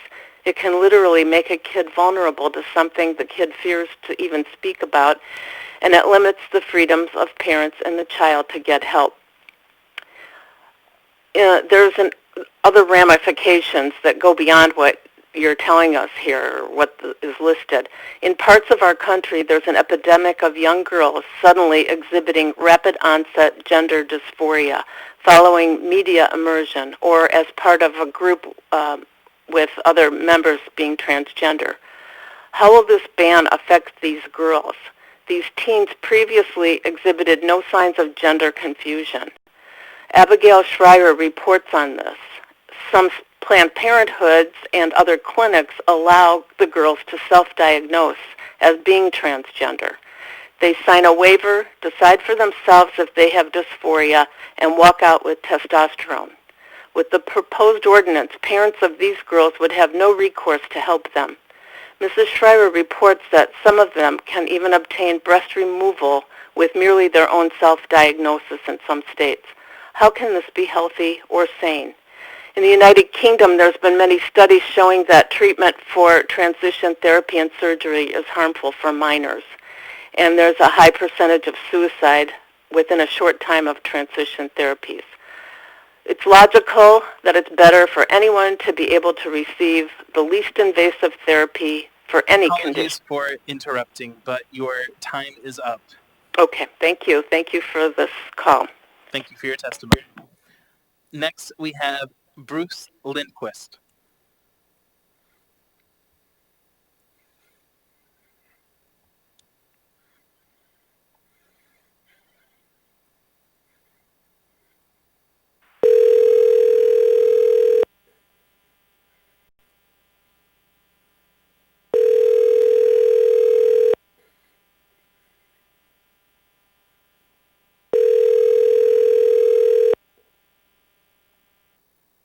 Hello? Hi, Mr. Lindquist. This is Felix Rivera. You're here with the Anchorage Assembly. We are on public testimony for item 13B. You have 3 minutes. Welcome. Thank you. To the Honorable Anchorage Assembly, I testify before you as an American citizen, an Anchorage resident who has 35 years of counseling experience, to share with you my concerns regarding this matter. I have stood for self-determination for all people, regardless of age, gender, race, disability, sexual orientation, gender identity, and/or religion. I have great respect for the struggle of those specifically who courageously face these challenges of self-identity. I also understand as a counselor, any profession's underpinnings must be ethically based to our decision-making process, whether that pertains to counselors or to the Anchorage Assembly. I'm passionate about the work I provide, as I believe all of you are as well, and I hold my practice in the highest ethical regards.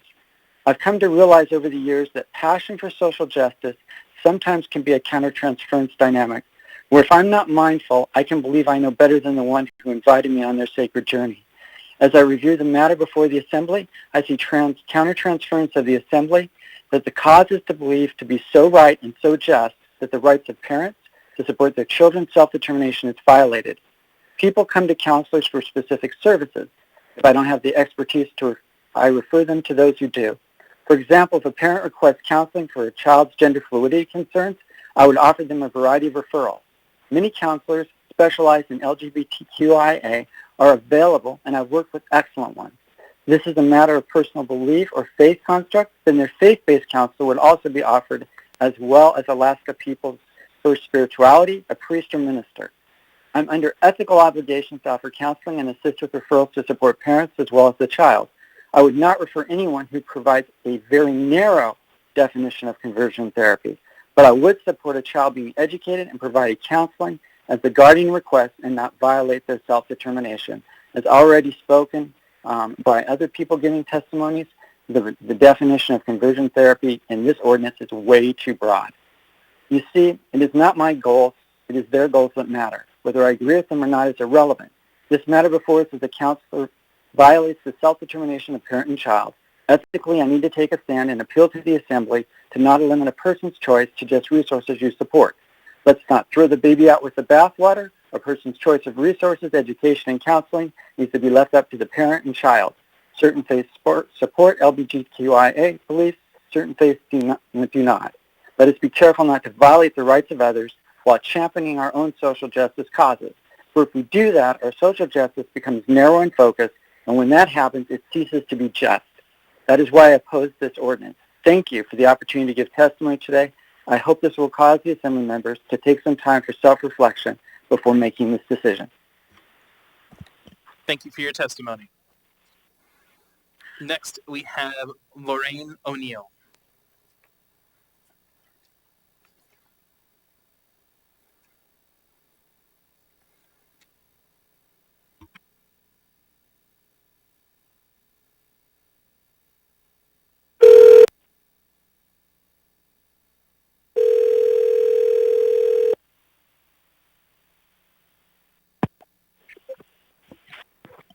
Hello? Hi, Ms. O'Neill. This is Felix Rivera. You're here with the Anchorage Assembly again. We are on public testimony for item 13B. You have 3 minutes. Welcome.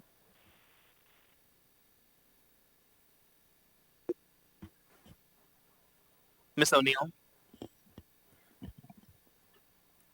She's the one. Oh, let's go ahead and call her again.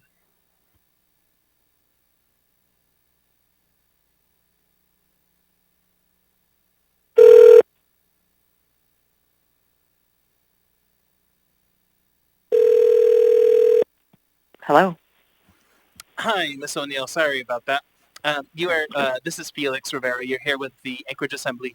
We're on public testimony for item 13B. You have 3 minutes. Welcome. Thank you very much. I want to just say I rigorously oppose this ordinance. It's not a municipal duty to control how counselors practice. State licensing investigates complaints for those they license. This is massive, unnecessary municipality overreach, which goes against freedom of speech, freedom of religion, and parental rights. I thought the Assembly was tasked with deciding how to spend tax revenues and making our city safe and beautiful, and that you were elected to represent your constituents. For the well-being of our community, please table this unnecessary ordinance. Have you actually received complaints from youth who have been harmed by conversion therapy that have come to the municipality for help? Can that term, conversion therapy, even be defined? The ordinance is presented in the guise of protecting children. This is crazy. In this crazy, over-sexualized era, many youth struggle with unwanted same-sex attraction and gender confusion. When this happens, some teens actually want help from a school nurse, youth pastor, professional counselor, or pastor. But with this ordinance, no help can be offered other than to encourage that child to embrace homosexual practices, pursue potentially dangerous and irreversible hormone treatments, and body disfiguration. This is wrong. It can't be only one way.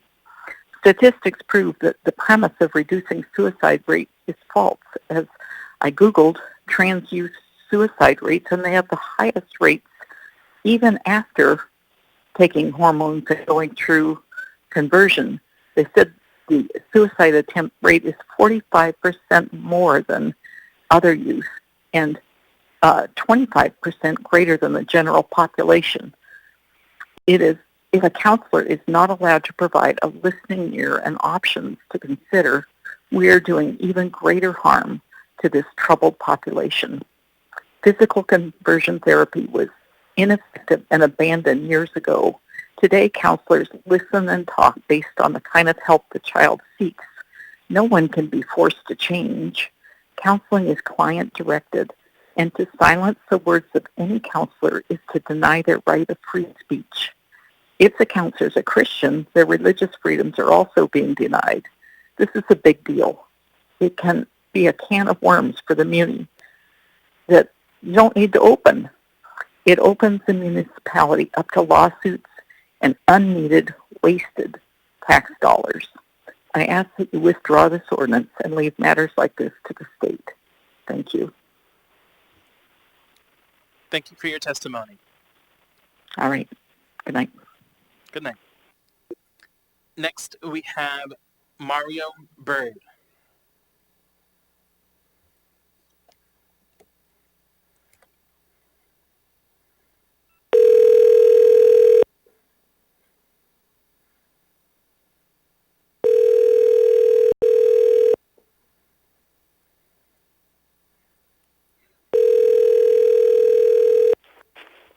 Hello.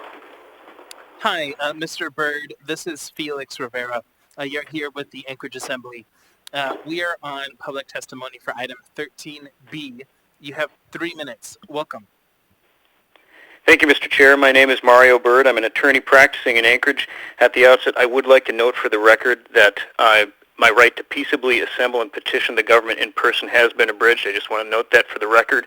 I testify today that this Assembly should not vote to adopt AO 65, which seeks to control the content and viewpoint expressed by mental health professionals, and that for 2 reasons.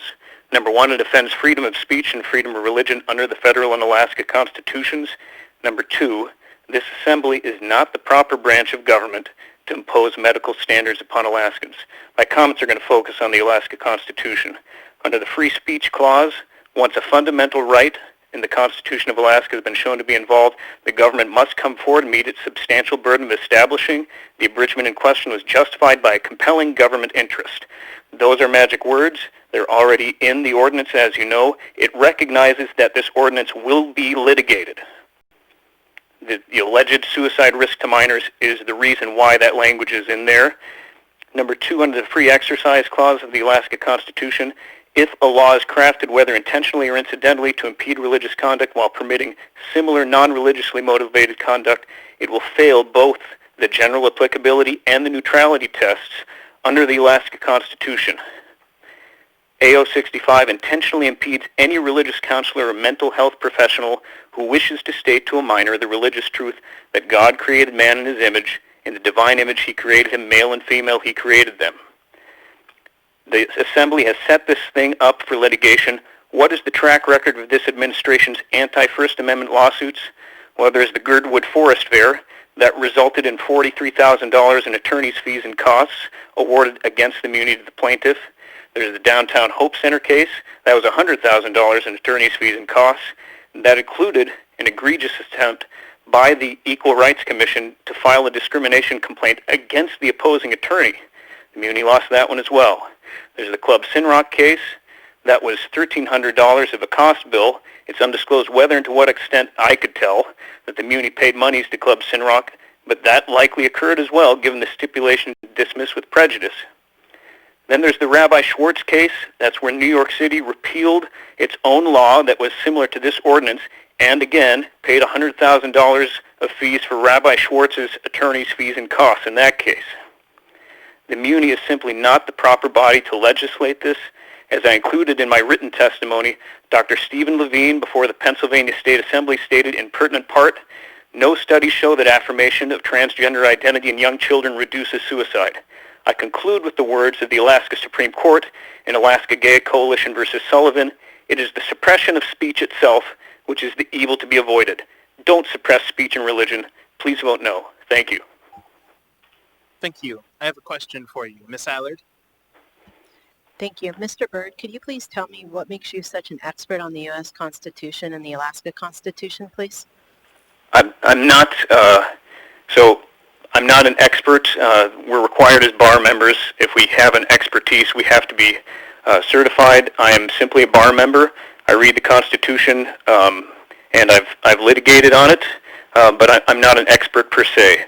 I do think it's astoundingly important because citizens of Anchorage cannot testify in person. I want to mention that, and I think it's extremely important that this body recognize that there are many citizens that cannot be in that room with you right now, and they are deeply offended. It goes against many of the institutions that have been established by the framers of not only the Alaska Constitution and the U.S. Constitution. So again, I'm not an expert except insofar as I'm an attorney who's litigated constitutional issues. Mr. Byrd, are you saying that this could be, as your professional opinion, you're an attorney, could this legally be challenged? And then are you also saying that the taxpayers would be responsible for the fees? That's exactly what has happened already in those cases I've laid out. That would be, again, the Girdwood Forest Fair case, the Downtown Hope Center case, even the Club Sinrock case. All of those cases were litigated by this administration. They were lost by this administration, and taxpayer monies are paying those attorneys' fees. If the Muni is so dead set, if the Assembly is dead set on seeing this policy enacted, they should put their money where their mouth is and say, hey, if we lose on this case, even though we've got lots of people who don't like it, we'll pay the attorney's fees. Not the taxpayers, the individuals. Thank you, Mr. Byrd. Thank you. Thank you for your testimony. Thank you. Next, we have Nancy Winifred.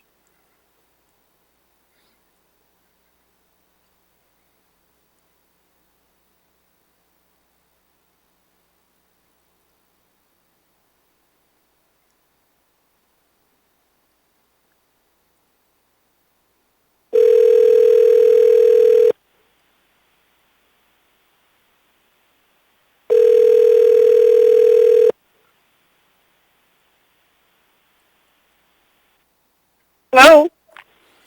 Hi, Ms. Winifred. This is Felix Rivera. You're here with the Anchorage Assembly. We are on public testimony for item 13B. You have 3 minutes. Welcome.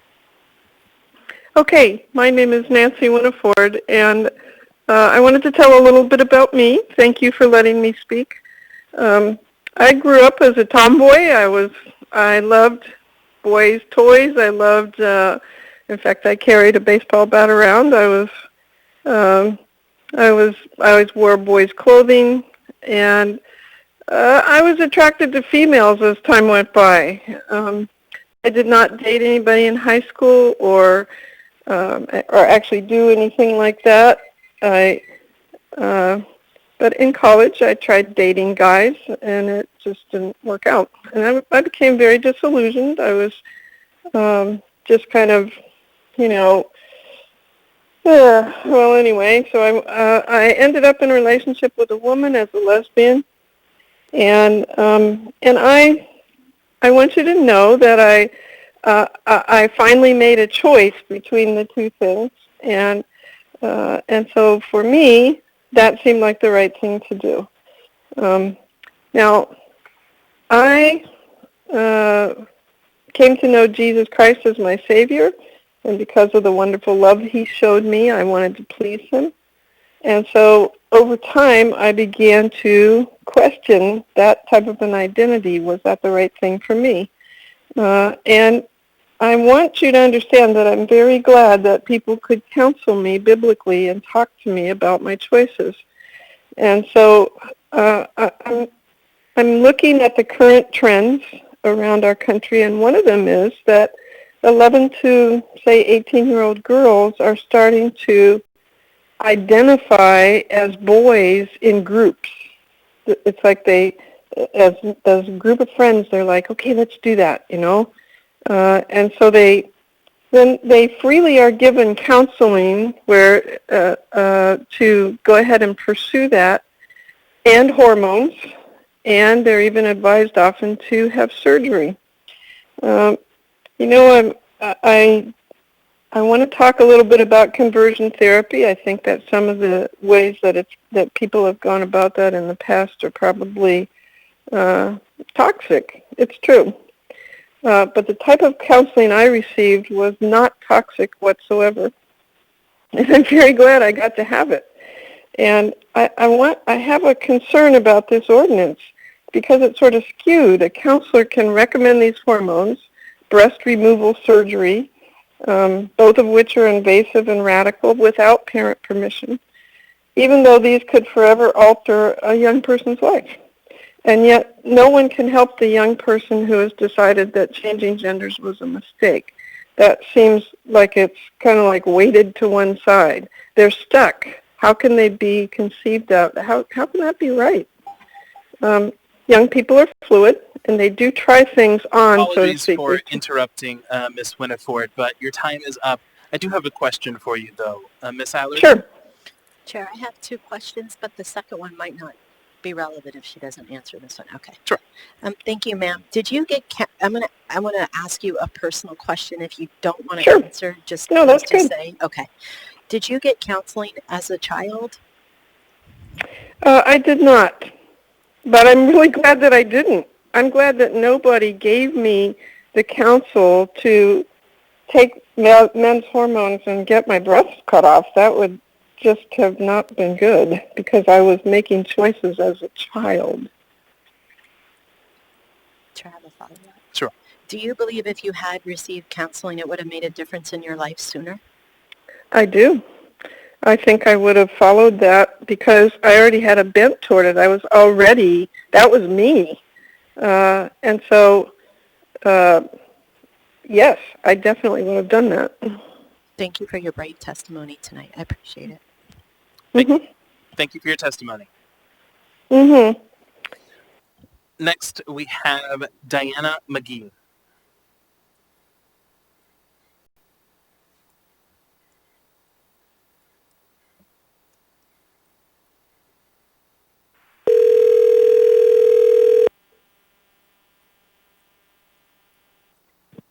Hello? Hi, Ms. McGee. This is Felix Rivera. You're here with the Anchorage Assembly. We're on public testimony for item 13B. You have 3 minutes. Welcome. Oh, I'm sorry. I think you have the wrong number. Oh, apologies. Have a good night.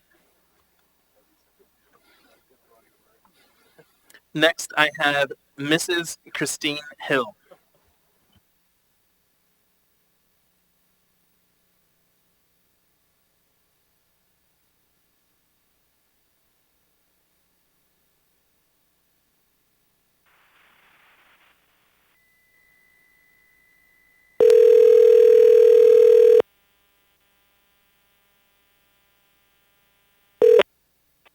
Good day. This is Christine Hill. I'm sorry I missed your phone call. Next, we have Catlin Sardina.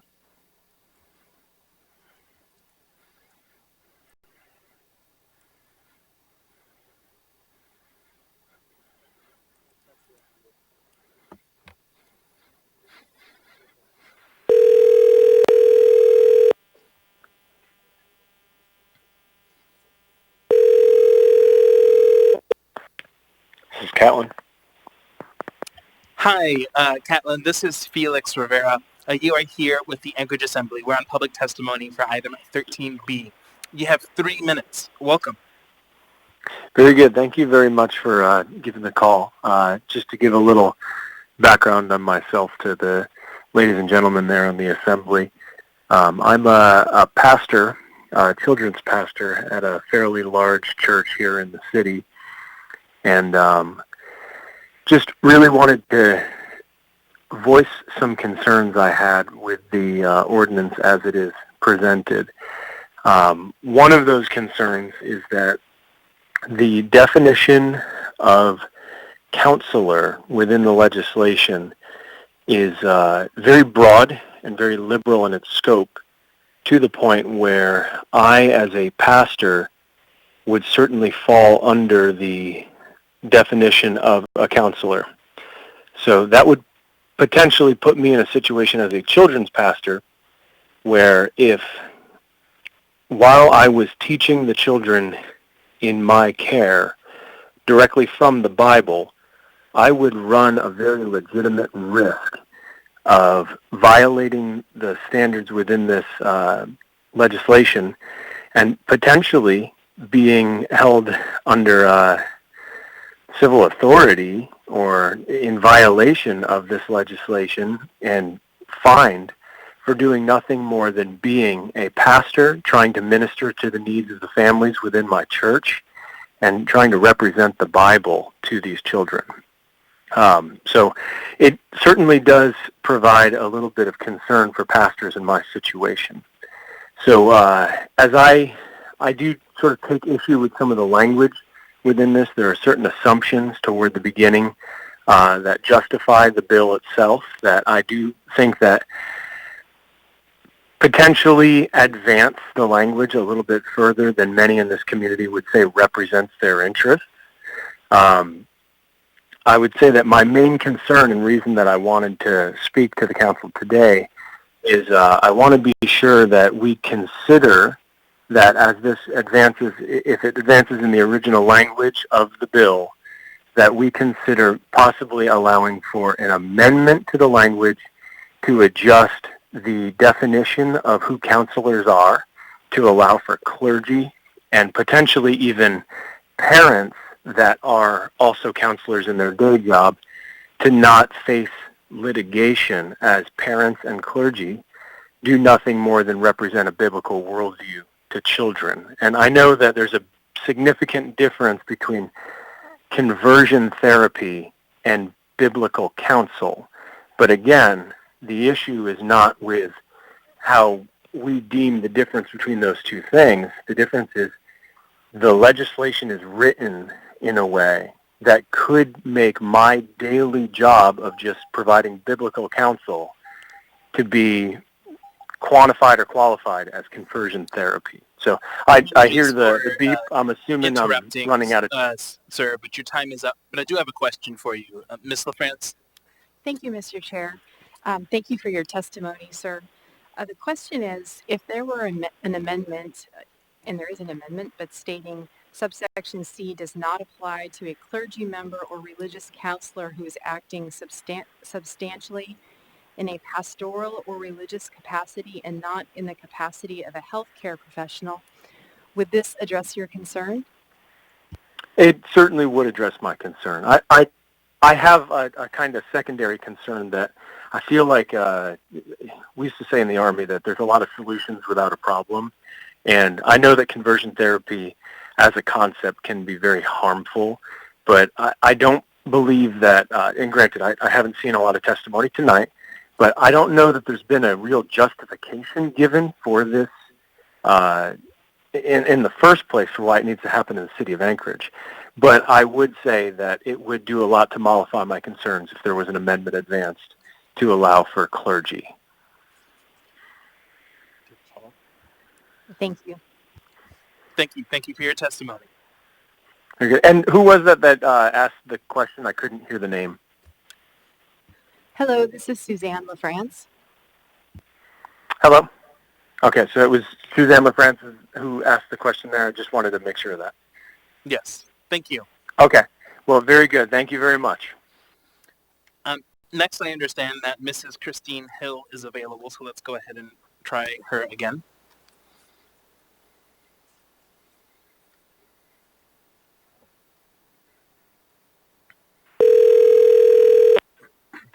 Hello?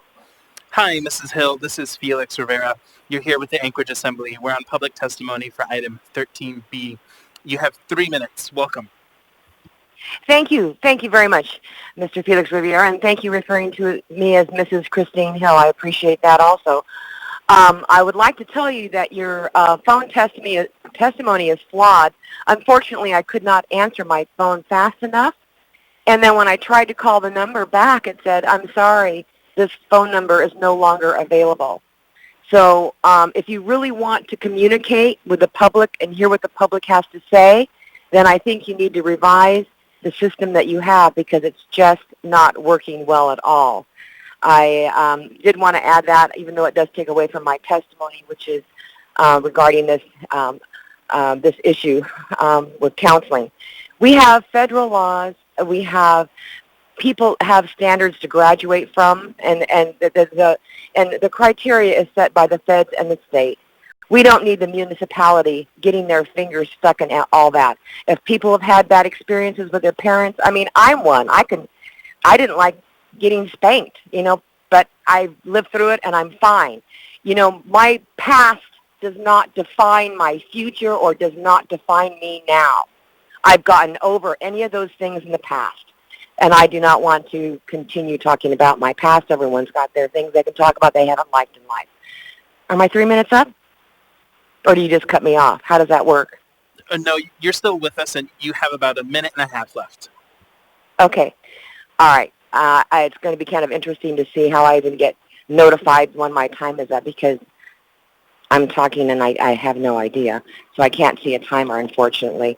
Also, may I add, if you do look at a new revised communication for telephone testimony, that you actually text or call the person beforehand to let them know, just in case it gives them an opportunity to prepare, as opposed to just being called and all of a sudden having to talk. So again, to reiterate, we already have, there are standards that are done by the state and federal government that requirements as far as in all these professions, and the community doesn't need to get involved in it. Take care of the port. Take care of us right now. There are businesses that are suffering horribly, people that are suffering horribly, and you're not paying attention to the general public. There are so many hundreds of people that have come out, and I would hope that you would open your ears, open your eyes, and pay attention. The bear has been poked. It's been awoken. There is a lot of unhappiness because of the decisions that you guys are making. How am I doing from the time for now, Felix? All right. Thank you for your testimony. Okay, I'm cut off. Okay, perfect. Bye. Next, I have Sherry Laurie.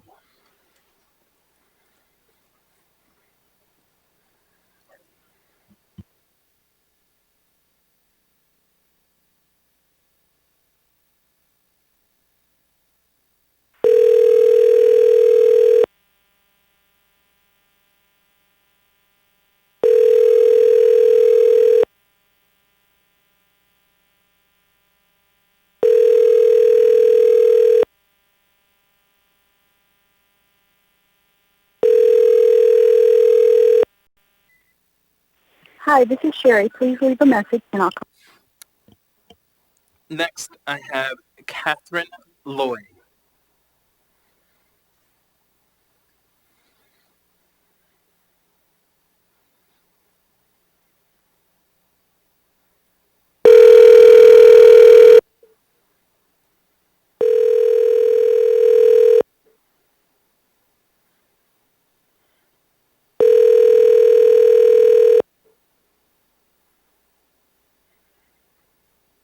Hello?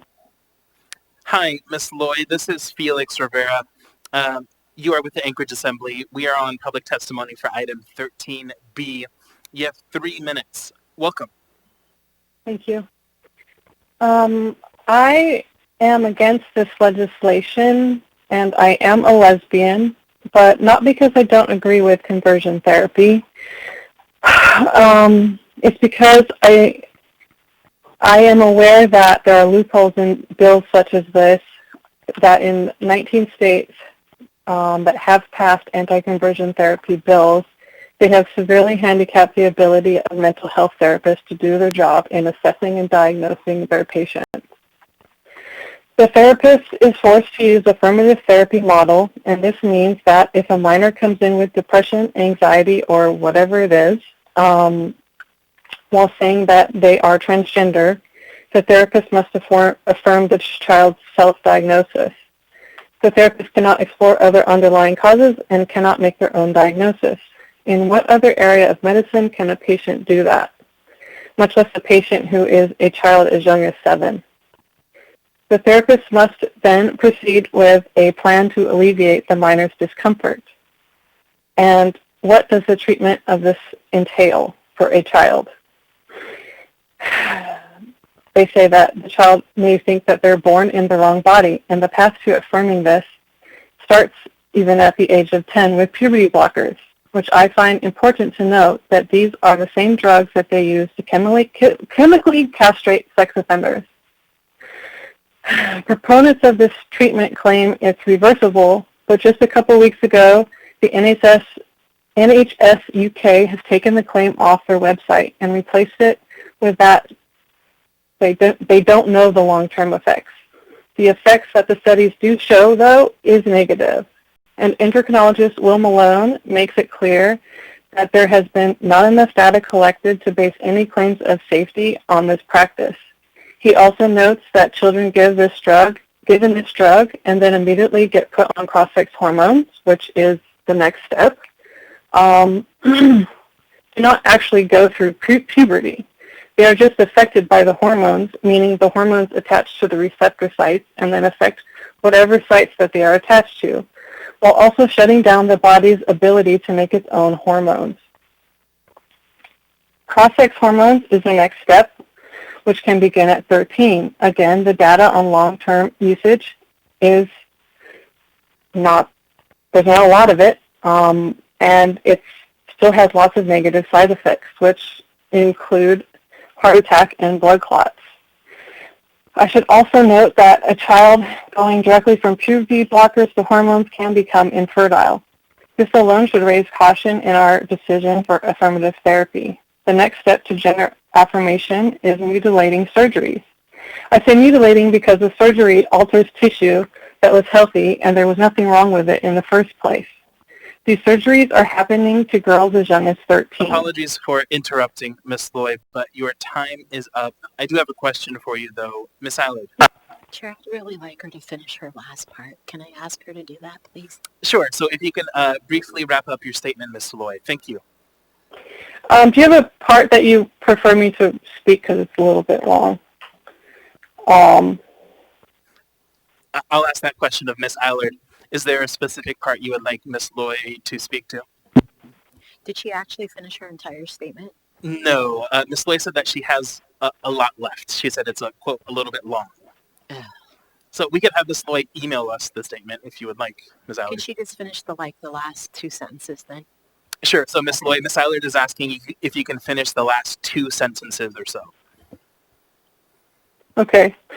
These surgeries are happening to girls as young as 13. Girls having both breasts removed. A double mastectomy is an irreversible treatment Nothing can replace the lymph nodes that were once there, and if the child could and wanted to have a child, they would never be able to breastfeed.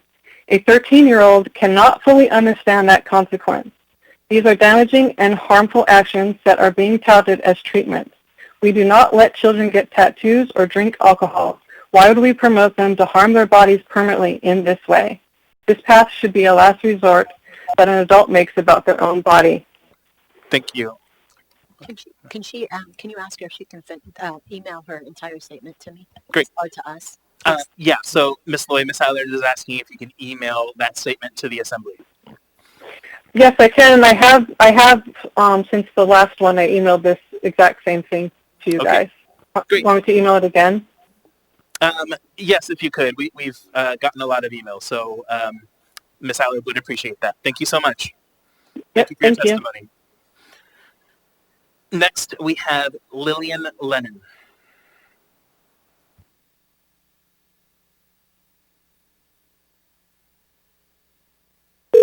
Remember, you must now dial 1.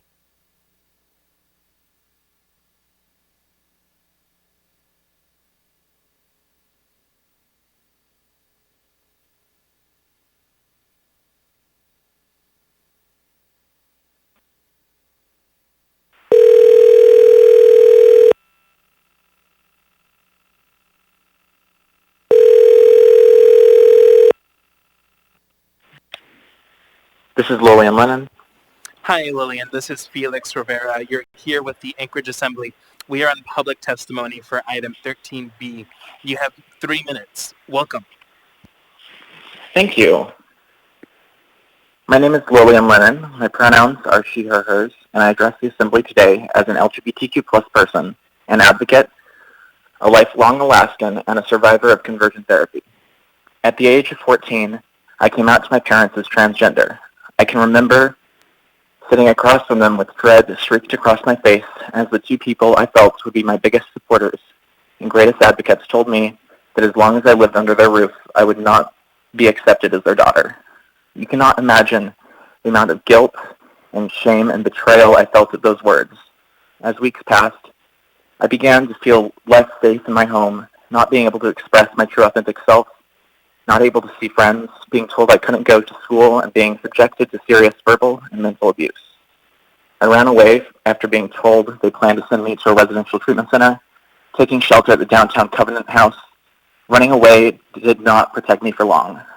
As a little over a week later, I was abducted by 2 hired men and transported to a lockdown center where my therapist practiced conversion therapy. I was placed in a unit with men and boys from the ages of 13 to 20, strip searched by grown men, subjected to physical, emotional, mental, and sexual abuse. It was not coincidental. It was encouraged. I was told that my gender identity was all that was in the way of me going home, and when I resisted, I was placed in isolation for weeks. There is rampant misunderstanding when it comes to the ordinance being discussed today. I want to live in a city that encourages equality, is a safe, welcoming place for everyone. Don't you? Conversion therapy is never in a child's best interest and is shown to have lasting damages. If there's an authority on this issue, it is the survivors. The authority on this issue is people like me. Some have said, including one of the Assembly members today, that they despise abuse and hate that my experience with conversion therapy went wrong. But I must make a clarification. The conversion therapy I experienced did not go wrong. It went exactly as one would expect. My experience is not an anomaly. It continues to have lasting effects as evidence today is employed on a vast number of queer youth, and as evidenced by me being here, it does not work. Unless saying my experience went wrong was an attempt to communicate that I was not successfully converted, then I'm at a loss for what that means. Another misunderstanding is that this ordinance would restrict the religious freedoms of children and their parents. Religion is never a good excuse to abuse your child. However, as Dr. Tracy Weiss stated so concisely in the most recent AO 2020-65 work session, it is already and will continue to be legal and an option for children to seek out and receive therapy for aspects of self that are not in alignment with spiritual or core beliefs. The Assembly ordinance discussed will ban practices that don't involve an informed consent process and involve interventions that are harmful. I ask that you consider the children that are yet to be harmed by these egregious practices under a guise of parental rights and religious freedom. In ending my statement, I would like to say that conversion therapy is abuse. Children have gender identities and sexual orientations, as do you, and we need to stop treating straight and cisgender identities. Interrupting, Lillian, but your time is up. Mr. Dunbar? Yeah, I just was wondering Thank you. Lillian, could you, do you have a couple of concluding sentences? I do. I just have a couple sentences. Could you go ahead? Thank you so much, and I apologize. This is very hard for me. We need to stop treating straight and cisgender identities as the only acceptable identities of our children and our community, and others as those we need to fix.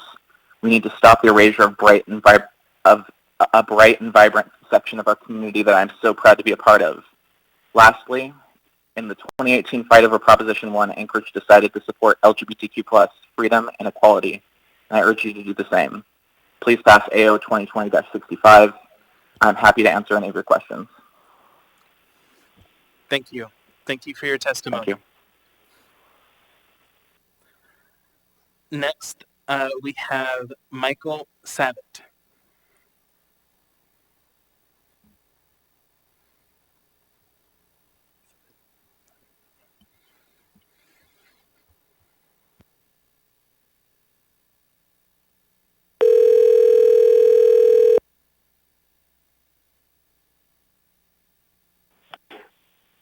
Hello?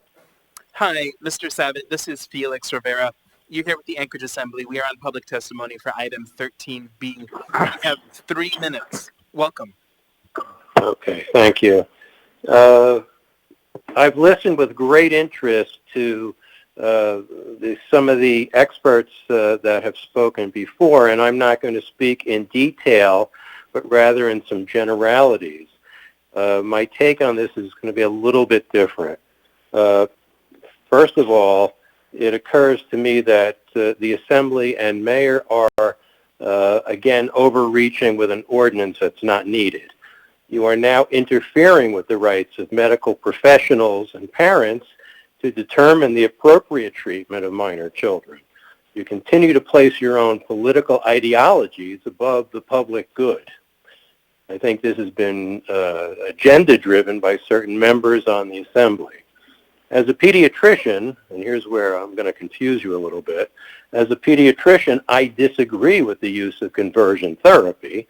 In fact, the American Academy of Pediatrics has a policy statement against its use, as do other medical organizations. There is no need for the Assembly to pass an ordinance that erodes the ability of medical professionals and parents to take care of these children. Not all counseling is going to be about conversion therapy. You are violating the patient, physician, or provider, if you prefer that term, relationship and the confidentiality that pertains to it.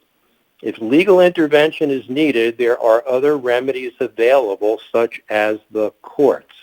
Anytime I had to have something done with a minor child and the parents disagreed, and I'm talking about life-threatening situations like treating meningitis, for example, I had to go to the court, and I could rapidly get an advocate and a guardian for that child to do what needed to be done or to block somebody from doing the wrong thing. Furthermore, AO 2020-65 is a slippery slope. It opens the door to mandate other treatments to be used against medical advice and parental rights. What if a mayor and or assembly decide minor children should be subjected to this hormonal therapy or surgical reassignment?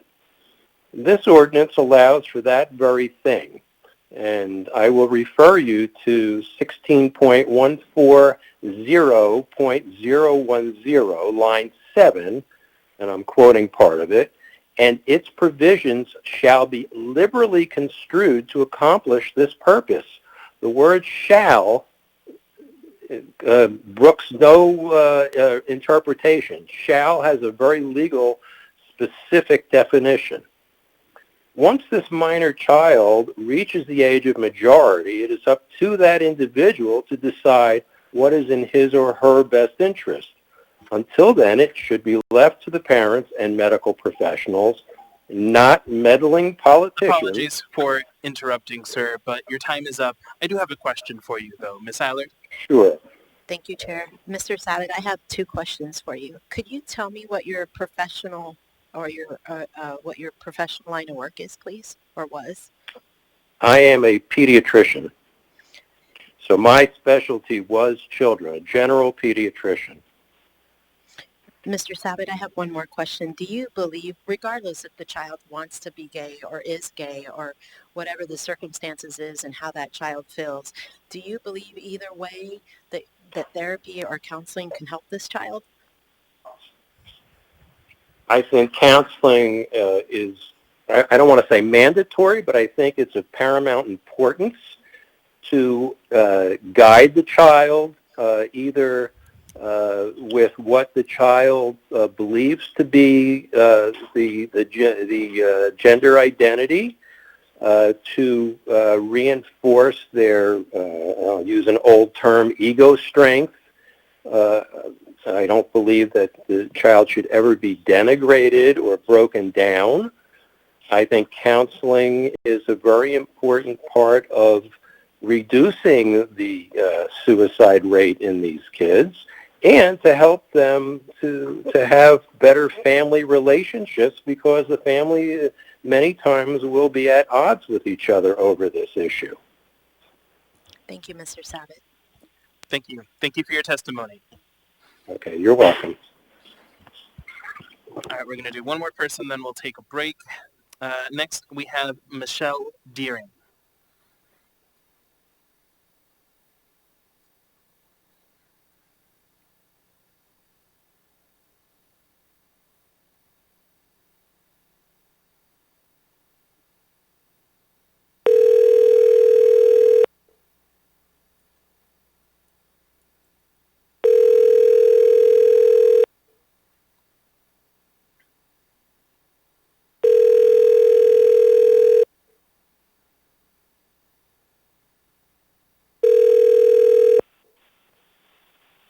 Hello, you've reached 258-02. Okay. With that, we're going to go ahead and take a 10-minute break.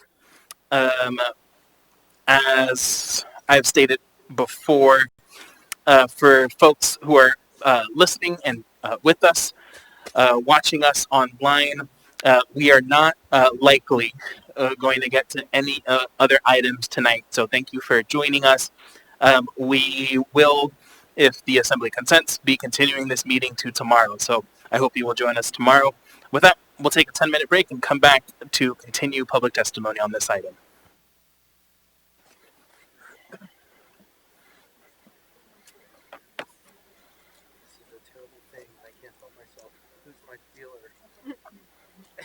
Send it down, send it down. I've been like, it's all gonna land on Barbara's desk.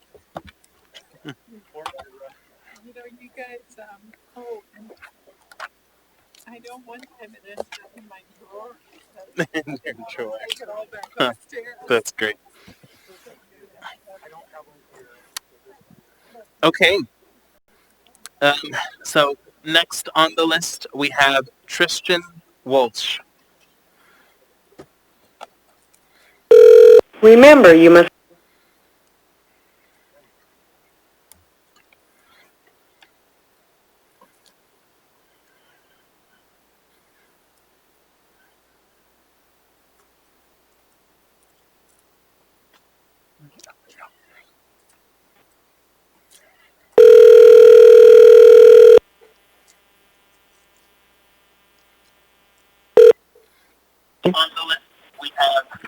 Hi, Mr. Walsh. This is Felix Rivera. You're here with the Anchorage Assembly. We are on public testimony for item 13B. You have 3 minutes. Welcome. Great. Can you hear me? Yes, we can hear you. Okay. Thank you. My name is Tristan Walsh, and I am testifying in support of AO 2020-65. I emailed you my testimony on July 28th, so I will be reading a portion from that here.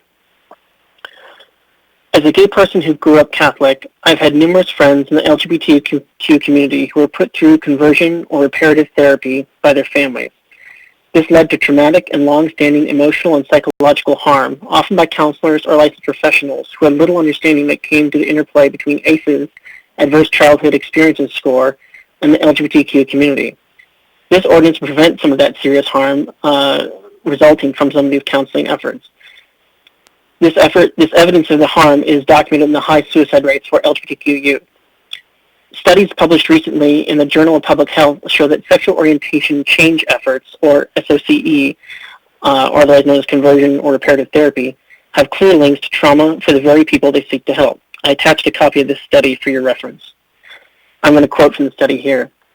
Approximately 7% of those polled experienced sexual orientation change efforts. Of those, 80.8% reported sexual orientation change efforts from a religious leader. After adjusting for demographics and ACEs, sexual minorities exposed to sexual orientation change efforts had nearly twice the odds of lifetime suicidal ideation. 75% increased odds of planning to attempt suicide, and 88% increased odds of a suicide attempt with minor injury compared with sexual minorities who did not experience sexual orientation change efforts. Over the course of their lifetime, sexual minorities who experienced sexual orientation change efforts reported a higher prevalence of suicidal ideation and attempts than those who did not. The public health implications are clear.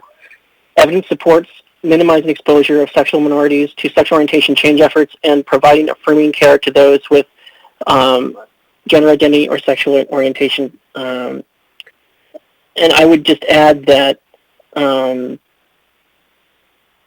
guess that will conclude my testimony. If you have any questions, I'm here. Great. Thank you for your testimony. I don't see any questions. Next, we have Dr. Tammy Lubitz-White.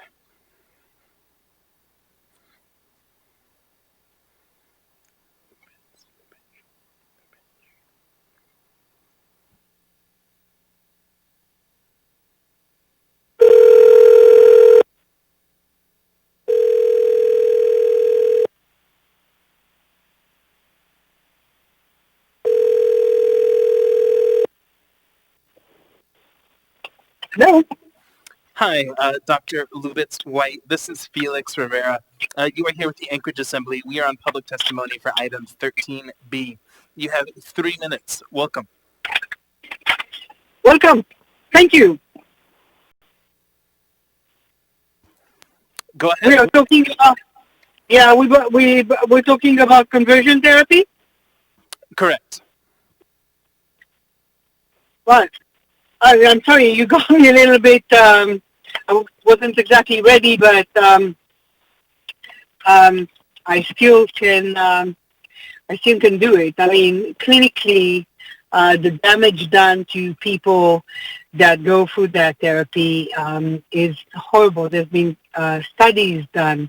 And it's not a question of you can have a conviction about what's right and what's wrong. That's fine. But when you force people to be something that they're not, the damage is ongoing, and it's not only damage to the people themselves, it's not only damage to the people in treatment, but also the message that is sent to everybody around them. And there have been documented suicides that were a result of conversion therapy. So you have to make a decision. I mean, even if you look at it from a religious point of view, what is more important? Even if you look at it from that, is life more precious than everything else? And you're risking to provide a therapy that can cause a person to suicide. And there's many cases documented of that kind. And personally, I work with people that have been victims of that kind of therapy.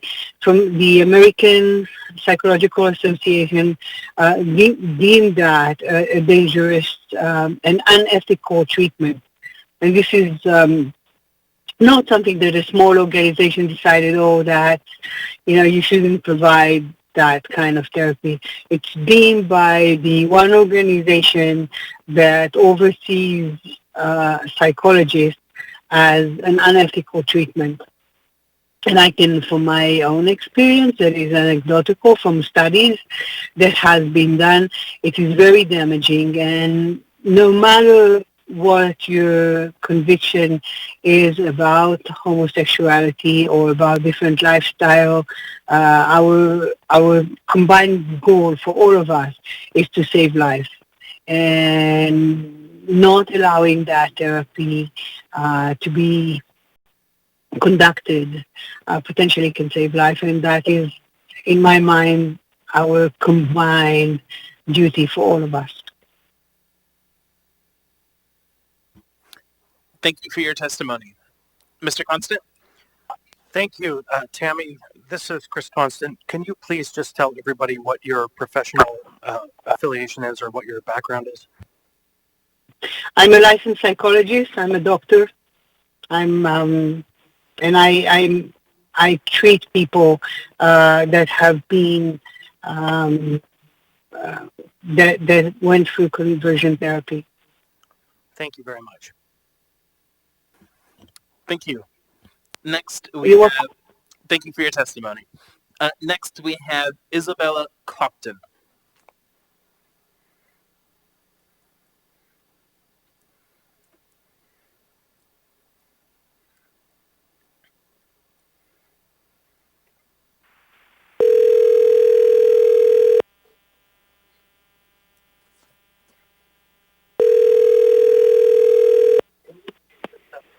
Hello, this is Isabella Clopton. Hi, Ms. Clopton. This is Felix Rivera. We are on public testimony for item 13B. You have 3 minutes. Welcome. Hi, my name is Isabella Clopton.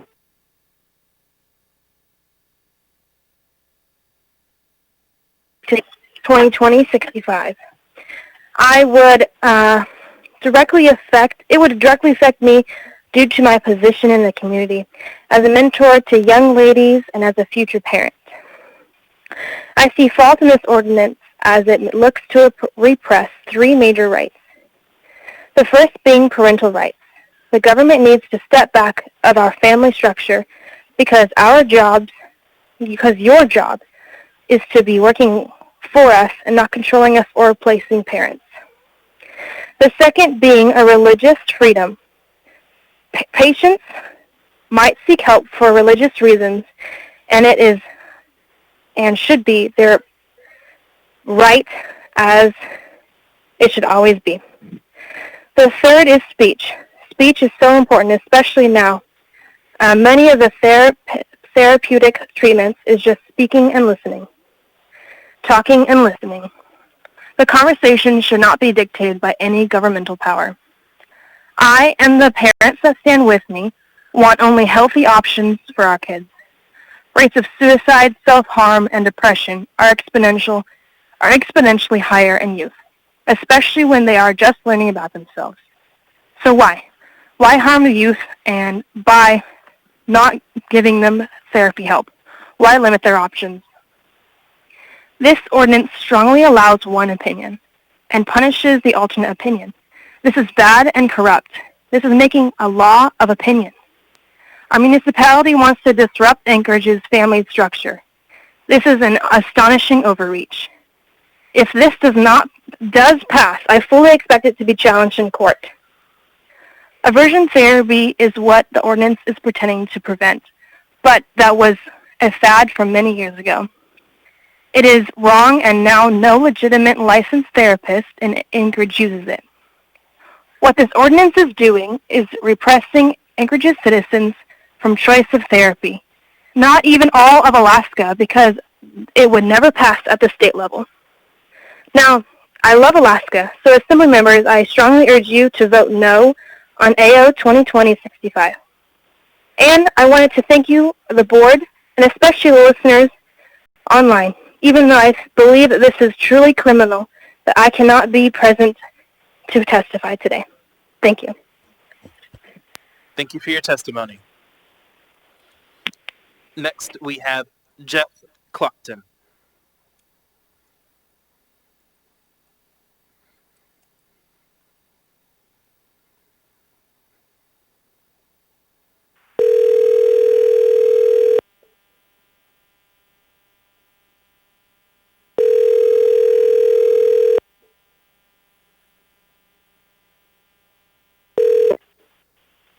This is Jeff. Hi, Mr. Clopton. This is Felix Rivera. You're here with the Anchorage Assembly. We are on public testimony for item 13B. You have 3 minutes. Welcome. Thank you. Good evening.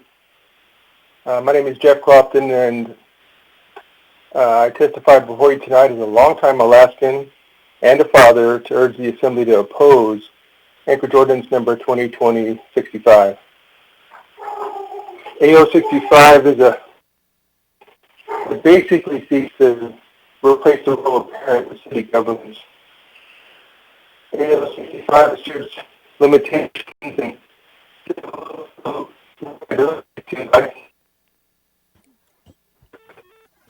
Sir, it looks like your connection's a little weak. Can you try again? Sure. There we go. How's that? That's better. Is it over, Mr. Rivera? Yes, that's better now. We can hear you clearly. Okay. Well, I come before you tonight to testify as a longtime Alaskan and a father to urge the Assembly to oppose AO 2020-65. As I see it, AO 2020-65 is a bad ordinance that basically seeks to replace the role of parents with city governance. AO 2020-65 asserts limitations and civil liability to counselors and therapists and physicians, to guardians, and any person who performs counseling as part of their professional training. And further, 2020-65 mandates that any speech to minor children by care providers other than one narrow prescribed opinion would be subject to prosecution by the municipality of Anchorage. And this is most concerning. An ordinance that seeks to dismantle Alaskan families by replacing parental guidance and protections to minor children with the biased views of political activists. Statutes of the state of Alaska recognize that parents have fundamental rights to guide their children and to responsibly direct every aspect of their education and care. I do have real concerns for how the proposed ordinance relates to minor children. Parents of minors have the right and the responsibility to know who is helping their children. As a respected community leader earlier observed, this ordinance appears to be a solution in search of a problem. I'm not aware of any state of Alaska licensed care providers or counselors that practice what is called conversion therapy in Anchorage. So this ordinance does not reflect the reality in our community. Instead, this ordinance appears to be yet another cynical, condescending behavior by the Assembly body, which continues to treat residents of Alaska as uninformed, political chattel incapable of giving proper care and guidance to our own children. This ordinance is an attack on Alaska families. I believe AO 2020-65 would violate religious freedom. I believe AO 2020-65 would remove resources that Anchorage families need. I believe AO 2020-65 would interfere with parental rights, and I don't believe Anchorage needs AO 2020-65. Interrupting, sir, but your time is up. Thank you for your testimony. Thank you. Next, we have Anna Roble.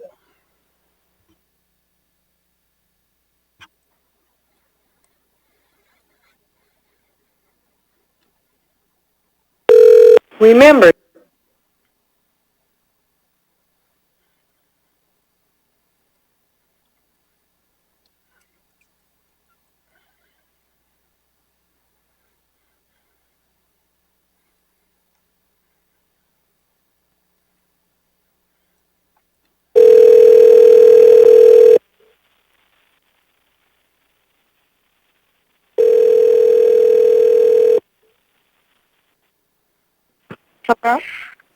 Hi, Ms. Roble. This is Felix Rivera. You're with the Anchorage Assembly. We're on public testimony for item 13B. You have 3 minutes. Welcome.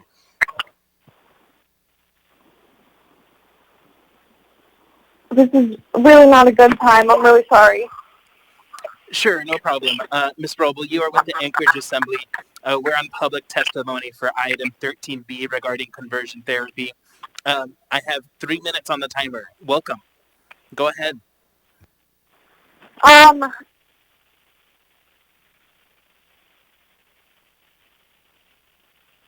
Well, all I want to say is that every child deserves to be accepted, and that conversion therapy is wrong.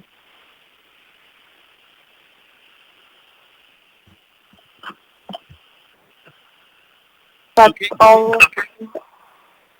If that's all you have to say, that's perfectly fine. Thank you for your testimony. Yep. Thank you. Next, we have Isabel Marshall.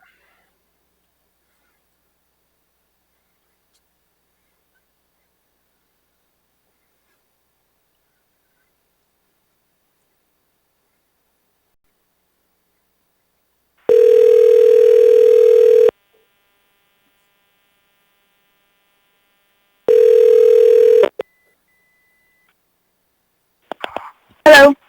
Hi, Ms. Marshall. This is Felix Rivera. You're with the Anchorage Assembly. We're on public testimony for item 13B. You have 3 minutes. Welcome. Thank you so much. My name is Isabel Marshall, and I'd like to thank the Assembly for bringing Ordinance 2020-65 forward. This is important to me because I am a youth that is LGBT, and I've lived in Anchorage my whole life, and I know that we are in need of a safe community. And banning conversion therapy in Anchorage is necessary. We already have local ordinances prohibiting discrimination based off of sexual orientation in Anchorage, but that is not enough. And these such practices have been rejected by every mainstream medical and mental health organization in America for decades. According to the Trevor Project, LGBT youth who underwent conversion therapy were twice as likely to attempt suicide. And in 2019, 57% of transgender youths who have underwent conversion therapy report a suicide attempt in the last year. These conversion therapy practices should not come at the price of our LGBT population's mental and physical health. And another fact is that 3.7% of Alaskan adults are LGBT. We are protecting approximately 21,000 Alaskans we're talking about. I know that we were talking about Anchorage, but I think that applies here definitely since we are the biggest city. I'd also like to remind, just to say that this is not a freedom of excuse me, let me restart that. This is not a freedom of religion debate. This is a matter of saving lives in our community. So, with that, I'd also like to amplify and acknowledge the bravery of the other people who testified with their own experiences of conversion therapy. I think that those voices are especially important when it comes to this ordinance, and also the person who testified with the Trevor Project. I do forget his name, but I use the statistics from his organization, and I think that that is really important as well. So with that, I wholeheartedly support amending Code Title 16 by adding Chapter 16.140 to ban medical and mental health practices for conversion therapy. Thank you for your testimony. Thank you. Next, we have Scott Levesque.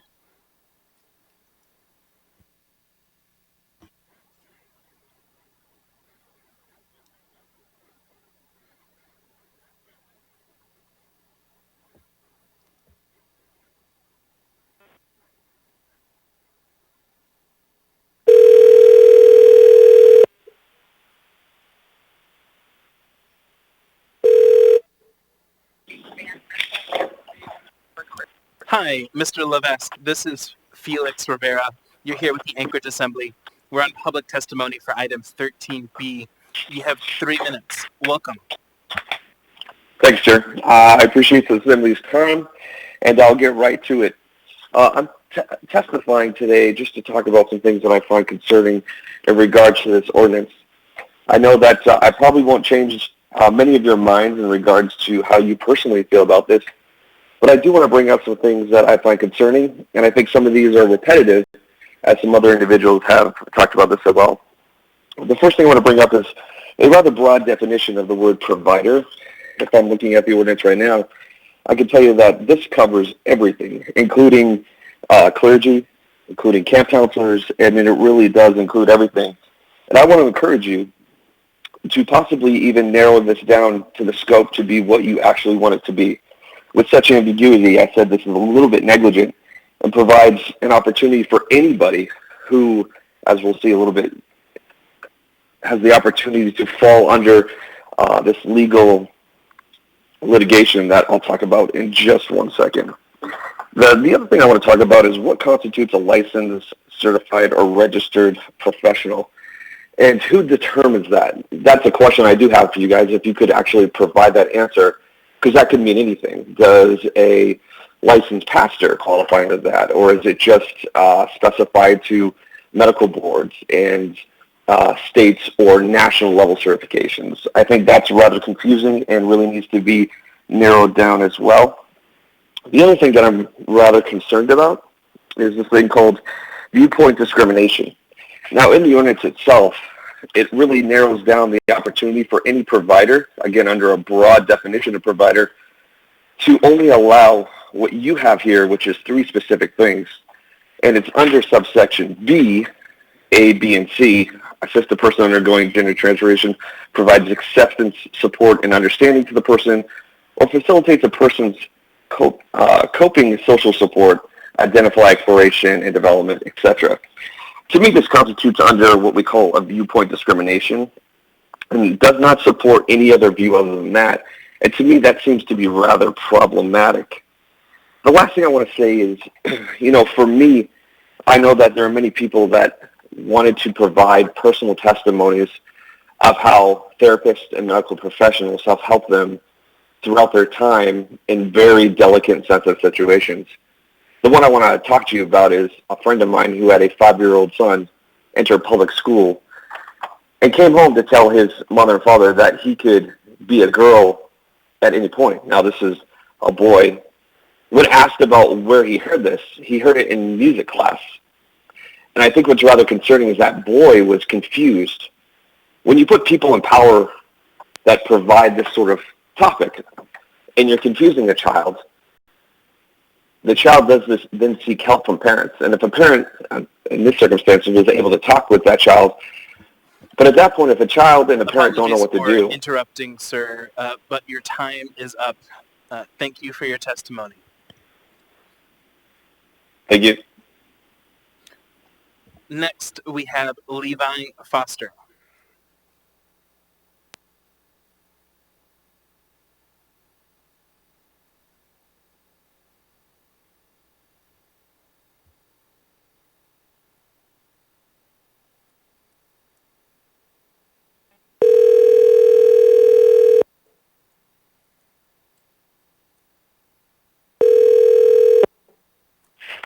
Hello, this is Levi.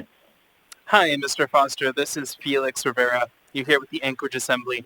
We are on public testimony for item 13B. You have 3 minutes. Welcome. Thank you, Assembly members. My name is Levi Foster.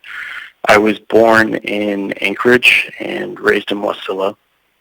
At the age of 16, I told my parents I'm gay, and they had a lot of issues with that and sought a therapist for me and their issues as well in Anchorage.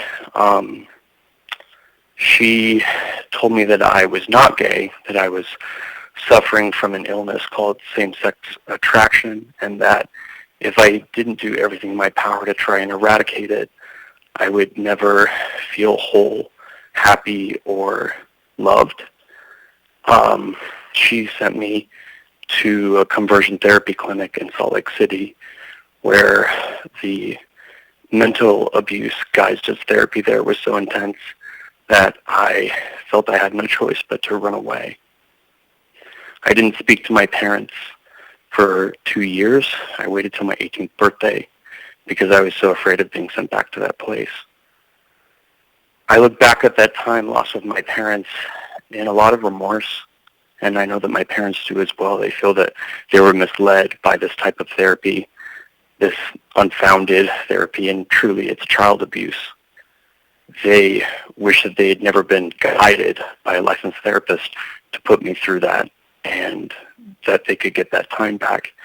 And I have also undergone more conventional versions of therapy to try and deal with the abuses underwent in those clinics for years now at a great expense.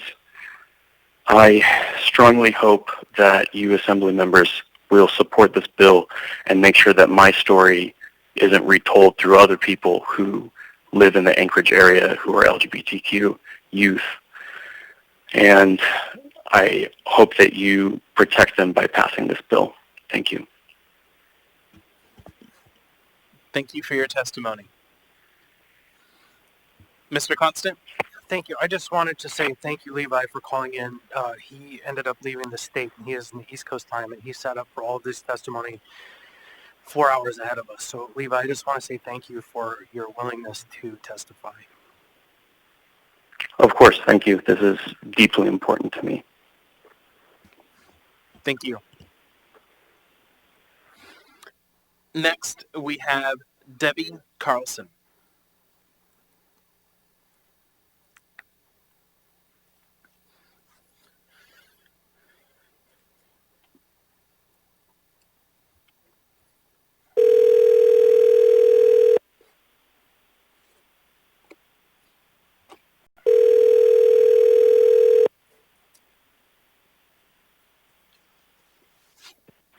Hello? Hi, Ms. Carlson. This is Felix Rivera. You are here with the Anchorage Assembly. We're on public testimony for item 13B. You have 3 minutes. Welcome.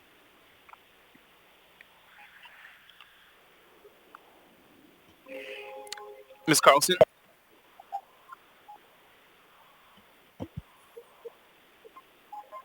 Hello? Hi, Ms. Carlson. Can you hear me? Yes. Great. This is Felix Rivera. You're here with the Anchorage Assembly. We're on public testimony for item 13B. You have 3 minutes. Welcome. Okay, this is for the non-conversion therapy. Correct. This is for the ordinance Okay. regarding conversion therapy. Okay, well, I will take my 3 minutes. I am a bit unprepared. For some reason, I thought that was tomorrow night. So I guess what I want to express to the Assembly is the full Assembly there tonight? Yes, either in person or telephonically, we are all here. Okay. So I guess what I want to express is, of course, nobody wants that old school kind of thinking of conversion where, you know, you do these atrocious things to people to nullify them and to not treat them as human beings and with full minds and capacities. So having said that, I want to put that to the side.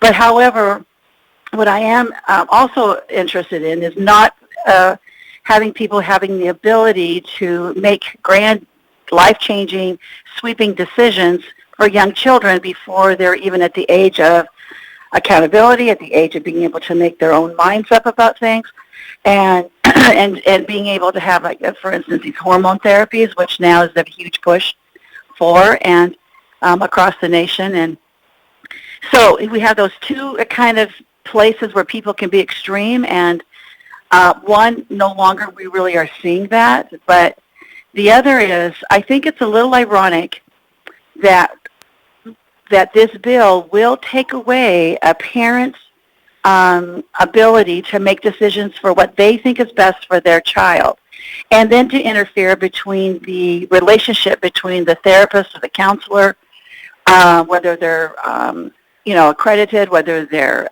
pastoral appointed through their churches, whatever that looks like, that this is going to come in between that relationship. And because people on the Assembly or whoever's pushing these bills, they don't trust counselors. And I think that it's a little ironic if we, for instance, if we take a look at Roe versus Wade. Roe versus Wade, the decision in 1973, the Supreme Court said, they didn't say, no, we cannot have abortion. They said, no, it was protected because it was the privacy between the mother and the doctor, the physician and the patient. And here, ironically, this bill is doing that exact same thing. They're taking that privacy issue between the patient and the doctor, the healer, and they're trying to interfere with that privacy. Now, common sense just tells you that's not the right thing to do. And so to me, this is just a grand stand for how government officials interfere with family life, spiritual life, a child's life. You are not more knowledgeable about those children than their own parents. If you want to talk about, let's not hook them up to electrodes and all that kind of thing, of course, we would never stand for that. Interrupting, Ms. Carlson, but your time is up. Thank you. Thank you for calling. Testimony. Thank you. Bye-bye. Next, we have Debbie Gilbert.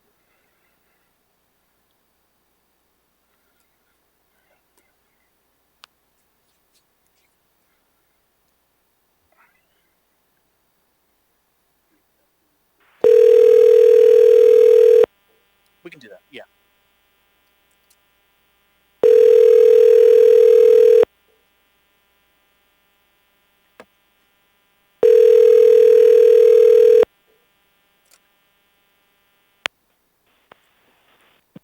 Hello.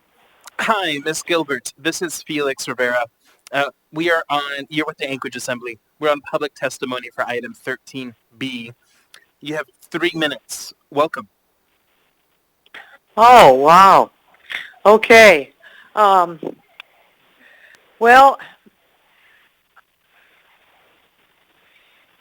I do not feel like this is item 65. Correct. Yeah. I do not feel like this is a good deal because, first of all, I feel like parents should have total opportunity to share with their kids whatever needs to be done. Teachers, pastors, friends. Sometimes kids just need extra help and they need extra advice. Sometimes they need this advice, and it takes a community to raise a child. And I don't feel like we need to be limiting our children from growing up and hearing from other people's advice or other people's ideas. So I totally think this is not a good idea, and I hope that you will vote no on this. Thank you. Thank you for your testimony. Thank you. Mr. Dunbar? Thank you. I move to extend until midnight. Second. Moved and seconded. Did you want to speak to that, Mr. Dunbar? No, just we have a lot of people that want to testify and are expecting to testify tonight. And I hope we get through as many as possible. Thank you. Seeing no further discussion on that motion, members may proceed to vote. And as a reminder, this requires a supermajority. So 8 votes in favor.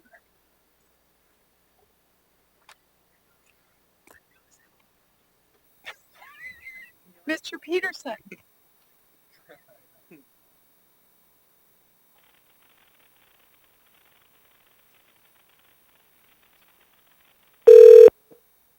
Yes. Thank you.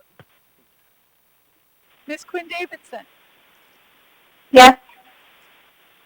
Mr. Perez Verdilla. Yes.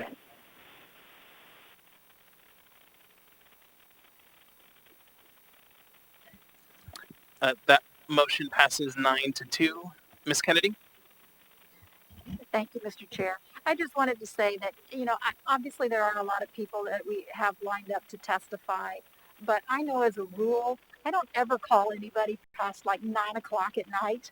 And I feel bad for some of these people because I'm pretty sure some of them have probably said, I just can't do it. I just can't stay on the line anymore.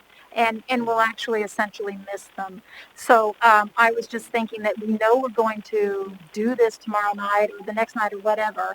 And so it just seemed to me that it was actually probably more rational to call it quits about 11 rather than trying to go to midnight. But the vote is the vote, so I guess here we go. But I would just say maybe for future reference, we know we've got such a long line as this, it might really behoove us to not be making phone calls and calling people this late at night. Thank you. Thank you. Mr. Weddleton? I think Ms. Kennedy's probably right, but I just wonder if we call people from now till midnight, and if someone doesn't answer, are they done, or can we try them again tomorrow? Because in fairness, some people might have to work tomorrow, and they go to bed at 10. Yeah, so there's nothing, so it just logically, right, looking at the list, we have another almost 30 people, a little less than 30 people left. It's not likely that we're going to get through that by midnight. So it is not likely that we're going to finish public testimony tonight. There's nothing that stops us from going back through the list and trying people a second time, which is something that I did earlier for the other items. I think, of note, of the 34 people that we've gone through so far, 1, 2, 3, we've missed 4 people, excuse me. So I think we're getting most of the folks, but there's nothing that prevents us from trying those 4 people again tomorrow. Mr. Dunbar? Yeah, thank you, Mr. Chair. I also wanted to ask you, so we'll be continuing the meeting most likely rather than having a special meeting, because there are a lot of other items on the agenda that I hope we get to do work on tomorrow as well, that we might have a relatively late night tomorrow as well because of all the other items that I hope that we get a chance to work on. Okay, thank you. Mr. Perez-Verdia.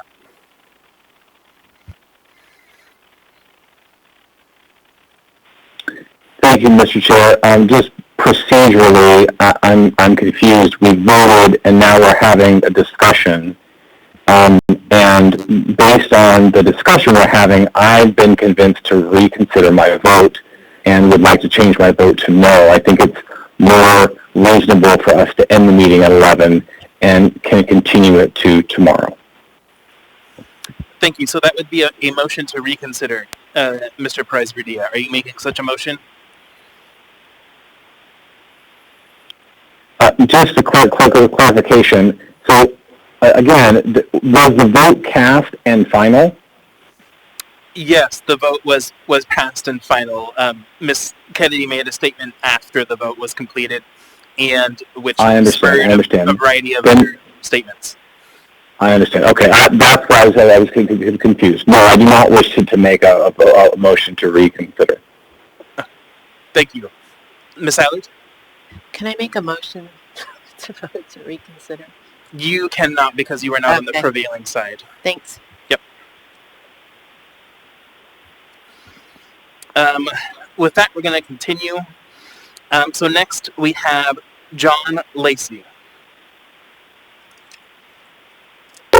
Hello?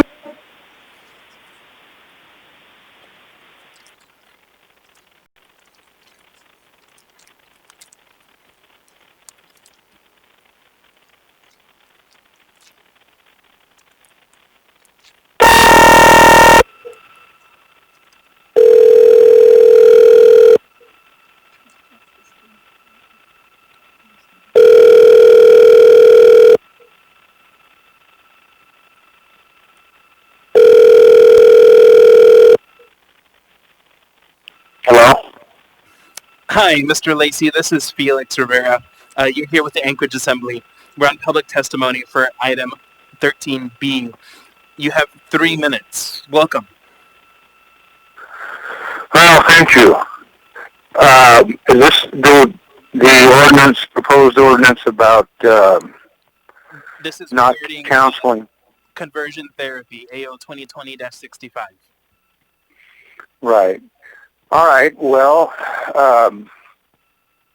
I just think that the assembly or the city council is way out of line getting into mandating health care decisions for young people when the rates of suicide and drug abuse and all this are very high for children that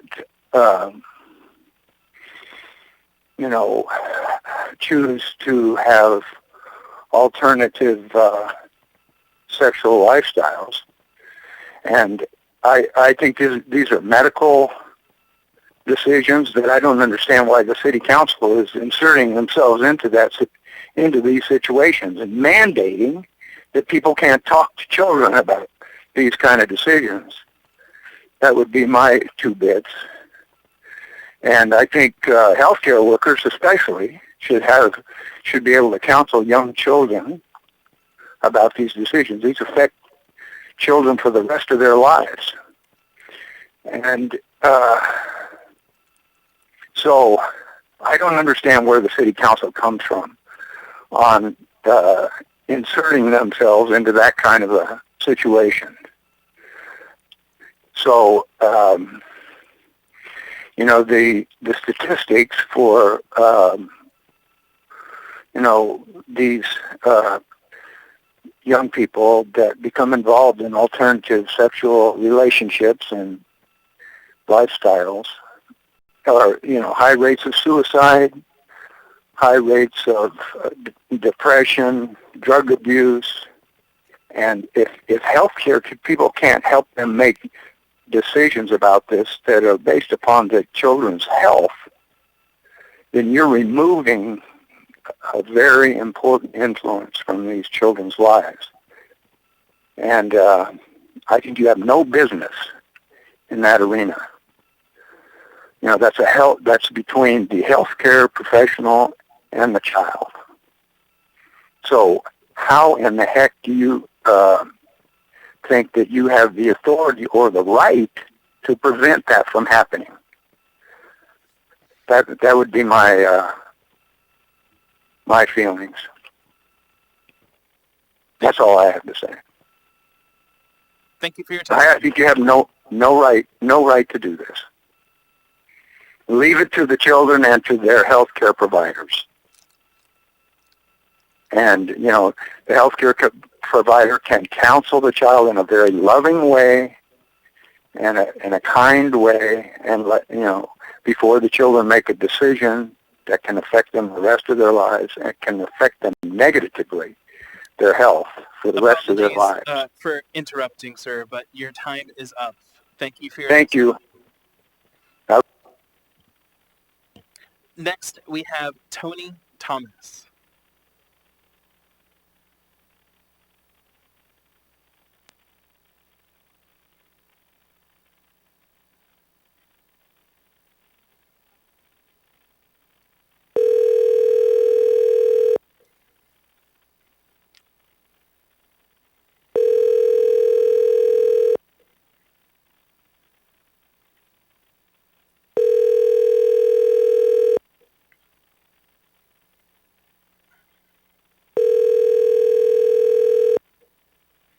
Your call has been forwarded to an automatic. Next, we have Pierce Blewett.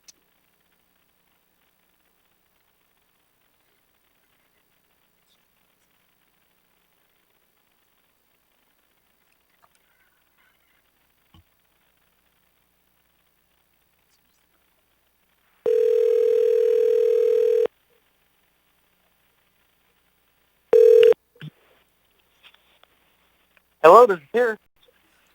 Hi, Mr. Blewett. This is Felix Rivera. You're with the Anchorage Assembly. We are on public testimony for item 13B, that's AO 2020-65. You have 3 minutes. Welcome. Yes, thank you. Thank you for the phone call and allowing me to testify today. I'm speaking on behalf of AO 65. I just wanted to, let you guys know that I am definitely against the approval of this. And just a couple of my thoughts here. It goes against our civil rights as parents. It infringes on our First Amendment right to practice a religion. I have a question of why is the Assembly making medical decisions for us? Why is the Assembly acting on a parent's behalf for our children, especially for our medical care? It's my understanding that there's a handful of the Assembly members who aren't even parents, and it's very, very frustrating to know that some of you that aren't even parents have the audacity to tell me how to parent my children or anybody else's children in Anchorage. It is wrong. Not only that, but isn't there a professional licensing board that makes decisions on ethics, standard of care, types of treatment? They handle those issues. We don't need the Assembly stepping in and doing that for us. We have things in place that make sure that that gets done right. We don't need you guys stepping in on that. Another concern of mine is this decision is just going to open up a whole other can of worms. If you guys make this decision now, telling us how to parent, what medical decisions that we can make for our children, or what we can't do for our children, what's next from you guys? What are you going to take away from us next? It's scary. It scares me on the things that you can do. And with closing, in my opinion, the poor job that many of you have done since taking office has opened my eyes and many other Anchorage citizens' eyes to the fact that we need to step up and take back our city and protect our civil liberties. We need to bring us back to brighter days, and the only way we can do that is by signing up and running against you. As you know, a number of us, as I know, and many of us know now, a number of you have ran unopposed, and some of you ran by a very tiny margin. And so, I'm just calling to let you guys know that, there's going to be a big wave coming, and we're just not happy with the way things are being ran. And this is just one example with you guys trying to push through AO 65. I'm just very disappointed with it even being on the table right now. Thank you. Thank you for your testimony. Thank you. Next, we have Sonia Blewett.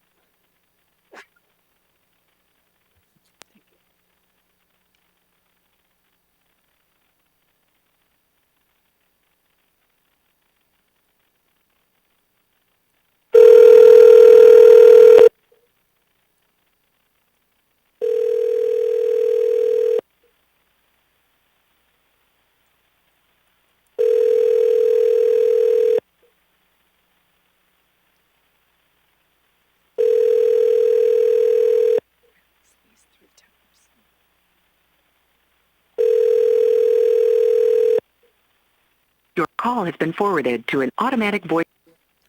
Next, we have Reverend Matthew D. Schultz.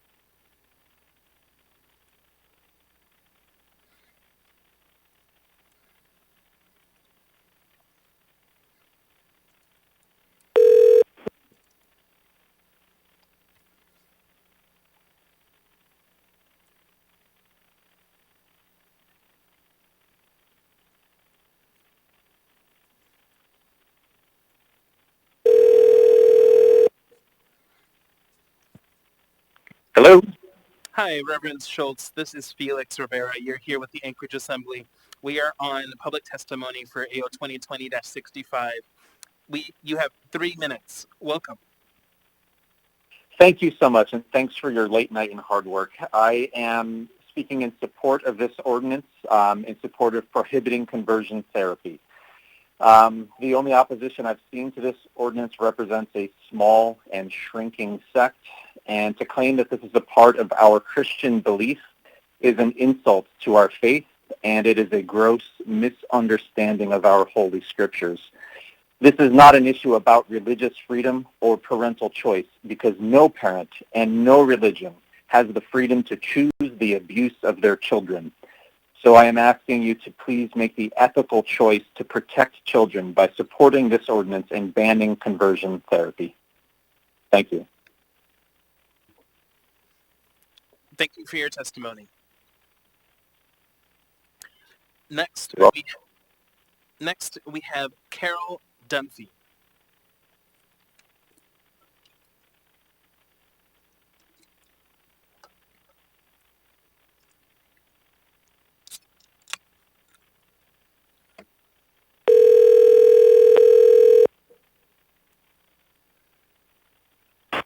Hello?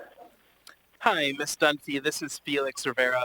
We are on public test. You're with the Anchorage Assembly. We're on public testimony for AO 2020-65. You have 3 minutes. Welcome. Thank you. I would like to greet the Assembly. I know this is a late night for all of us, but I want to appreciate your time that you're putting into this matter.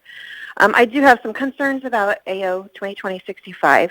The first one is that it really is very one-sided, and it really appears to be limiting the diversity. It only allows for one desired outcome in any counseling. And I know that the LGBTQ plus community is very embracing of diversity, so I find this a bit puzzling. I can imagine also that there is I've heard many concerns about the Assembly overreach. We've had cancer in our family, and I can't imagine what it would be like to have to wonder if the Assembly is going to make a law depending on what kind of cancer treatment that our loved one could get. It seems like this is outside of your realm of authority. This is, like others have said, this is between the counselor and the child and the parents. This is not something for a law organization to get into when there are already professional organizations that manage this. Another problem that I see is that there is a logical fallacy in the entire document, the ordinance itself. It says that, quote, harmful and discredited approaches can be harmful to children, end quote, after approaches. But then, yes, there are some harmful and discredited approaches, and I don't think there's anyone who would disagree with that. However, it goes on to say that all of these, any conversion therapy will be banned, not just the ones that are harmful and discredited. So this is a logical fallacy where it's assuming what is true of a part is true of the whole. Even when I was trying to look up the definition of conversion therapy, it's used as an umbrella term for a wide array of treatments. And in this ordinance, everything is being lumped together into one sum. Another concern I have about this is as a parent. As a mom, I carried my children from birth. I know them, and my husband knows them better than anyone else on this earth. I also know that my children, as they age, they have changed their ideas about things. It could be something as simple as whether or not they like broccoli, but they're going to change it. I know as a teenager myself, there are ideas I had that I've changed now that I'm an adult. And I think we need to allow for teens to be fluid in their ideas with parental guidance without a lawmaking assembly getting in the way of the relationship between teenagers and their parents. Thank you for your testimony. Thank you. Next, we have Jamal P. Sazwadi Jones.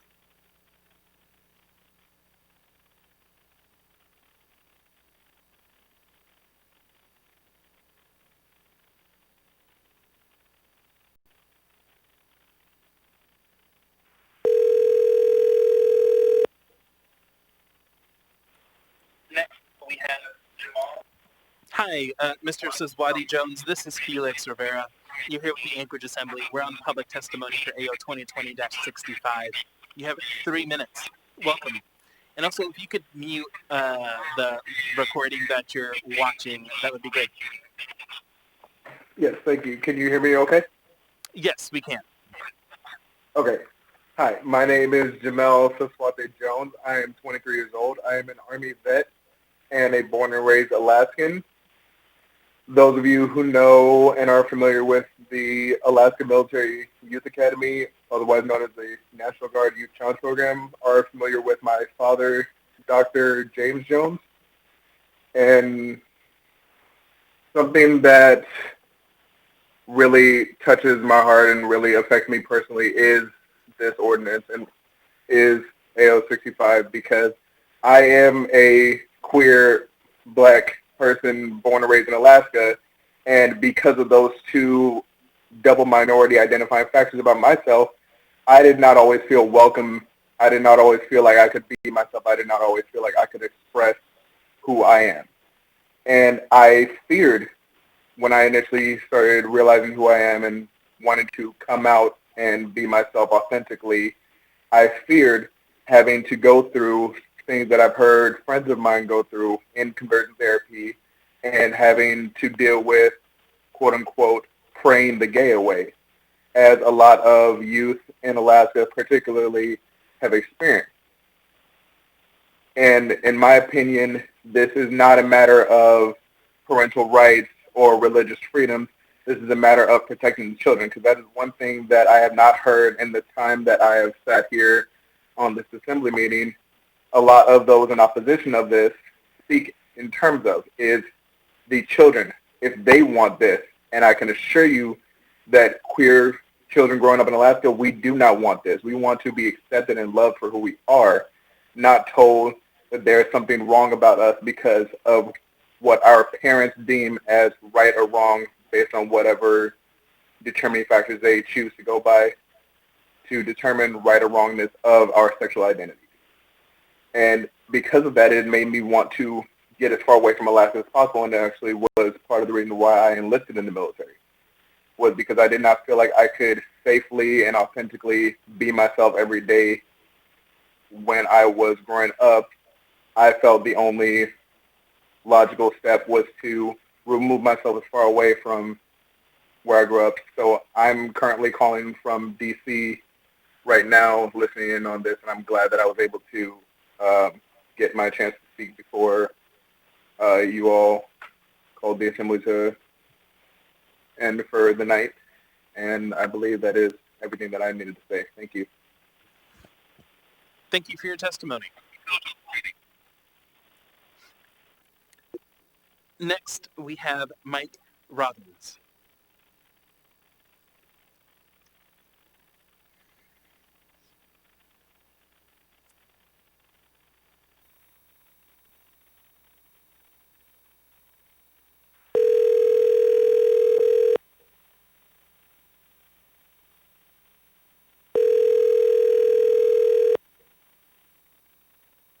Hello? Hi, Mr. Robbins. This is Felix Rivera. You're with the Anchorage Assembly. We're on public testimony for AO 2020-65. You have 3 minutes. Welcome. Thank you, Mr. Rivera, Mr. Mayor, and honorable assembly members. My name is Mike Robbins. I moved to Anchorage as a teenager in 1975. I grew up here. I attended West High. I'm a husband, a business owner. I'm also the proud parent and step-parent of 6 children. Now, I'm here tonight to offer testimony to urge this body to vote no on AO 65. I'm sure you've heard a lot tonight about the legality of the issue. You've heard about it violates the Constitution, that our state and our country. You've also, I'm sure, heard the passage of this equates to extreme overreach on the part of the body of the city, this assembly. That in itself should be enough to stop the process in its tracks, but it's not. Folks, growing up is tough, confusing, and parents are the ones that children should be able to turn to. Parents are responsible for teaching and training their children in the ways of life. This ordinance will violate that sacred responsibility. By passing this ordinance, this body will insert itself between a child and a parent. I'm not sure how you can justify making it illegal for a parent to engage a counselor to help their child navigate and understand the confusing process around gender dysphoria or gender confusion. What you propose will tie the hands of parents and make it impossible for the parent to decide the best course of action for their child. You're making it impossible for a parent to be a parent. You do not have the insight, the knowledge, the love for these children their parents do. With this ordinance, you are inserting yourselves where you do not belong. And yet, if that same child gets in trouble in school or in the community, Which one of you is going to step up and take the call? Would that be you, Chairman Rivera, that goes to the principal's office to discuss the behavioral issue? Or perhaps you, Mr. Constant, you'll answer the midnight call from APD when a teen gets picked up at a party with an open container. Of course not. It's not your responsibility. The heavy lifting, those hard decisions, those acts of love belong to the parents. The same as finding a counselor that best fits the need of a child belongs with the parents, not this body. As a father and stepfather of 6 children, here is what I can tell you. The greatest gifts a parent can give their children are love, stability, boundaries, and structure. When a child does not have these things, they cannot thrive. Their world turns upside down. And by passing this ordinance, you are taking away a parent's right and God-given responsibility to provide these pillars for their child. I'll tell you, I've never heard a child, mine or otherwise, say, "Gosh, Dad, I wish you'd been more lenient with me or more permissive or cared less about me, or you should have not tried to protect me and keep me out of trouble or tried to guide me." I say to you, do not Apologies repeat for action. interrupting, Mr. Robbins, but your time is up. Thank you for your testimony. Next, we have Carl Kuhn.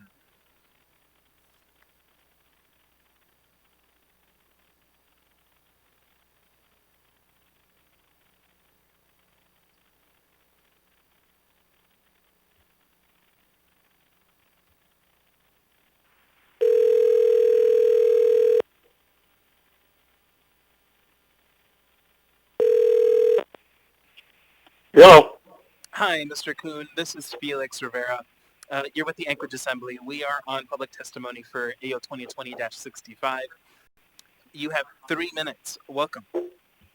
Okay, thank you. And I do get up at 4 o'clock in the morning, by the way. But I would just like to say that I am opposed to this ordinance. After reading the ordinance, I came to the conclusion that it appears to be agenda-based by certain individuals on the Assembly rather than a needs-based. I'll personally defend any emancipated 18 or older individuals' right to make their own decisions and choices. I don't believe in contemporary science, whatever that is. I believe in biblical science, and that equates the 2 genders, male and female, which are defined by certain physical characteristics that begin developing at conception. I realize that LGBTQ is a 5-letter acronym. Then I realize that acronym has an agenda. But I work with many of them, and they're really quite nice people. So I don't have a problem with them. However, I stand on a different 5-letter acronym. That acronym is BIBLE, and that is Basic Instructions Before Leaving Earth. And we are all going to leave the Earth at some point in time. This acronym just happens to be eternal. The other is temporal. The BIBLE says to raise up a child in the way he should go, and he will not soon depart from it. That is a parent responsibility and positive outside resources if deemed necessary. I'm also not a racist. I believe there are only 2 classes of people on this earth, those that are going to heaven and those that are going to hell. The basic instruction before leaving earth allows each individual to choose which direction.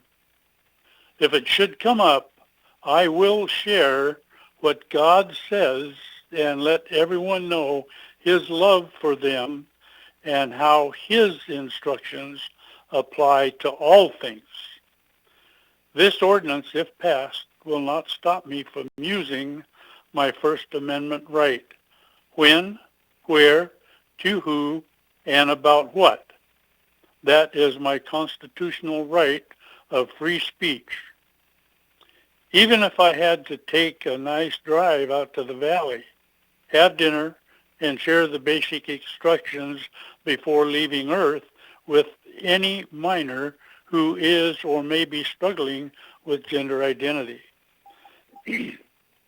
I researched how many adolescent Apologies, suicides. Mr. Kuhn, but your time is up. Thank you for your testimony.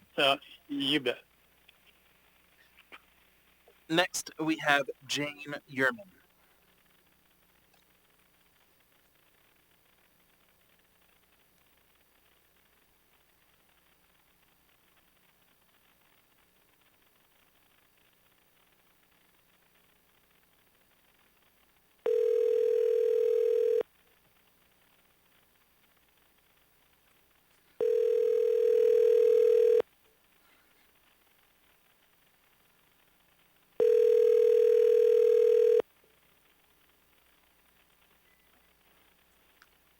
Hello? Hi, Ms. Yerman. This is Felix Rivera. You're with the Anchorage Assembly. Thanks for joining us so late. Yeah. Well, let me turn the light on, okay? Sure. Okay. I'm going to walk with the cell phone, but I'm going to turn the light on so I can see. That would be a good thing, right? No problem, ma'am. We are on How public you doing, testimony Felix? for How are you doing?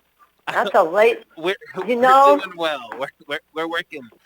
We are on public testimony for AO 2020-65.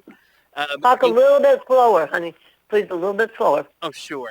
We're on public testimony for AO 2020-65. Yes, I'm aware of that. Yes, you have 3 minutes. Welcome. Well, okay, but you got to let me, give me, I haven't started yet, okay? Sure. I just got the light on, and now I'm getting my papers and get my cell phone, and I'm 80 years old, doing fine, but, you know, gotta go a little bit slower, Felix. When you're 80, you'll find out. Okay, let me get to where I can see. Good, okay. I was waiting for you about a half hour ago. I just laid down. I said, oh, okay. That's okay. Okay, we'll do it. Okay, now, what am I doing, Felix? I've never done anything like this before. I just speak? Yeah, you have 3 minutes, and we're on testimony for AO 2020-65. So share your thoughts with us. Okay, now everybody hears me? Yes, we are all here, either in person or over the phone. Beg your pardon? We're all here. Go ahead, ma'am. Okay. Hello? Boy, I can't believe you guys work so long, so many hours. Bless your heart. I'm Jane Yerman. I'm an 80-year young widow. My late husband, Whitey, and I owned and operated Roto-Rooter for 50 years here in Anchorage. And I want to say hi to John Wellington, who's my representative, and hi to Suzanne LaFrance. Suzanne, you've been so kind to me, texting me right back and helping me understand things. Thank you for that. I appreciate it. Okay, now, here's the deal. My 27-year-old grandson, Eli, dictated his testimony for me. So these are his words. Eli represents the youth. He's 27 years old. I said that. He's 27 years old. Eli represents the youth of Anchorage and Eagle River areas. And here's how he feels about 2065. Now I have to go into my gosh. Okay, here we go. I don't know how to do this. I'm going to get back to here it is. The cell phone, and learning. It's all different when you're 80 like me. Dear God, help me. Give me a minute here. You're doing great. To pull it, thank you. I'm so nervous to pull it up. I don't want to take you too much time, Okay, here we go. Almost there. The 24th. This one I wrote it. I'm scrolling. Gosh. Are you guys awake? You poor things. Okay, here we go. Okay, I got it. Okay. I think I got it. No, I don't got it. Okay. I've paused your timers. Okay, here we go. Okay. Excuse me. Okay. Oh, wait. What'd you say? Oh, Go no, ahead, I did it. You said something, I did it wrong. Okay. Excuse me. Mr. Vera. Okay, here's what my grandson said. One man, our governor, wants to control the purse for $171,713,000. Am I wrong, he said. Is it not the purpose of our national founding fathers to balance the power through different levels of government? Is it wise to put that much raw control in one man's control without the accountability of his council members or his peers? Is not every man drawn to raw power without control? Are we not a democracy? Are we not a republic? Seems to me like you are trying to make a dictatorship something for you to think about. Do you want to be responsible for this? That's all I have. Thank you for your testimony. Thank you very much for listening, everybody. Bye-bye. Have a good night. Next, we have Prince Nwankludu.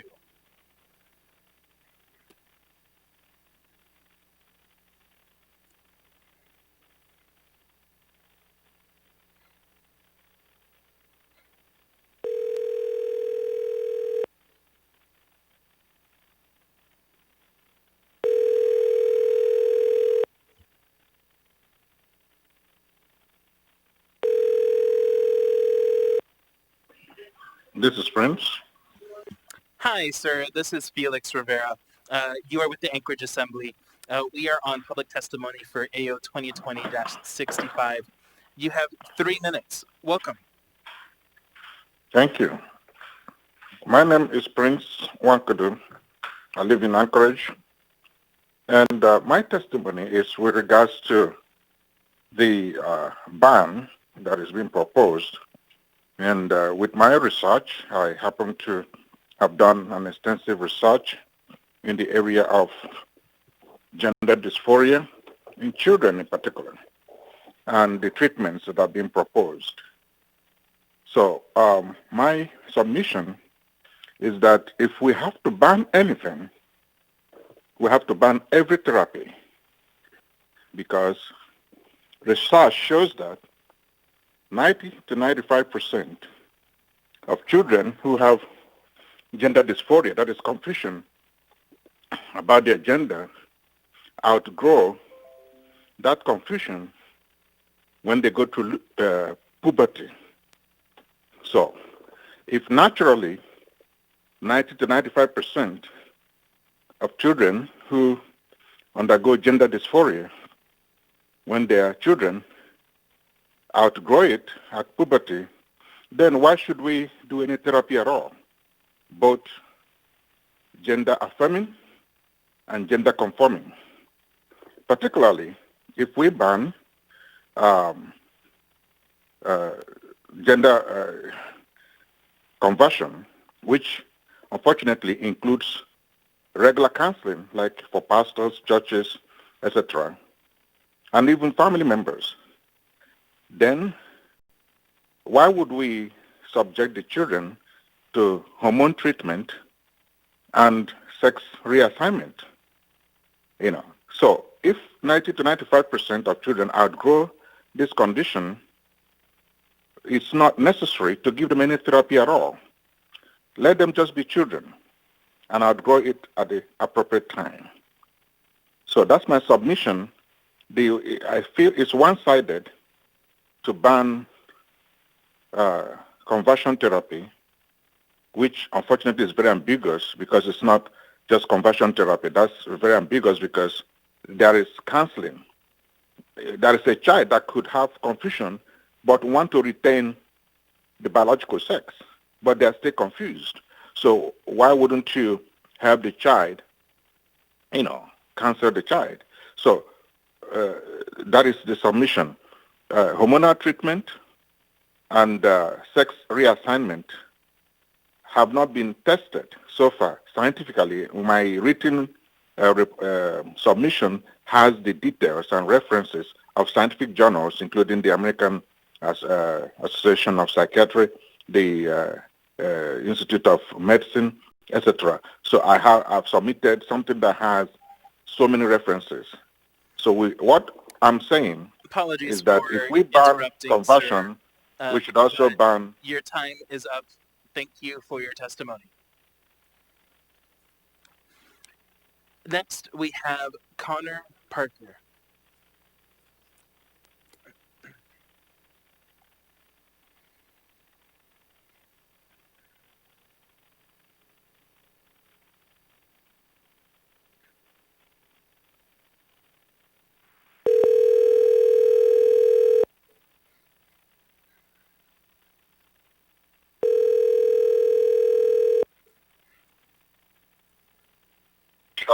Hello?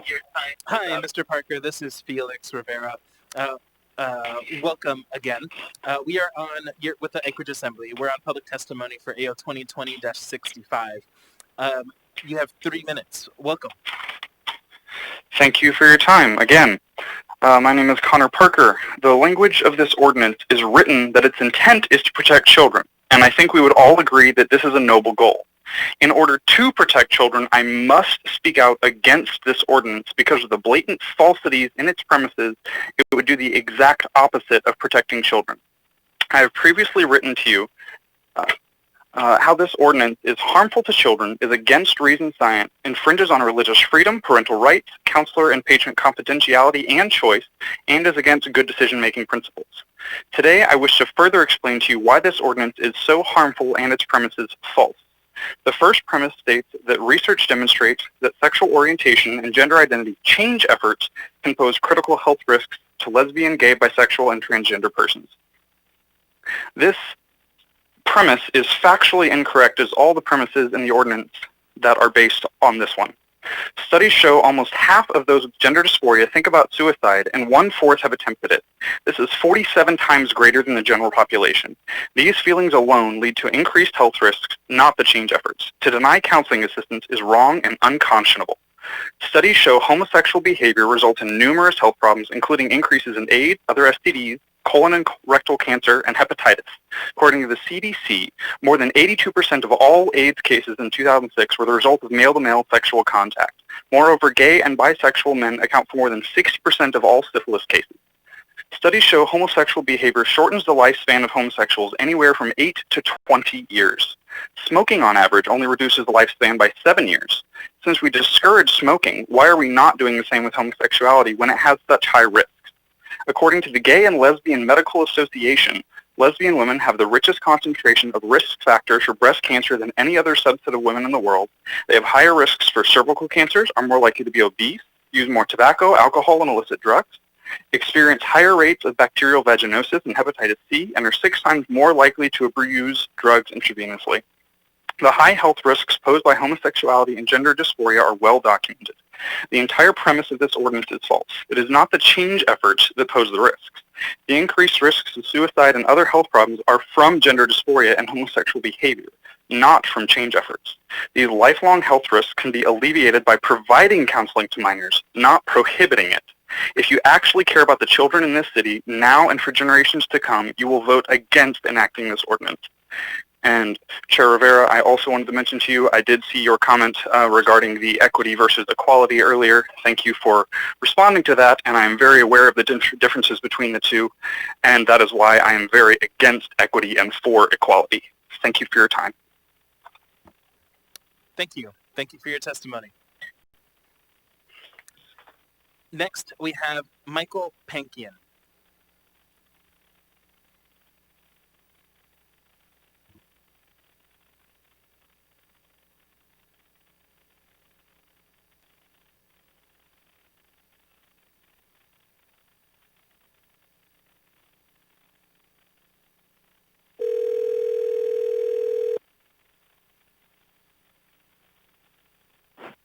Hello?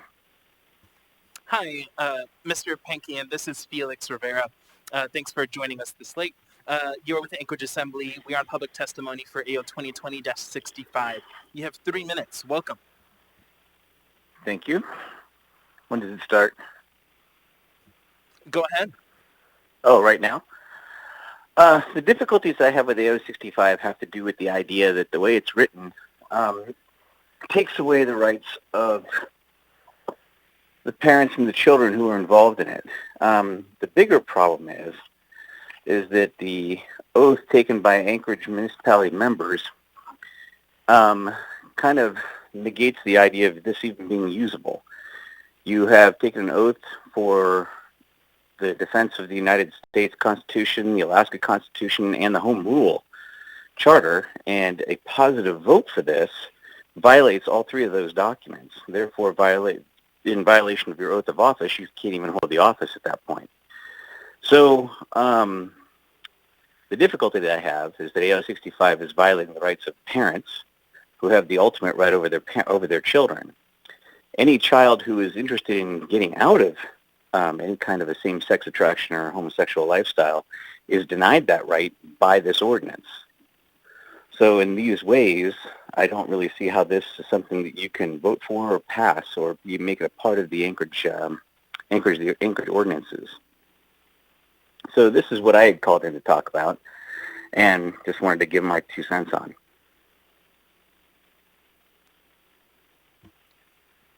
Thank you. I have a question for you. Ms. Allard? Thank you, Mr. Pinkin. Is it possible that that I can call you back as a subject matter expert? Would you be willing to do that? I have about anywhere from 5 to 7 questions, and we're just going to be running out of time tonight. Would that be okay with you? That would be fine with me. Is there, and I can just expect a call sometime tomorrow in between some hours? Thank you. Thank you. Thank you. Thank you for your testimony. Thank you. Next, we have Kate Shortell.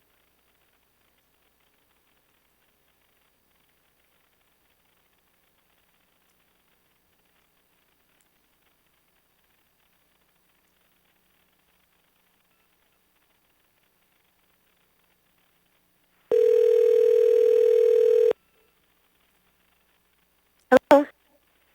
Hi, Ms. Shortell. This is Felix Rivera. You're here with the Anchorage Assembly. We're on public testimony for AO 2020-65. You have 3 minutes. Welcome. Thank you. Thank you for the opportunity to testify in support of AO 2020-65. My name is Caitlin Shortell.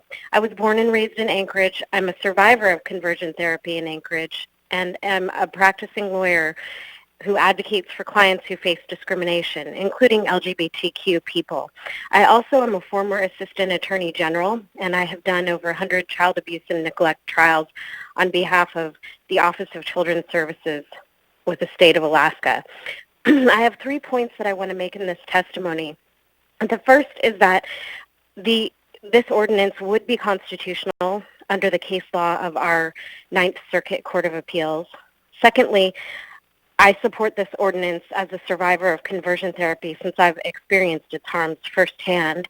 And lastly, I want to address how regulating therapy through this ordinance can be pivotal to preserving LGBTQ rights in the courts. First, I'll explain why I believe that AO 2020-65 would be constitutional. Alaska is within the Ninth Circuit Court of Appeals. The Ninth Circuit has upheld a ban on ex-gay or conversion therapy. In a couple of cases, Pickup versus Brown and Welch versus Brown, these cases were filed in 2012, and the decision on these cases upholding a ban like AO 2020-65 would control any lawsuit that would be filed to challenge this ordinance. A legal challenge to this ordinance would likely fail, and the ordinance would be upheld. And the analysis of the court in these cases touched on the point that many witnesses have raised. There's been a claim in a lot of the testimony that this ordinance would violate the rights to free speech and the right of free exercise of religion. The district court in Pickup, the district court was the trial court, declined to issue an injunction blocking SB 1172. The district court hearing in the Welch case, the other case, however, concluded that the law implicates free speech and subsequently issued the preliminary injunction. So then the two cases were consolidated, and the appeals court for the Ninth Circuit, which is our circuit, concluded, among other things, that the conversion therapy practices are classified as conduct, not speech, and therefore the matter is subject only to rational basis review. We heard one witness testify that this would be subjected to a higher level of scrutiny, and that is not accurate as a statement of the law. This law would be subjected to rational basis scrutiny, and it would only have to pass the analysis that it's rationally related to the legitimate government interest of protecting the well-being of minors.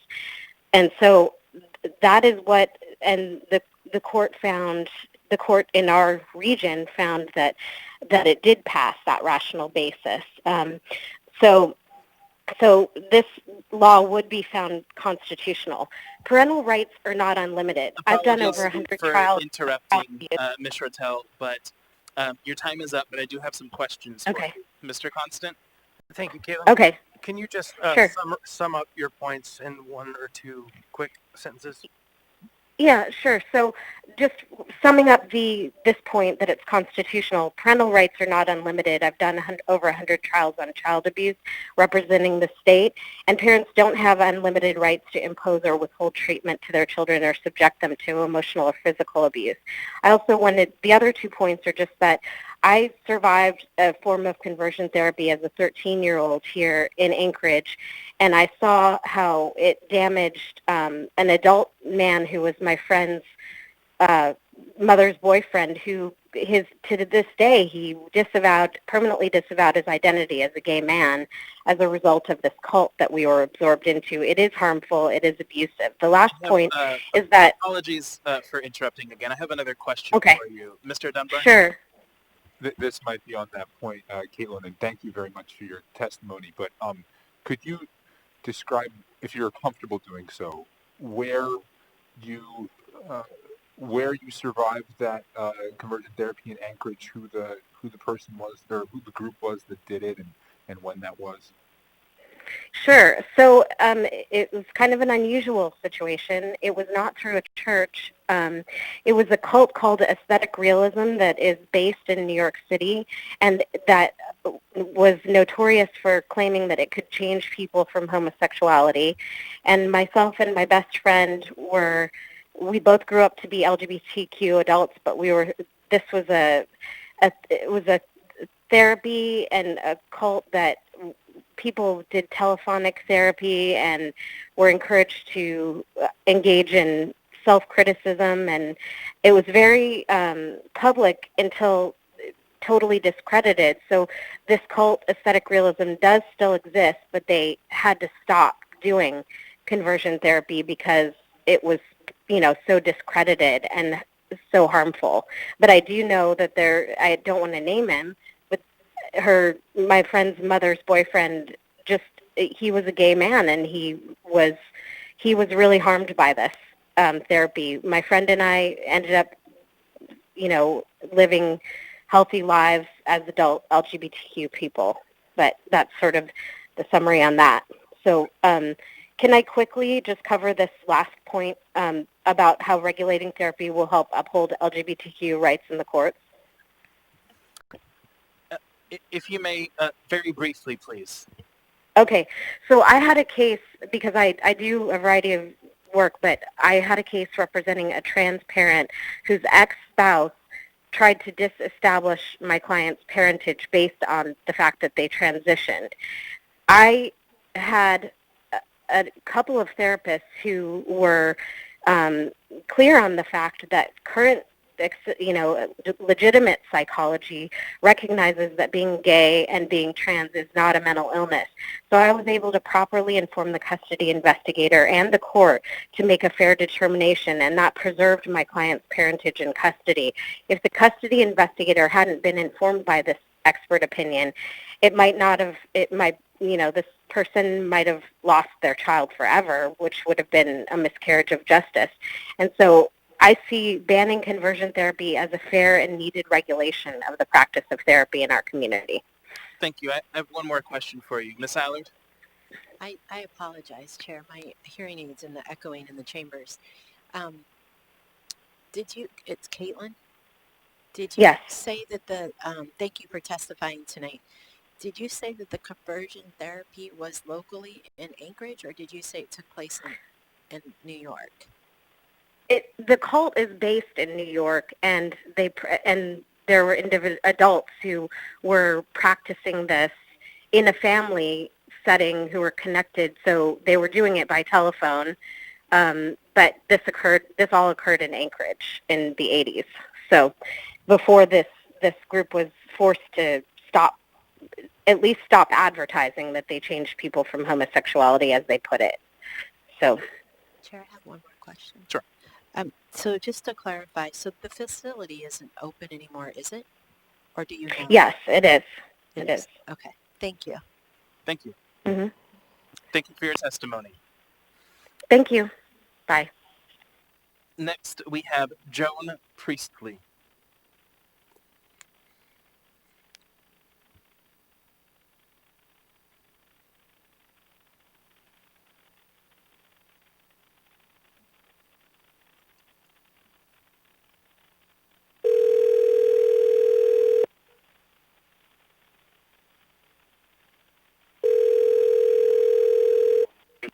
Hello. Hi, Ms. Priestley. This is Felix Rivera. You're with the Anchorage Yes. Assembly. We are on public testimony for AO 2020-65. You have 3 minutes. Welcome. Hang on. Jeez. Thank you. Thank you very much. This is Joan Priestley, a retired medical doctor. I am opposed to this bill because, one, the papers cited in the Assembly memorandum from the APA, the AMA, medical journals, as the basis for the standard in this bill are legally irrelevant. The only standards that have the force of law are those set by our licensing boards. This is why California law SB 1172 survived court challenges. It was statewide, and it directed the licensing board to consider this therapy to be unprofessional conduct. This was not some local government trying to usurp that authority.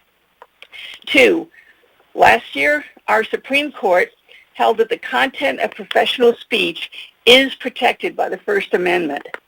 You were seeking to impose a prior restraint, a blanket and vague ban on the protected content of professional speech. This ordinance is legally void from the start. Number 3, consider the case of Schwartz in New York City, a successful challenge last year to a local law almost identical to this one. New York City settled, repealed the law, and paid $100,000 to his law firm, the Alliance Defending Freedom. Number 4, Downtown Soup Kitchen was a plaintiff in a similar professional content speech case. They won last year too. The city paid $100,000 to the Soup Kitchen's law firm, which again was the Alliance Defending Freedom. That city was Anchorage. This case has been decided in our own backyard in federal court. The first court challenge of this ordinance will win, and you will just cost the citizens another $100,000. There are 2 options going forward. Number 1, table this bill. Instead, pass a resolution asking the state legislature to ask the licensing boards to evaluate this therapy. That will withstand any constitutional challenge. Or 2, if you are determined to pass this unconstitutional ordinance, I'm asking you to contribute your salaries to the $100,000 in legal fees that the Alliance will get when Anchorage crashes and burns in federal court again. The Alliance knows very well about this bill, and they can't wait to take it to court. Thank you. Thank you for your testimony. Next, we have Wendy Perkins.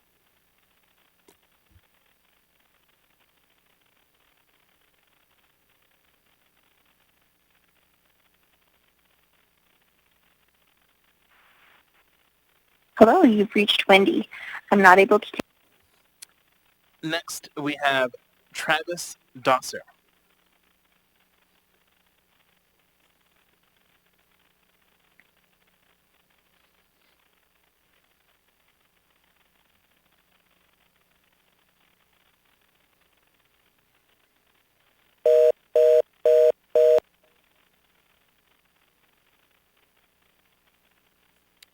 Can we try that one more time just in case?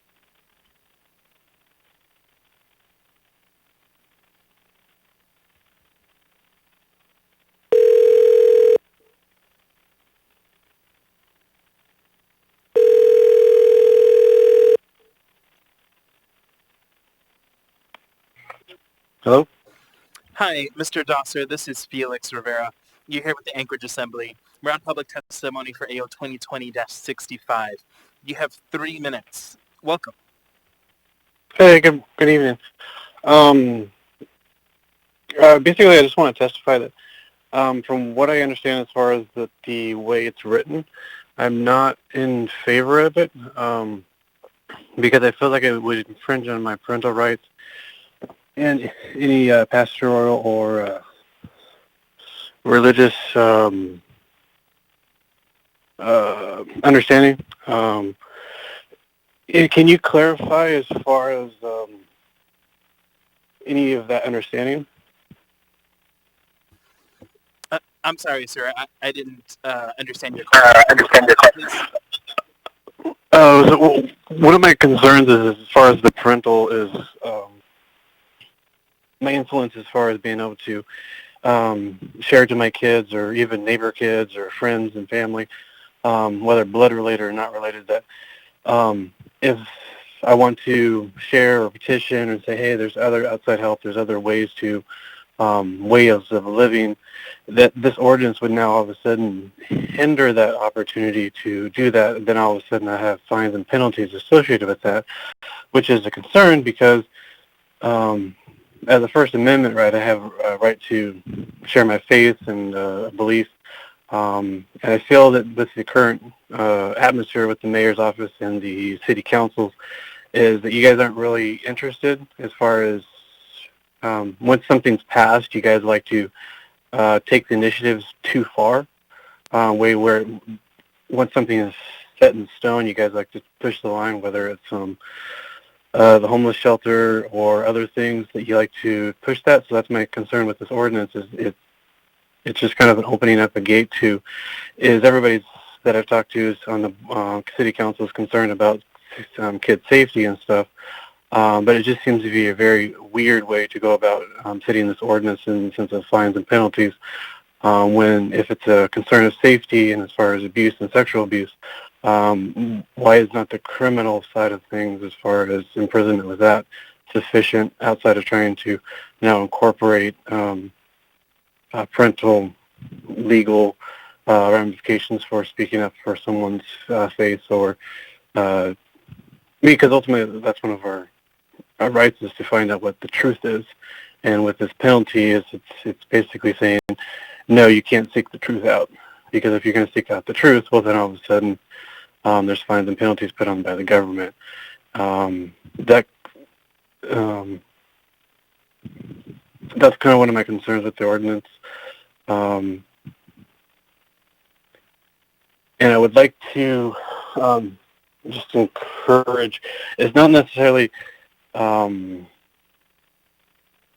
discourage from people as far as seeking out the truth, but in the sense of in a safe, orderly manner, and I just don't feel like this ordinance is going to... for interrupting you, sir, but your time is up. Thank you for your testimony. Thank you. Next, we have Donna Celia.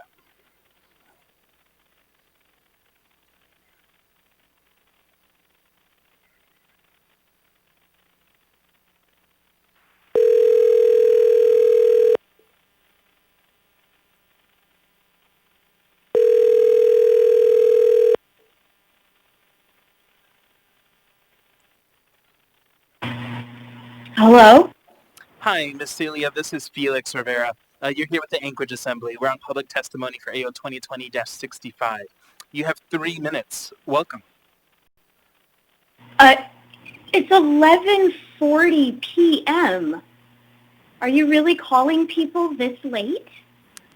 We extended the meeting to midnight, and we are taking public testimony to midnight. Yes, ma'am. Oh. Okay, well, is this my only chance to be able to give my testimony? I'm sorry, ma'am. I didn't understand that question. The question is this my only chance? Do I have to do this right now? I can go ahead and leave you on the list for tomorrow if you would like, ma'am. Okay, but it's tomorrow evening, right? Yes, the plan is to continue the meeting to 5 p.m. tomorrow. Oh, okay, so I have to sit and wait for the rest of the night tomorrow night too. I don't think so. I'll just go. Has my time already started? It has not. Go ahead, ma'am. Okay, I'll start by reading the definition of sexual orientation or gender identity change efforts that's in this proposal. Sexual orientation and gender identity change efforts, also known as conversion therapy or reparative therapy, means any counseling, practice, or treatment that seeks to change a person's sexual orientation or gender identity, including but not limited to efforts to change behaviors or gender expression or reduce or eliminate sexual or romantic attraction or feelings toward a person of the same gender. Sexual orientation or gender identity change efforts do not include counseling that does not seek to change sexual orientation or gender identity that A, assists a person undergoing gender transition, provides acceptance, support, and understanding to the person, or facilitates a person's coping, social support, identity exploration, and development, including sexual orientation, gender identity, neutral interventions, to prevent or address unlawful conduct or unsafe sexual practices. I have a question for the Assembly, and I expect an answer right now. Do you recognize how one-sided this definition is? Anybody? Providers are only allowed to provide therapy that pushes children into transitioning or affirms their same-sex attraction. Who says that all gender-confused or same-sex attracted people welcome these impulses? The proposed ordinance will surely remove options available to parents who seek assistance from providers who operate within the scope of Christian morality and ethics. I'd like to read you a quote from a Dr. Phil Zuckerman, who's a professor of sociology specializing in atheism. He states, concerning suicide rates, this is one factor of societal health in which religious nations fare much better than secular nations. According to the 2003 World Health Organization's report on international male suicides, which compared 100 countries, of the top 10 nations with the highest male suicide rates, all but Sri Lanka are strongly irreligious nations with high levels of atheism. It is interesting to note, however, that the top remaining 9 nations leading the world in male suicide rates are all former Soviet and communist nations. Of the bottom 10 nations with the lowest male suicide rates, all are highly religious nations with statistically insignificant levels of organic atheism. Why does being a Christian make you statistically less likely to commit suicide? I'll explain it to you. It's very simple. Because Christians recognize that God created them male and female, and it was good. That is a quote from Genesis. It is recognized that some people are really traumatized in their childhood, and that this trauma does result in self-harming behaviors. Would binding your breasts be considered self-harmful? How about lobbing off your ding-dong? Anybody in the Assembly want to address that question? How about permanently destroying your fertility with cross-sex hormones? Apologies for interrupting, ma'am, but your time is up. Thank you for your testimony. Next, we have Eric Croft.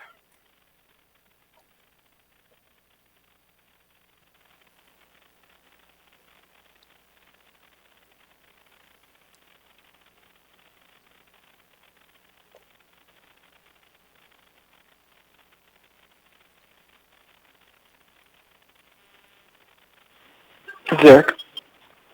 Hi, Mr. Croft. This is Felix Rivera. You're here with the Anchorage Assembly.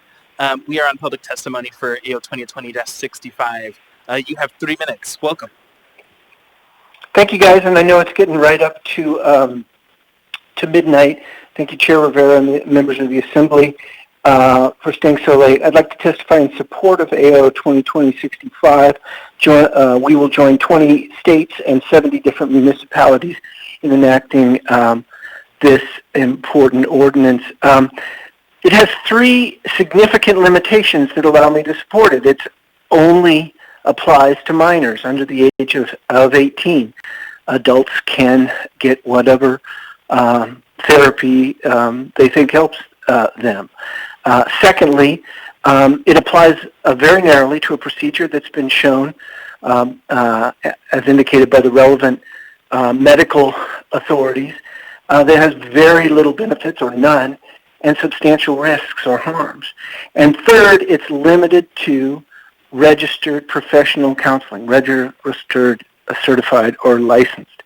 So it doesn't prevent, I've been listening to the testimony over the last couple of hours, for instance, parents talking with their children.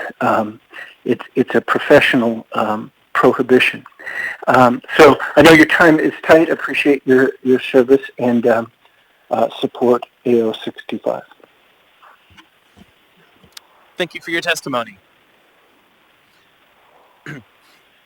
All right, so I think we're going to probably get through 2-3 more individuals, and then we will call it wraps. So first, we have Terry Light.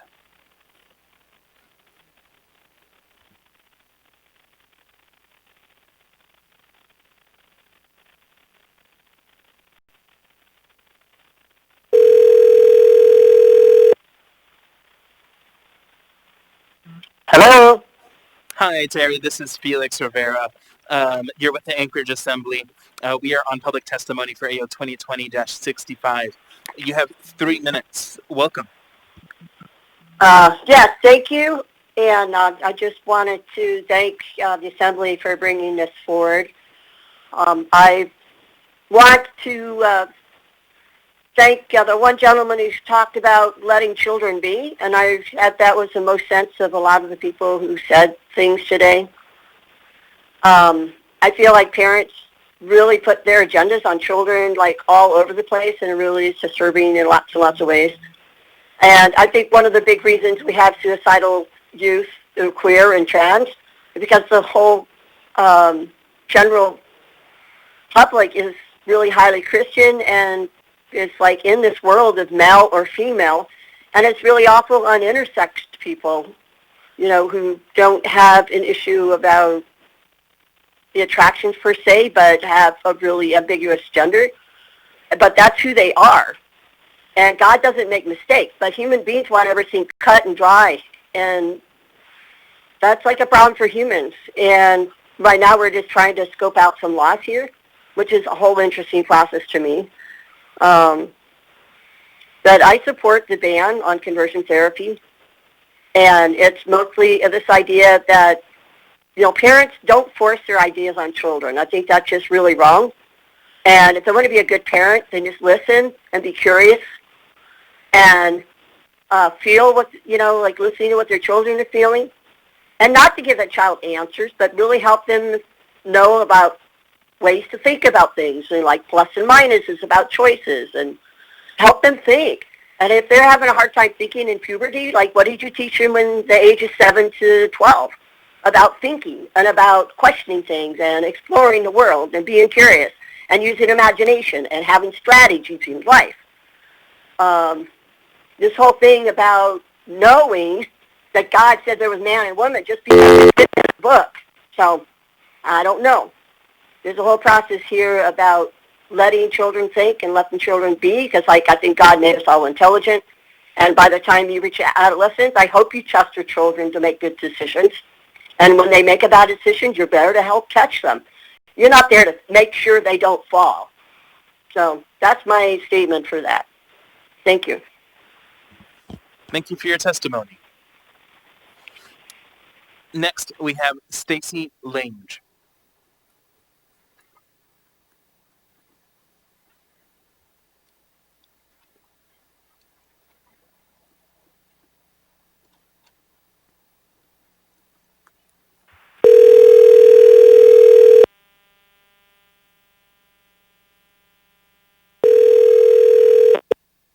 Hello. Hi, Ms. Lange. This is Felix Rivera. You're with the Anchorage Assembly. We're on public testimony for AO 2020-65. Thanks for staying up late with us. You have 3 minutes. Welcome. Yeah, I sure do. Let me get to my my paperwork where I have some notes written down.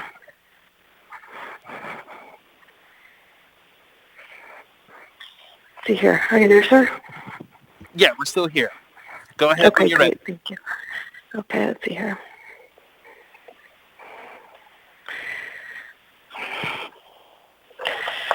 All right, sorry about that. Well, thanks for calling. I just really want to let you all know that I appreciate the opportunity for speaking. Because I'm not able to speak in person, I come before y'all telephonically to express my concern regarding the Ordinance 202065, which prohibits parents from helping their child work through unwanted same-sex attraction or gender identity confusion. Specifically, the ordinance says that it shall be unlawful for any provider to provide, apply, or use sexual orientation or gender identity change efforts with a patient who is a minor. I oppose this ordinance for the following reason. Mental health decision for minors should be left to the patient, the parent, and the counselors, not to the government to license one viewpoint. In addition, the ordinance is a targeted restriction on the speech of counseling clients, licensed counselors, and others. It targets a specific message that an individual can experience personal transformation to their sexuality or identity for censorship. These kind of viewpoint-based restrictions on speech are unconstitutional. In addition, numerous faiths teach that individuals can experience personal change, and many clients seek professional help to conform their lives to the teaching of the faith. This ordinance demonstrates open hostility towards these religious teachings, labeling them as unprofessional conduct, and depriving individuals of the freedom to live out these teachings. Excuse me.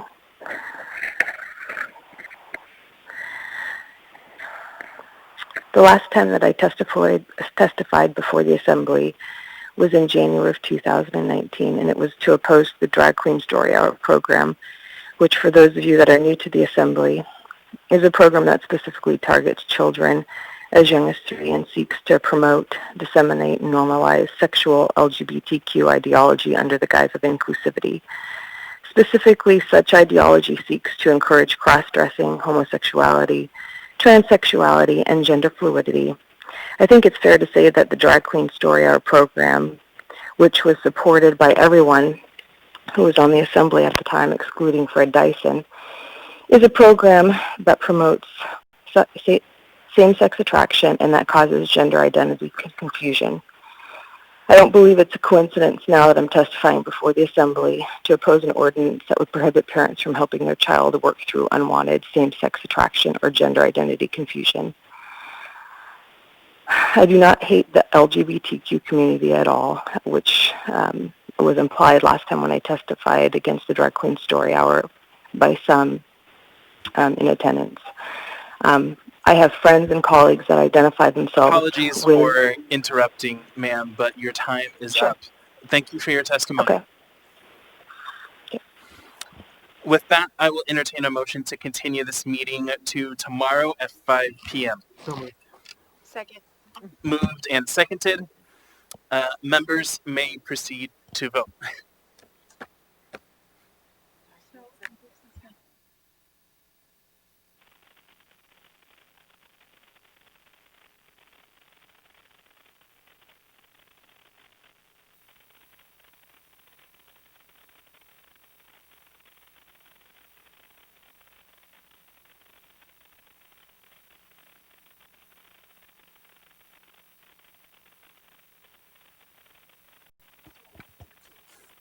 Members may proceed to vote. Mr. Peterson, Yes. Ms. Quinn Davidson,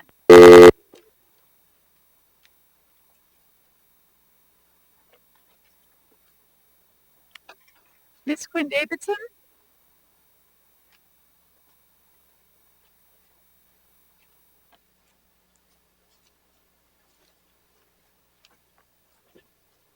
Mr. Perez Verdia,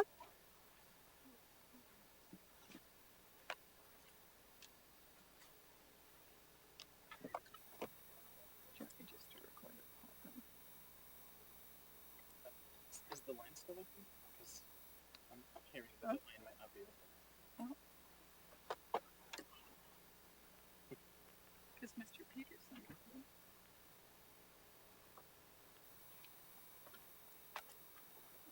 Oh, I know.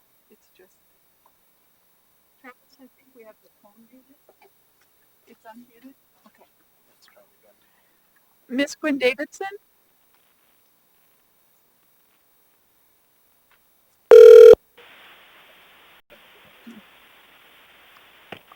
Mr. Chair, can you hear me? Yes, we can hear you. Are you waiting for me to vote, or did I miss it? Yes, we're still on the vote. The clerk just called your name. Oh, terrific. Yeah, for some reason the sound just dropped. I vote yes. Mr. This is Mr. Perez Verdilla. I vote yes. I vote yes as well. Thank you for waiting. That motion passes 10-1. We'll be back here tomorrow at 5 p.m.